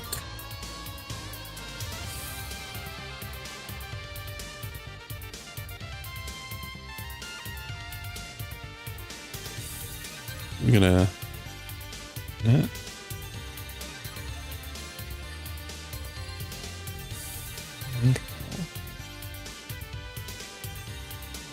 And then we do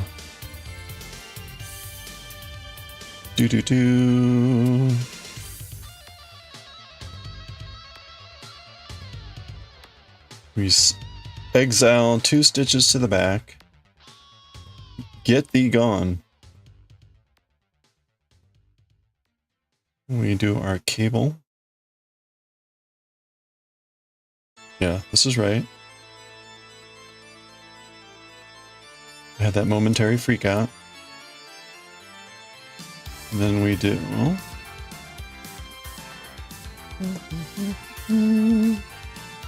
that bloody tears? That's a joke. It is bloody tears. Okay, and that's going left, which is correct. We go immediately into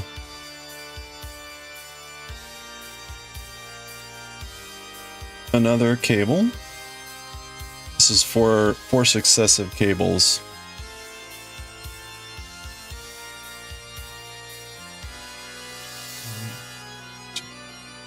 All 2-2. So 2 knit and then 2 cable.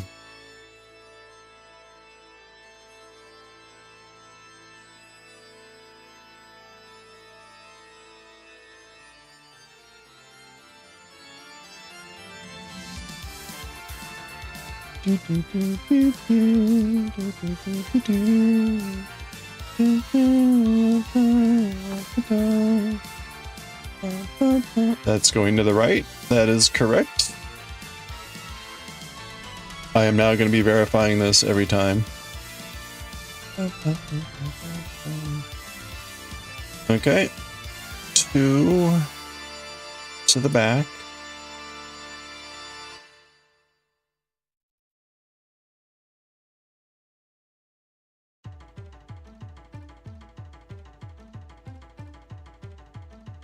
Two to the back. And then knit those off.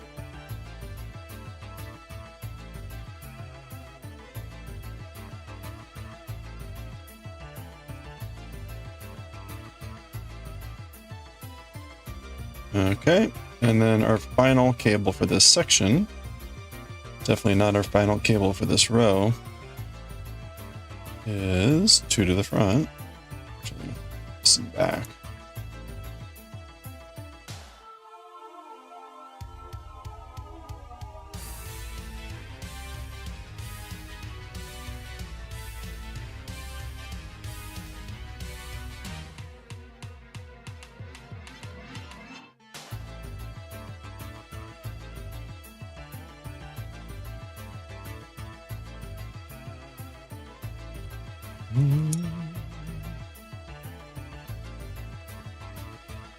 Okay. And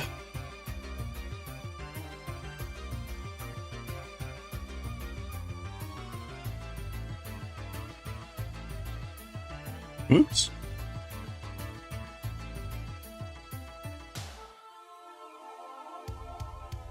All right.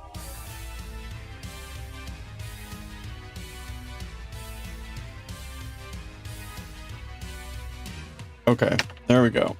And then we purl to end.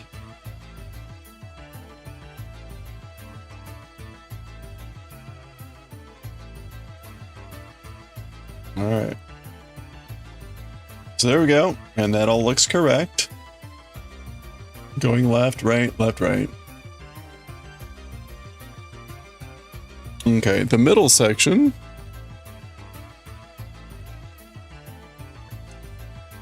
is knit, purl,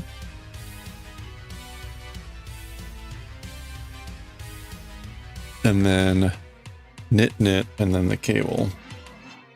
Ooh. Knit, knit, and then we cable with 2 and back.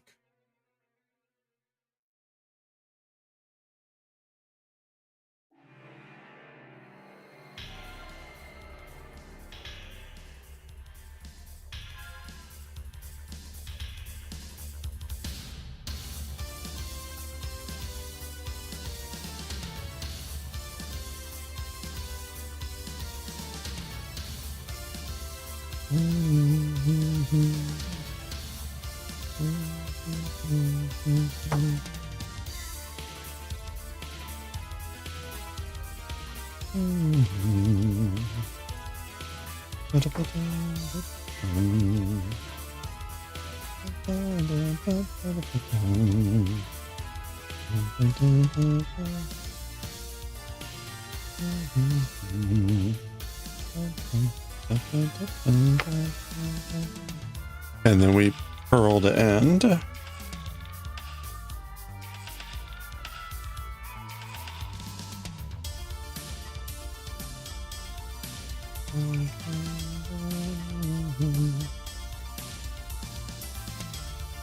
Okay, and we verify that looks correct. That looks a little bit holy, but that's probably because of the repair that we had to do. And then we're in the last section. So more cables.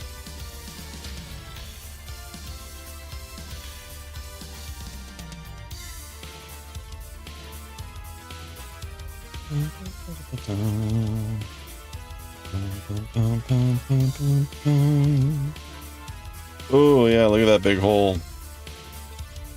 That's from our repair. That'll work out, I hope.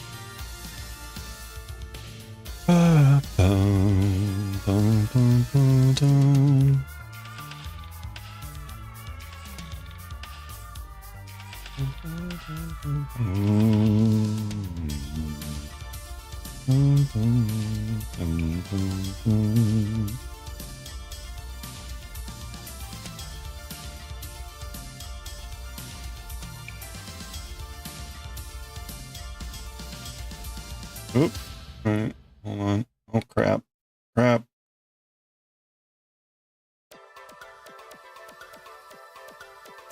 There we go.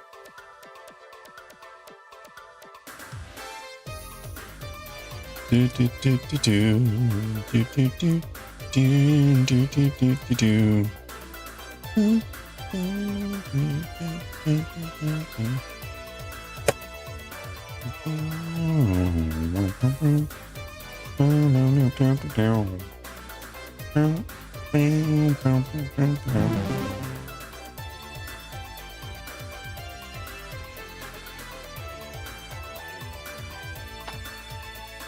Hey, Jamie Farmer, how's it going? Oh, the cables are fine. Cables are fine.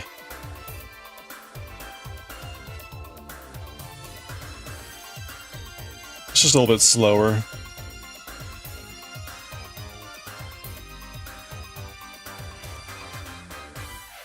I go a lot slower on these rows. Every 8 rows, I've got 9 cable sections to do, so a bit slower.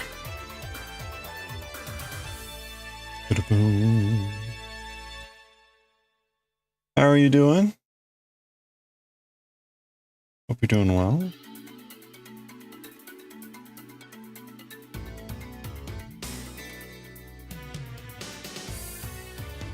Oh, sudden spam from the bots. Okay. All right, those are going the correct direction. That's good. Oop. Next is...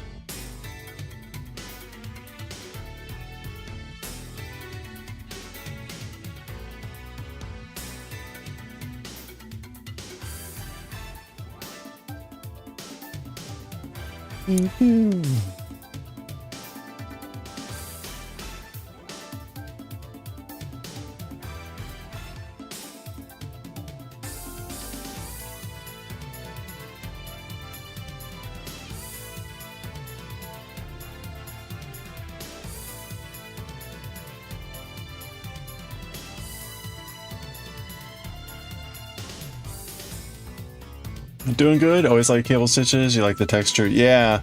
Yeah, it's one thing I like about this pattern. It's got a lot of great texture in it. Oh, no. I meant we got Streamlabs, Nightbot, KofiBot. They all kind of just hit at once. It was not the best viewers. We actually haven't had the best viewer bots in a while. Although SariBot will take care of those typically now, which is nice.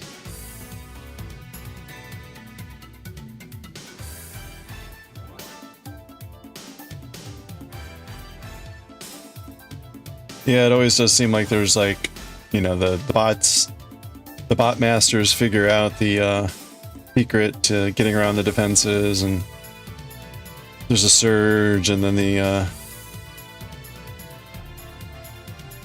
defense bots figure it out and adapt, and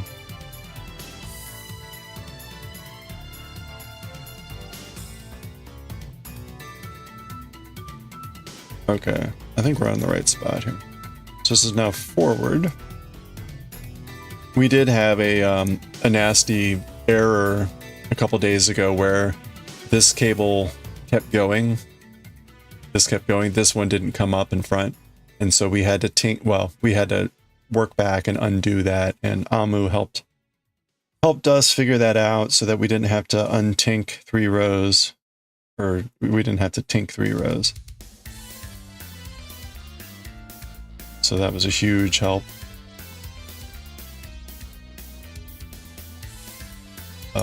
That was my first time really fixing cable rows. So that was very helpful. It made sense. It was just good to know. The big thing I didn't understand was the fact that I could really just knit off a double pointed needle. I mean, it makes sense that too, but it's like, oh, I hadn't done that before. So there were a couple new items for me in that repair, which is good. Good to learn that, get that exposure. Okay, and then we're ending this section, so that's a pearl. Yeah, that's a pearl. Okay. So there we go. That all looks correct. We got a left to right, a left to right. So we're good to go. Let's finish this up. Learn the yarn choice is important when doing cables. You did variegated and the cable got lost and the color changed it. Yeah. Yeah. I could see that happening. This seems to be okay. The variegation is a little bit distracting, but it looks better in person. Okay, we're now doing knit one.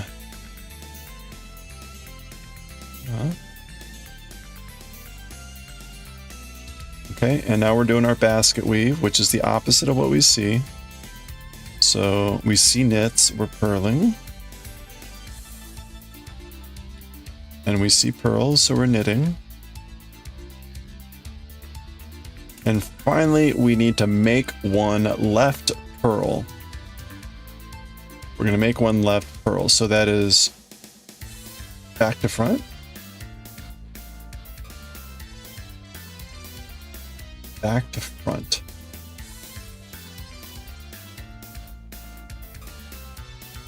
So we're going to go this way. It reads as a solid through the monitor, so the... Oh, yeah. So you can see it. Okay, oh, that's good. Yeah, the color's a little bit darker in just a little bit more red in for me, and so that helps make some of this stand out. Like the shadows here, the shadows are much darker than what are showing up on the camera. Okay. Oops. Oh, that came off. Oh no, there it is. So there's our make one left, and now we need to purl this. So we're gonna purl in the front, right?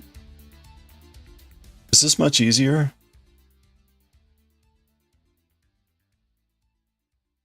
Is that right?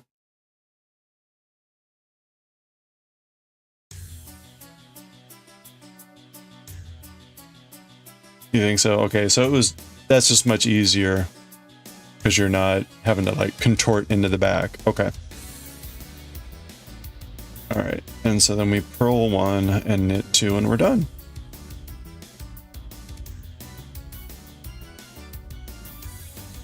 Okay, so that is our third increase row. We're now up to 66 stitches. We've now, again, all our increases are in the basket weave sections. So this seems to be coming along pretty well.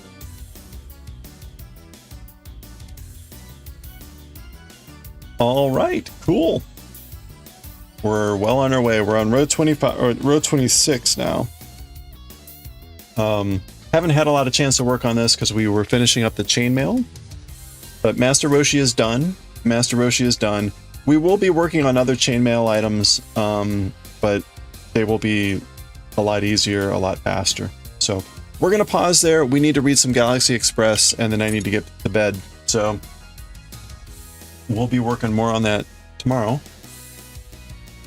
Although we'll see, tomorrow's choir practice, so we'll see what we have time to do tomorrow.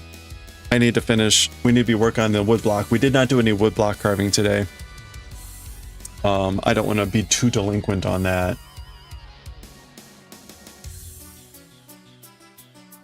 Oh, hey, Dywick. How's it going? Yeah, thank you. Dywick's over on YouTube. How is it over on YouTube? Hi, YouTube.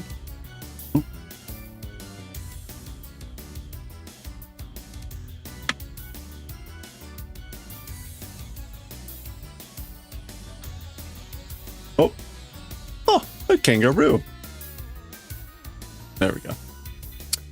All right, we're doing Galaxy Express 39 Eternal, Volume 1, Chapter 3.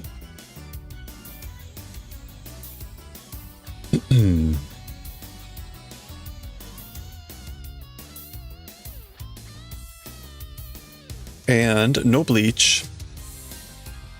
Galaxy Express 39. And this is, again, Eternal, Volume 1, Chapter 3, Part 1. It's only 25 pages, but a lot of talking, so we're going to be splitting this into 2. So let me mute that. I think we're good there.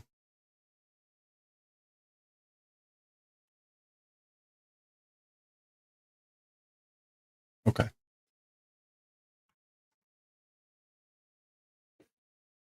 I think we get a splash page. We do.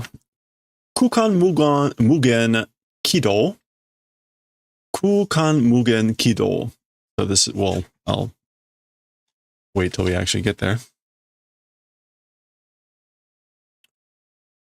Okay. I think we are all set. Let me get Oogie Boogie more front and center. The oogiest of boogiest. Okay. Oh, and let me change the streaming info. Oops. Our category and stuff. So, stranded on Pluto with Galaxy Express Eternal now. And we are on writing and reading. Okay.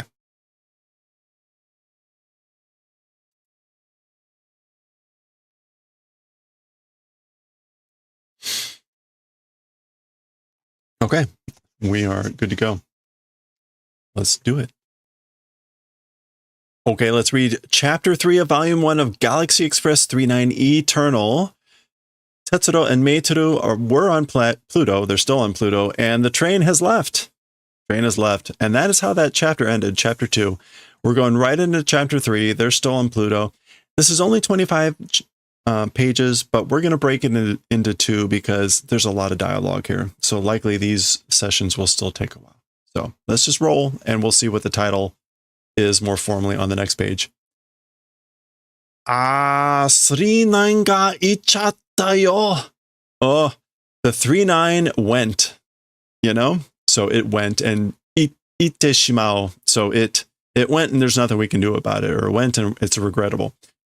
Kondo wa boku tachi ga kori no hakamamori ni nachchaun daro ka? So, as for next, or as for now, or yeah, we into gravekeepers of ice becoming, I guess. So I guess we become gravekeepers of the ice now. Remember that on Pluto, it's covered in ice, and that it is a graveyard for the people that have abandoned their physical bodies, or when they transferred to be robots, machine people. And so that's the gravekeeping of ice. Sa ne, well, like who knows?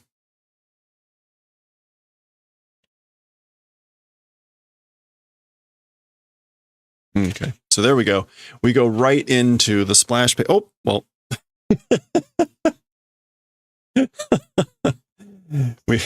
Problem solved. We go right in the splash page for Chapter 3. Kukan Mugen Kido. Kukan Mugen Kido. Space infinite orbit, or space infinite trajectory. Literally, space without limit.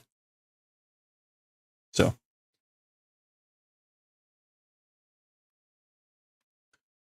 Okay, well, the train appears to be coming back. Presumably that's Charon, the moon. Ara, arararara, 39 が戻ってきた. What? Oh my, the 39 came back?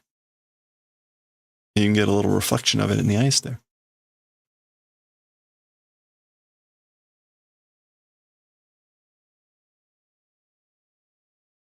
Okay.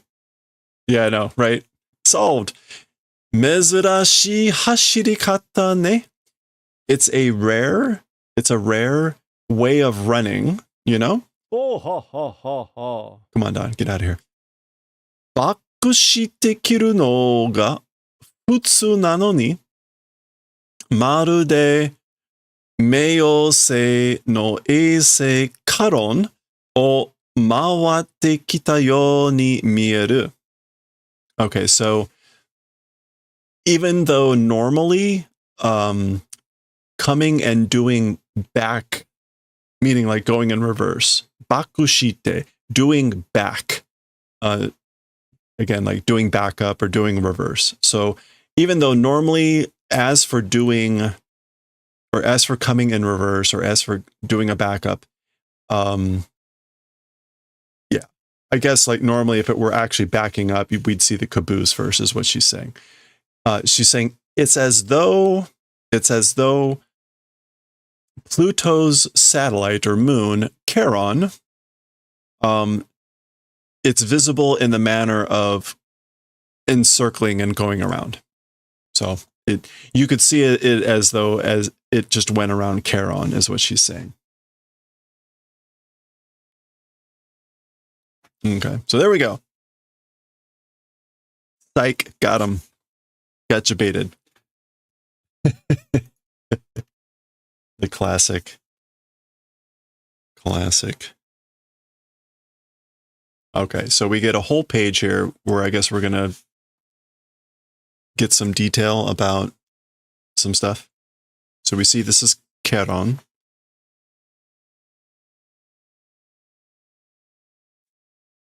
Meo星は地球の月くらいの大きさの最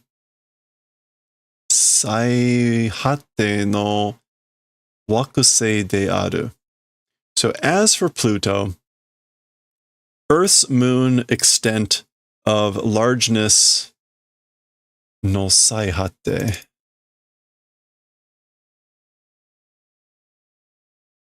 Oh, of the farthest ends of the planet it is. So I guess Pluto is about the size of Earth's moon, and at the furthest ends, it's that planet.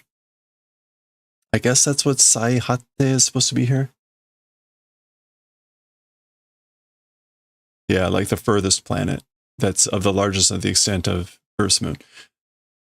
その直径は約2400キロで20惑星に近い大きさの強大な衛星がその周囲を回っている. Okay, so as for that diameter, I think that is chokke. Yeah, as for that diameter, approximately, oops, I did not put that in the right thing.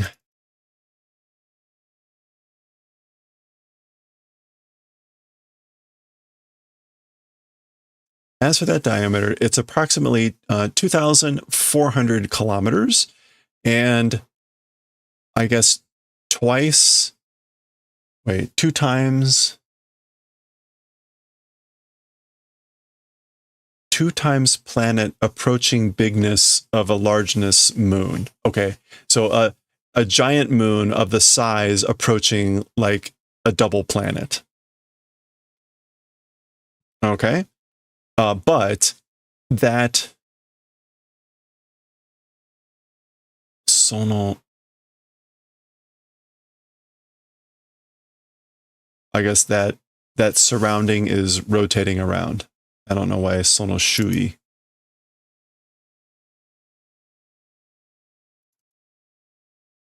That surroundings. Oh, I guess it's rotating around, turning around that surroundings. Okay. 冥王星の半分以上にも達する大きさで、その名はカロン、グリシア神話 Hello there. Hello there. 神話の読みの国の私、主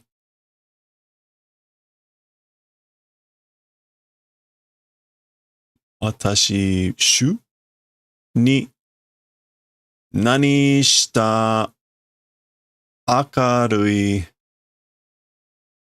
no, not 明るい、暗い月である。Okay, so,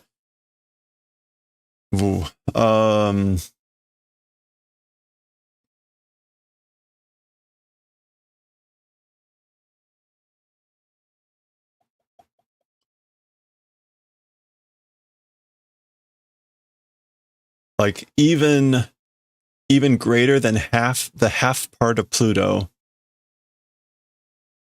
Tasuru. Reaching sizeness. Okay, so it's a largeness that's reaching more than half of Pluto. As for that name, Charon, Greece mythology. I said Shinwa? This is like god stories. Yeah, myths or legend, mythology. From the mythology of Greece, it was the yellow spring or yellow fountain's country's passing protector. So, right, the yellow, that would be the Styx. I think Yomi no Kuni.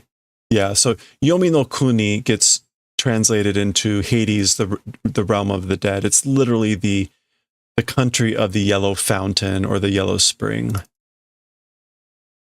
So it's that place's Watashi, and I said, shu?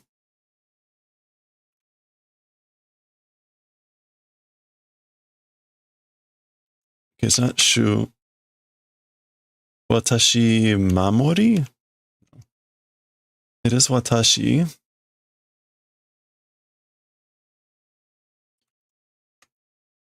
Watashi Mori. It's just Mori, ferryman. Okay. The ferryman of Hades, the underworld.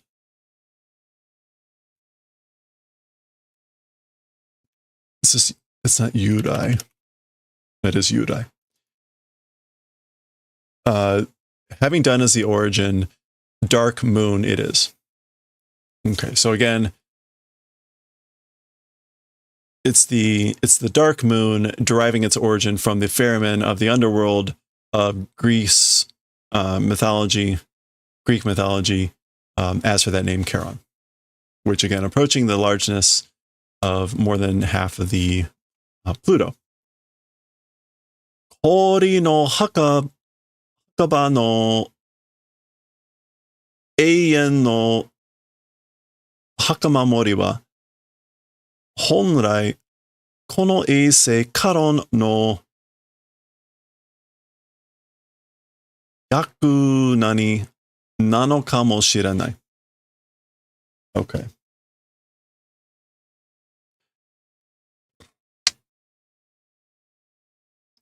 As for the eternal gravekeepers of the graves of ice, or the graveyard of ice, as for the eternal gravekeepers of the graveyard of ice, Honrai, from the beginning?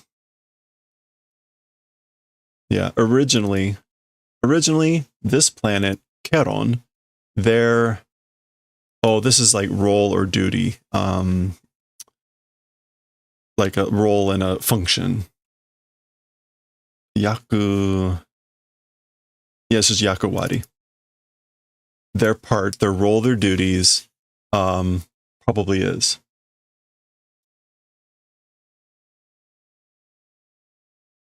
Yeah, okay, so it's the role or duty of Charon. This satellite, Charon's duty, it probably is. As for being gravekeepers, eternal gravekeeper of the graves of ice, or graveyard of ice, originally from the beginning, it's this planet Charon's duty, probably. Okay, there we go. Shoo!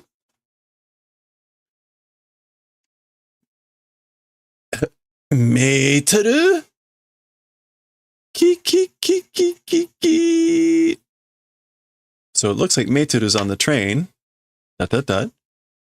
Iya, Meiteru wa koko ni iru ka?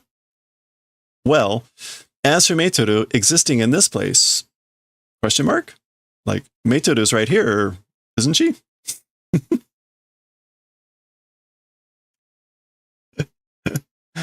Classic.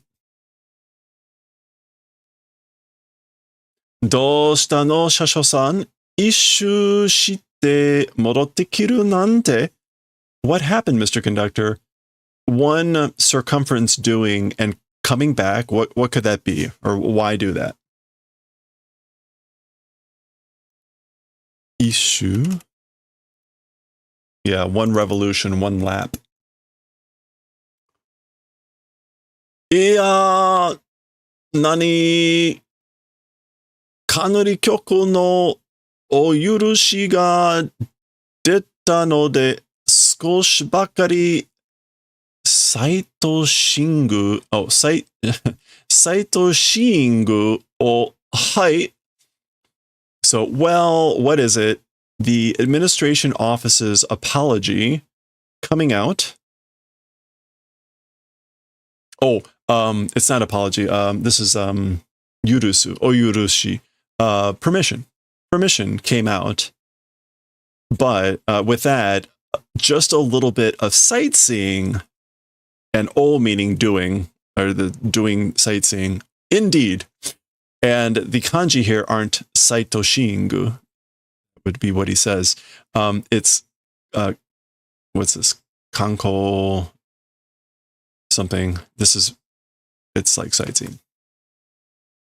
What is that? Kanko.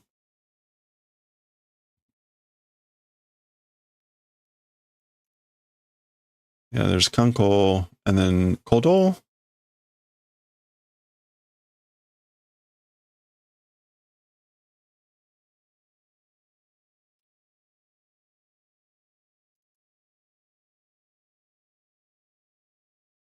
Is it Boko? Boko? Oh, I'm thinking Aruku. What is Hashire? For Soko. There we go. So a sightseeing trip. So a sightseeing trip, apparently, with permission from the administration office. かなり局の許可が出た. So the administration's office's permission came out. So they approved. カノンさんのお骨折りでなんとか Wait, breaking bones? 骨折る Oh no, 骨折り? Okay, yeah, so 骨折り, literally to break bones or to fold bones. Hey Riku, how's it going? It means to exert oneself or to take great pains. So Ms. Canon, remember, is kanon. That is the ferry, the electrical ferry that is the instantiation of the train engine car. Ms. Cannon's great exertion, it somehow, or something like that. Meaning the permission. どうもありがとうございました. That's the fake Meiteru saying thank you very much. And there's Kanon, and there's Mi-kun, the cat. Do itashimashite mata okai shimashou, Shadow-san. Okay, so you're welcome. Again, like, let's meet again, Ms. Shadow-san. So there you go. That is, yeah. Shadow. Ichido de ii, 39 ni notte. So one time is good, riding on the 39. Mei se o hanareru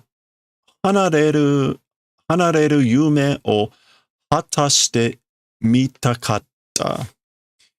Pluto, dream of departing, achieved, wanted to try to achieve the dream of departing Pluto and riding on the 39, even one time good.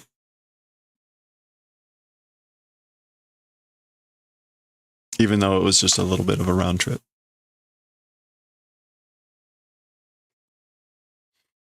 Okay, this is shadow because you can't really see the face.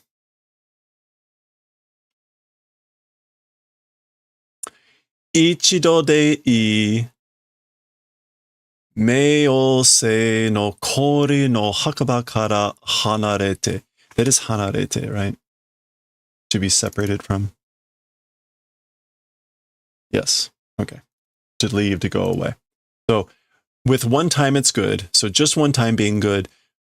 Pluto's graves of ice, from them leaving, being separated.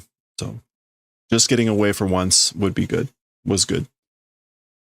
Ooh, is that Kagayaku? I think that's Kagayaku. Yes. Kagayaku hoshi no umi e tabiratsu kimochi o ajiwatte mitakatta. The shining stars of ocean. So towards the ocean of shining stars, the feeling of starting out on a voyage, tasting, wanted to do or wanted to try. So wanted to try to taste the mood, the feeling of starting out on a voyage to the sea of shining stars. Watashi wa hakama mori. As for me, gravekeeper. Eien no kori no hakamori. Again, an eternal gravekeeper of ice. Sonna koto wa nai. Sonna koto wa nai. As for that sort of thing, it does not exist. As for that sort of thing, it doesn't exist. So, basically, like, it's not that. It's not that. Meaning, like, you're not eternally this. Sonna koto wa nai yo. That sort of thing does not exist. Yume wa itsuka.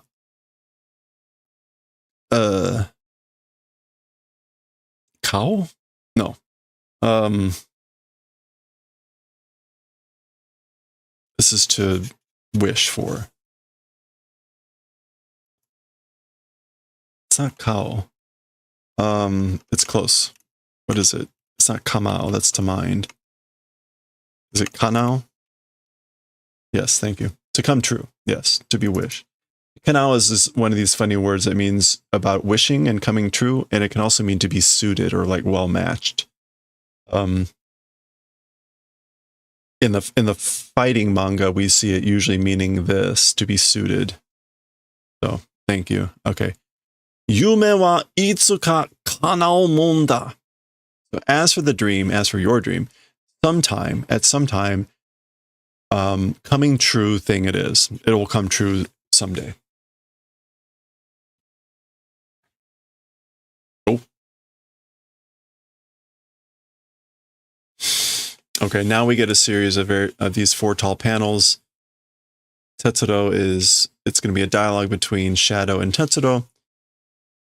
We'll mostly zoom in on the dialogue here.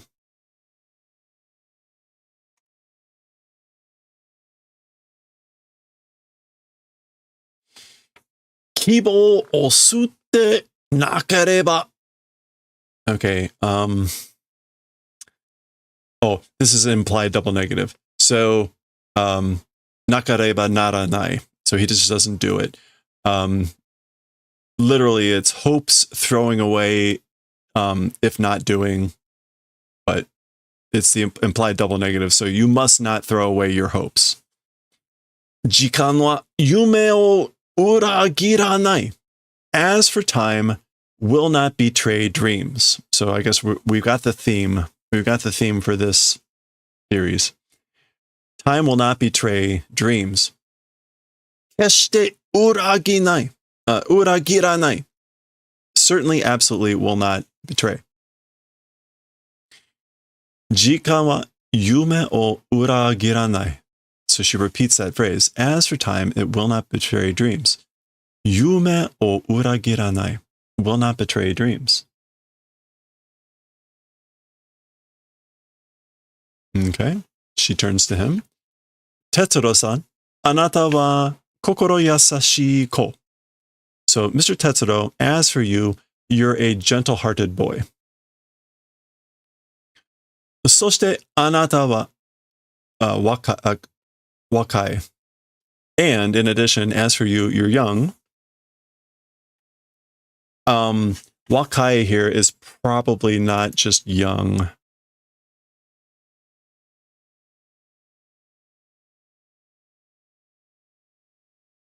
There's probably a little bit more to that of like, you're young. Wakamono ni wa mugendai no kanosei ga aru. Yeah. So as for to young people, infinite possibilities exist. So for young people, infinite possibilities exist. Mirai ga aru, a future exists, or the future exists. Wow, this is going to get sad fast. Okay, we get a couple more tall panels. A couple more, and she's getting very reflective here, looking up at the sky. And then we get some stuff. So let's look at this. Itsuka anata mo watashi gurai no nani ni nareba wakaru. Oh, sai. Sai ni nareba wakaru. So someday or sometime, you also, my extent of age when become, will understand. So basically, someday you'll be as old as I am and you'll understand, you'll know. Surubeki goto ga takusan aru no ni jikan wa amari ni mo mijikai. Ought to do things, many exist, even though, as for time, very much it's short. So even though there are many things that ought to be done, or you have many things to do, as for time, it's very short.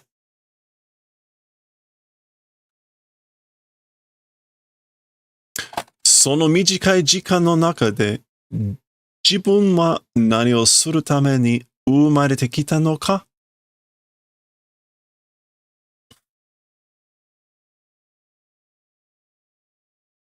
Is that sabishi?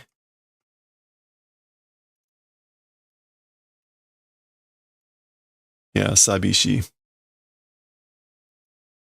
It's an older form of sabishi. Sabishiku naru toki ga aru. Okay, so amongst that short time, in the middle of that short time, as for oneself, for the purposes of doing what and being born, came to be born? Question mark. Becoming lonely times exist. So there's like a question. Yeah, so amongst that short time, oneself, for what purpose was I come to be born? To do what? These sad or grieving, lonely, solitary, desolate times exist, where she's asking that question. Why was I born here? Amongst this short time. Okay. お別れのキスをしたいけど. Oh. Yeah, this is her saying this. This is not Tetsuro. お別れのキスをしたいけど、口がないからしてあげられない. Farewell kiss. A kiss of farewell, want to do. So I want to kiss you farewell, but because a mouth does not exist, because I don't have a mouth, not able to do it.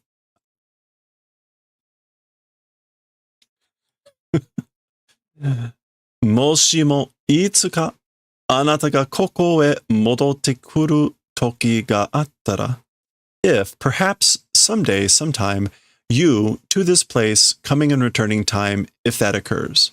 So if sometime you happen to come back this way, その時には昔の体と顔に戻ってるかもしれない.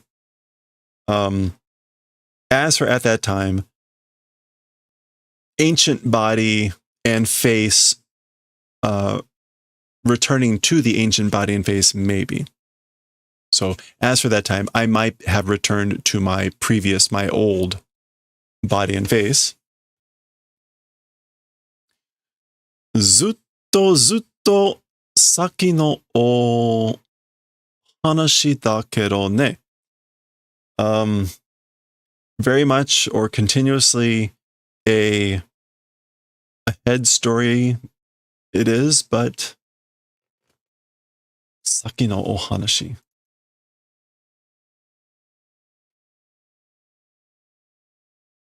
Yeah, I guess that's what that's supposed to mean. Like a story for the next time.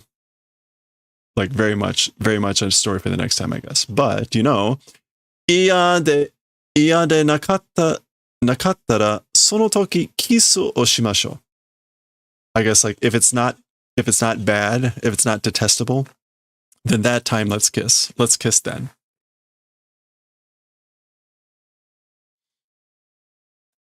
Okay.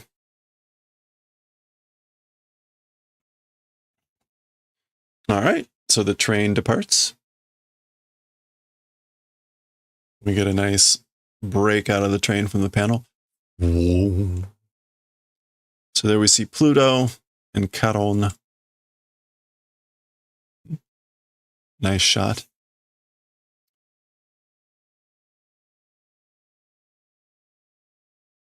All right. I think that is Tetsuro talking.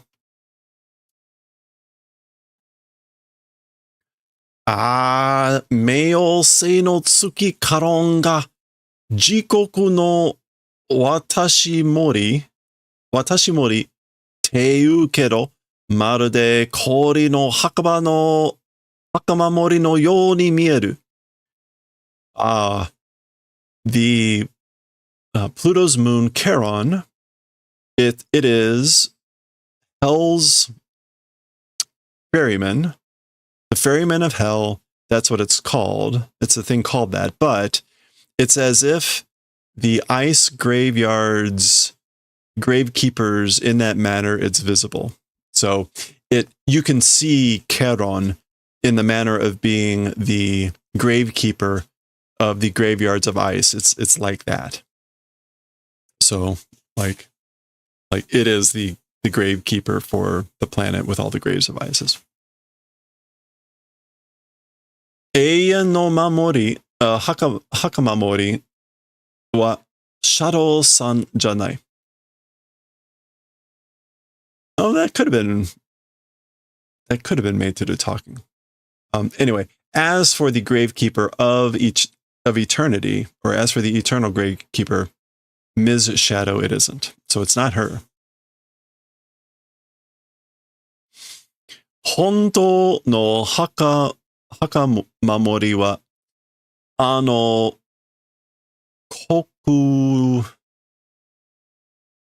This is like black robed moon. What is that? It's not kurofukuro. Kurobukuro?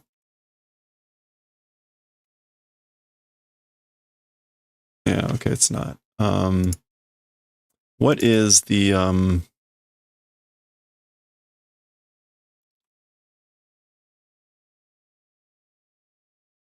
What is the on reading for clothing there?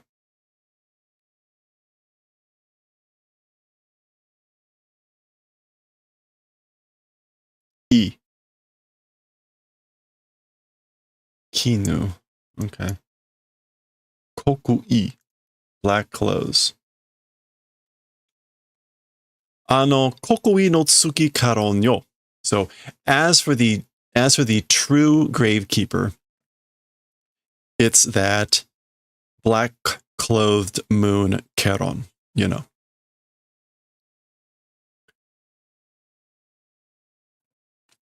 Okay.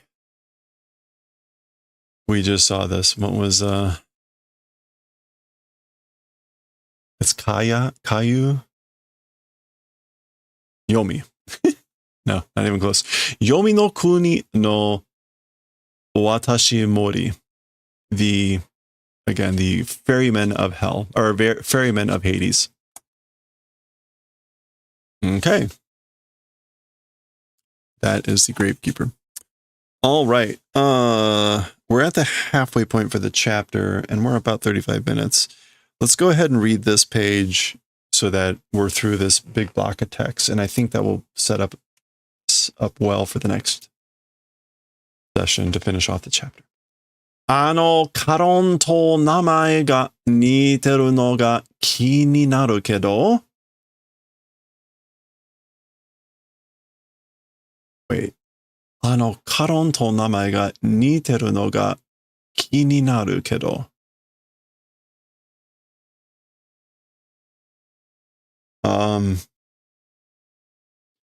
that name Charon, it's the thing it's resembling, it suits the thing it's resembling. Yeah. Kininaru is to fit well, to suit. No, it's kiniiru, right? Yeah, okay, so this is kininaru, which is to be on one's mind. That name Charon, the thing it's resembling is like, it's on the mind. But, Shadow-san ni yume o misete agete, doing the favor of showing a dream to Ms. Shadow, Kanon-san te yasashi denshi, what was this again? Yosei nandane?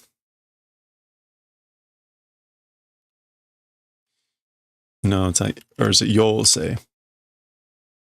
Yeah, Yosei. Okay, so Ms. Kanon, talking about her, a kind electrical fairy she is, isn't she? Okay, so I guess maybe this is all one idea. Like it's resembling the name Charon, meaning Kanon, and it's been on the mind, but talking about Ms. Kanon, she's a kind, gentle electrical fairy that did the favor of showing Ms. Shadow her dream, or letting her basically have her dream, see her dream. Tetsurou? Huh? What? Anata kono 1年勉強はしたの? Suddenly we're changing topics. You, this 1 year, meaning this last year, as for studying, done? So have you studied in this last year? 本でも電子出刊物でもいいけど、たくさん読んだの? Even books or electrical like publications even are good, but lots of them, did you read? Did you read lots of books even if they were electrical publications? Electronic. What's Denshi Shu? Yeah. Denshi Shupan. Electronic publishing items. Butsu. Tetsuro's eyes are immediately like, no. いやー、いっぱいいろんなゲームはやったけど、ねえ、he's making a lot of excuses here. 世界中ともネットワーク、講師の多様系中ともやったけど。Okay, so, it's like, lots of various games. As for that, so I did a lot of games, but well, throughout the world, network, Holshin, telecommunications, throughout the solar system did, but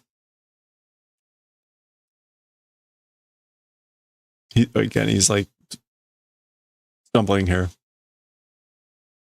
It's fine. Tetsuro no atama no naka ni wa donna hon yorimo donna computer no data yorimo takusan no keiken to omoide ga tsumatte iru mono ne. It's fine. As for inside Tetsuro's head, even more than however many books and even more than however much computer data, lots of experiences and memories are piled up. It's that sort of a thing, isn't it? Hi. So he's like, yeah, and sure, indeed.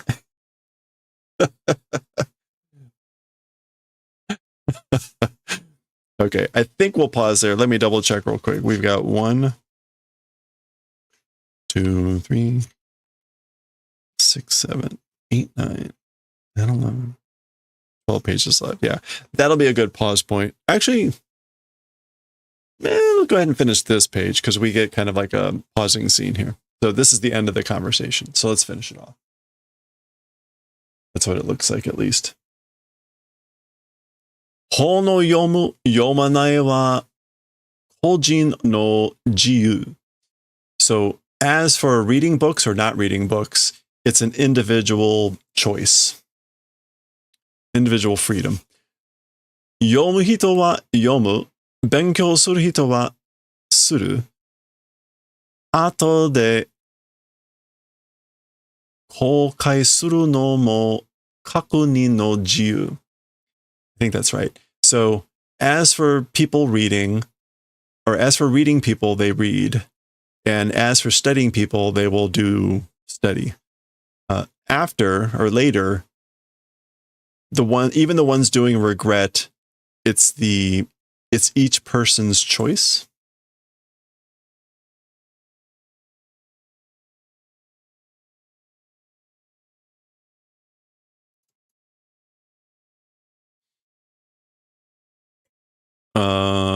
That is kokai, to regret, right? Oops. Yeah, regret. Kokai. And then kakunin? No, kakujin? Kakujin, each person. Kakujin no jiu. So desu. That's right. Kanon wa, as for kanon,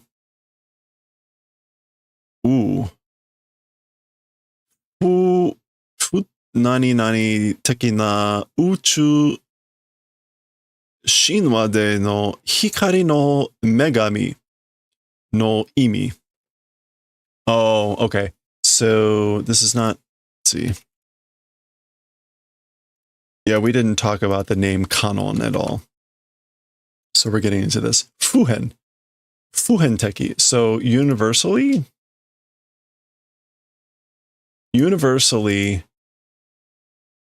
in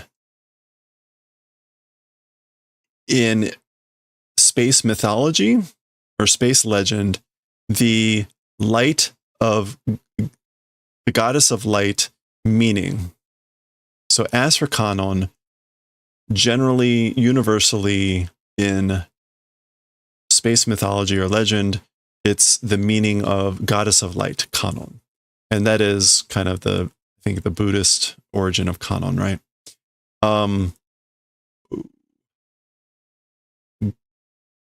Gogen?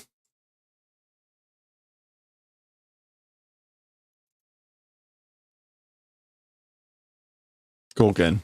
The word root or etymology.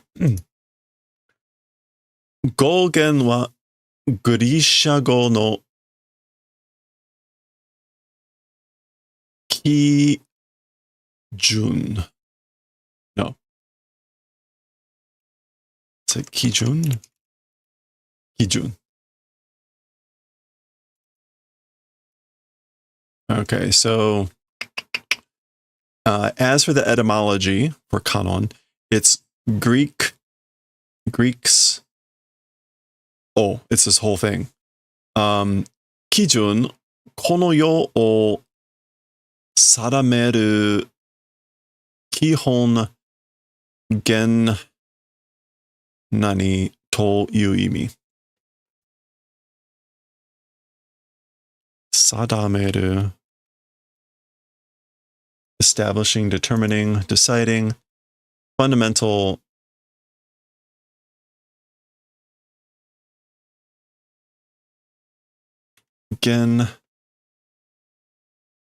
gensoku, principle, general rule. Sadameru kihon gensoku to yu imi. Okay, so again, as for the etymology of Kanon, Greeks standard basis, this world establishing fundamental principle. The fundamental principle establishing this world, it's that meaning.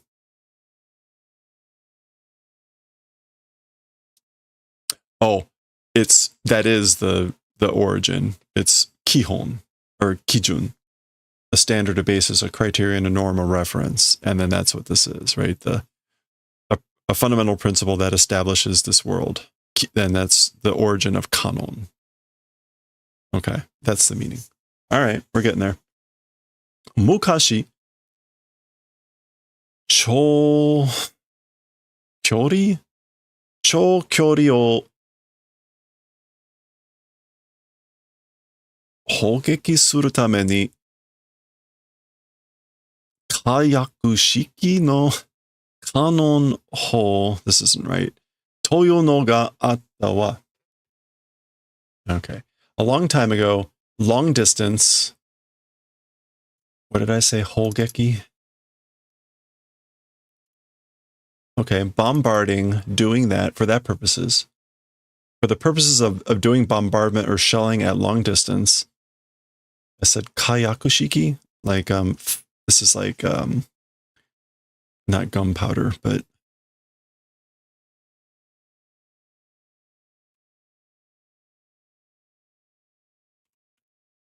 what is gunpowder? Gunpowder formulas cannon hole, which is just a cannon. It's that sort of a thing existed. Okay, so a long time ago, there was a thing called a cannon of like gunpowder style or whatever for the purposes of doing bombardment at long distances. それも光と同様長い距離を曲がらず正確に飛ぶという事実に由来した呼び名. Okay, that thing also, talking about now a cannon, the weapon, that thing also, light and dolyo, and same appearance, and identical with light, or similar to light, and long distance, without warping, accurately flying. That's sort of a truth establishing. Was that Yurai? No, what was Yurai again? The origin or source. Done name, calling name. You'll be in the popular name. Okay. So and let me double check one last thing. Canon hole. Okay, yeah, canon hole is still just canon. I guess it's to distinguish that it's the weapon, maybe. So again, that thing also, with the same type, in the same manner of light and long distances, without warping, without swerving, accurately flying, again, the thing called flying, truly, I guess like that's the name, the popular name that was established, the way that it truly made things fly accurately without warping great long distances with light. Okay, that works. Soka, I see, or is that so? Kanon-san te hikari no megami te imi ka? I see. So, talking about Ms. Canon, it's the goddess of light. That's the meaning. Okay, so there we go. Oh. That is where we're going to pause. So that's roughly halfway through the chapter, and you can see why even though this chapter was shorter, why I still paused. We're going to pause there. So we'll see where this is going now. What was the title of the chapter? Infinite Space Orbit or something like that. We'll see if we actually see what that means, and we'll see what's going to happen when we finish this chapter next time. Ooh, 9:30. Yeah, it's late. Okay. Well, it's because I did that extra knit row. To infinity and beyond. That feels like it. That's good. All right. Let's go give someone a raid here. It's late.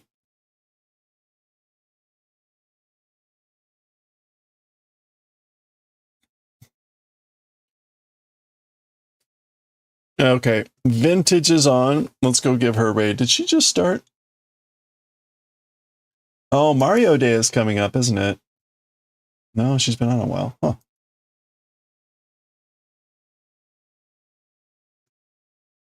All right, we're going to go raid Vintage Sogal. She's doing some crafting. If you've got the ability, I still need to come up with the non sub emotes, but thank you everyone. Have a great rest of your week here. We will be streaming tomorrow. Tomorrow will be a shorter stream because I've got choir practice, but we'll be working on the woodblock carving.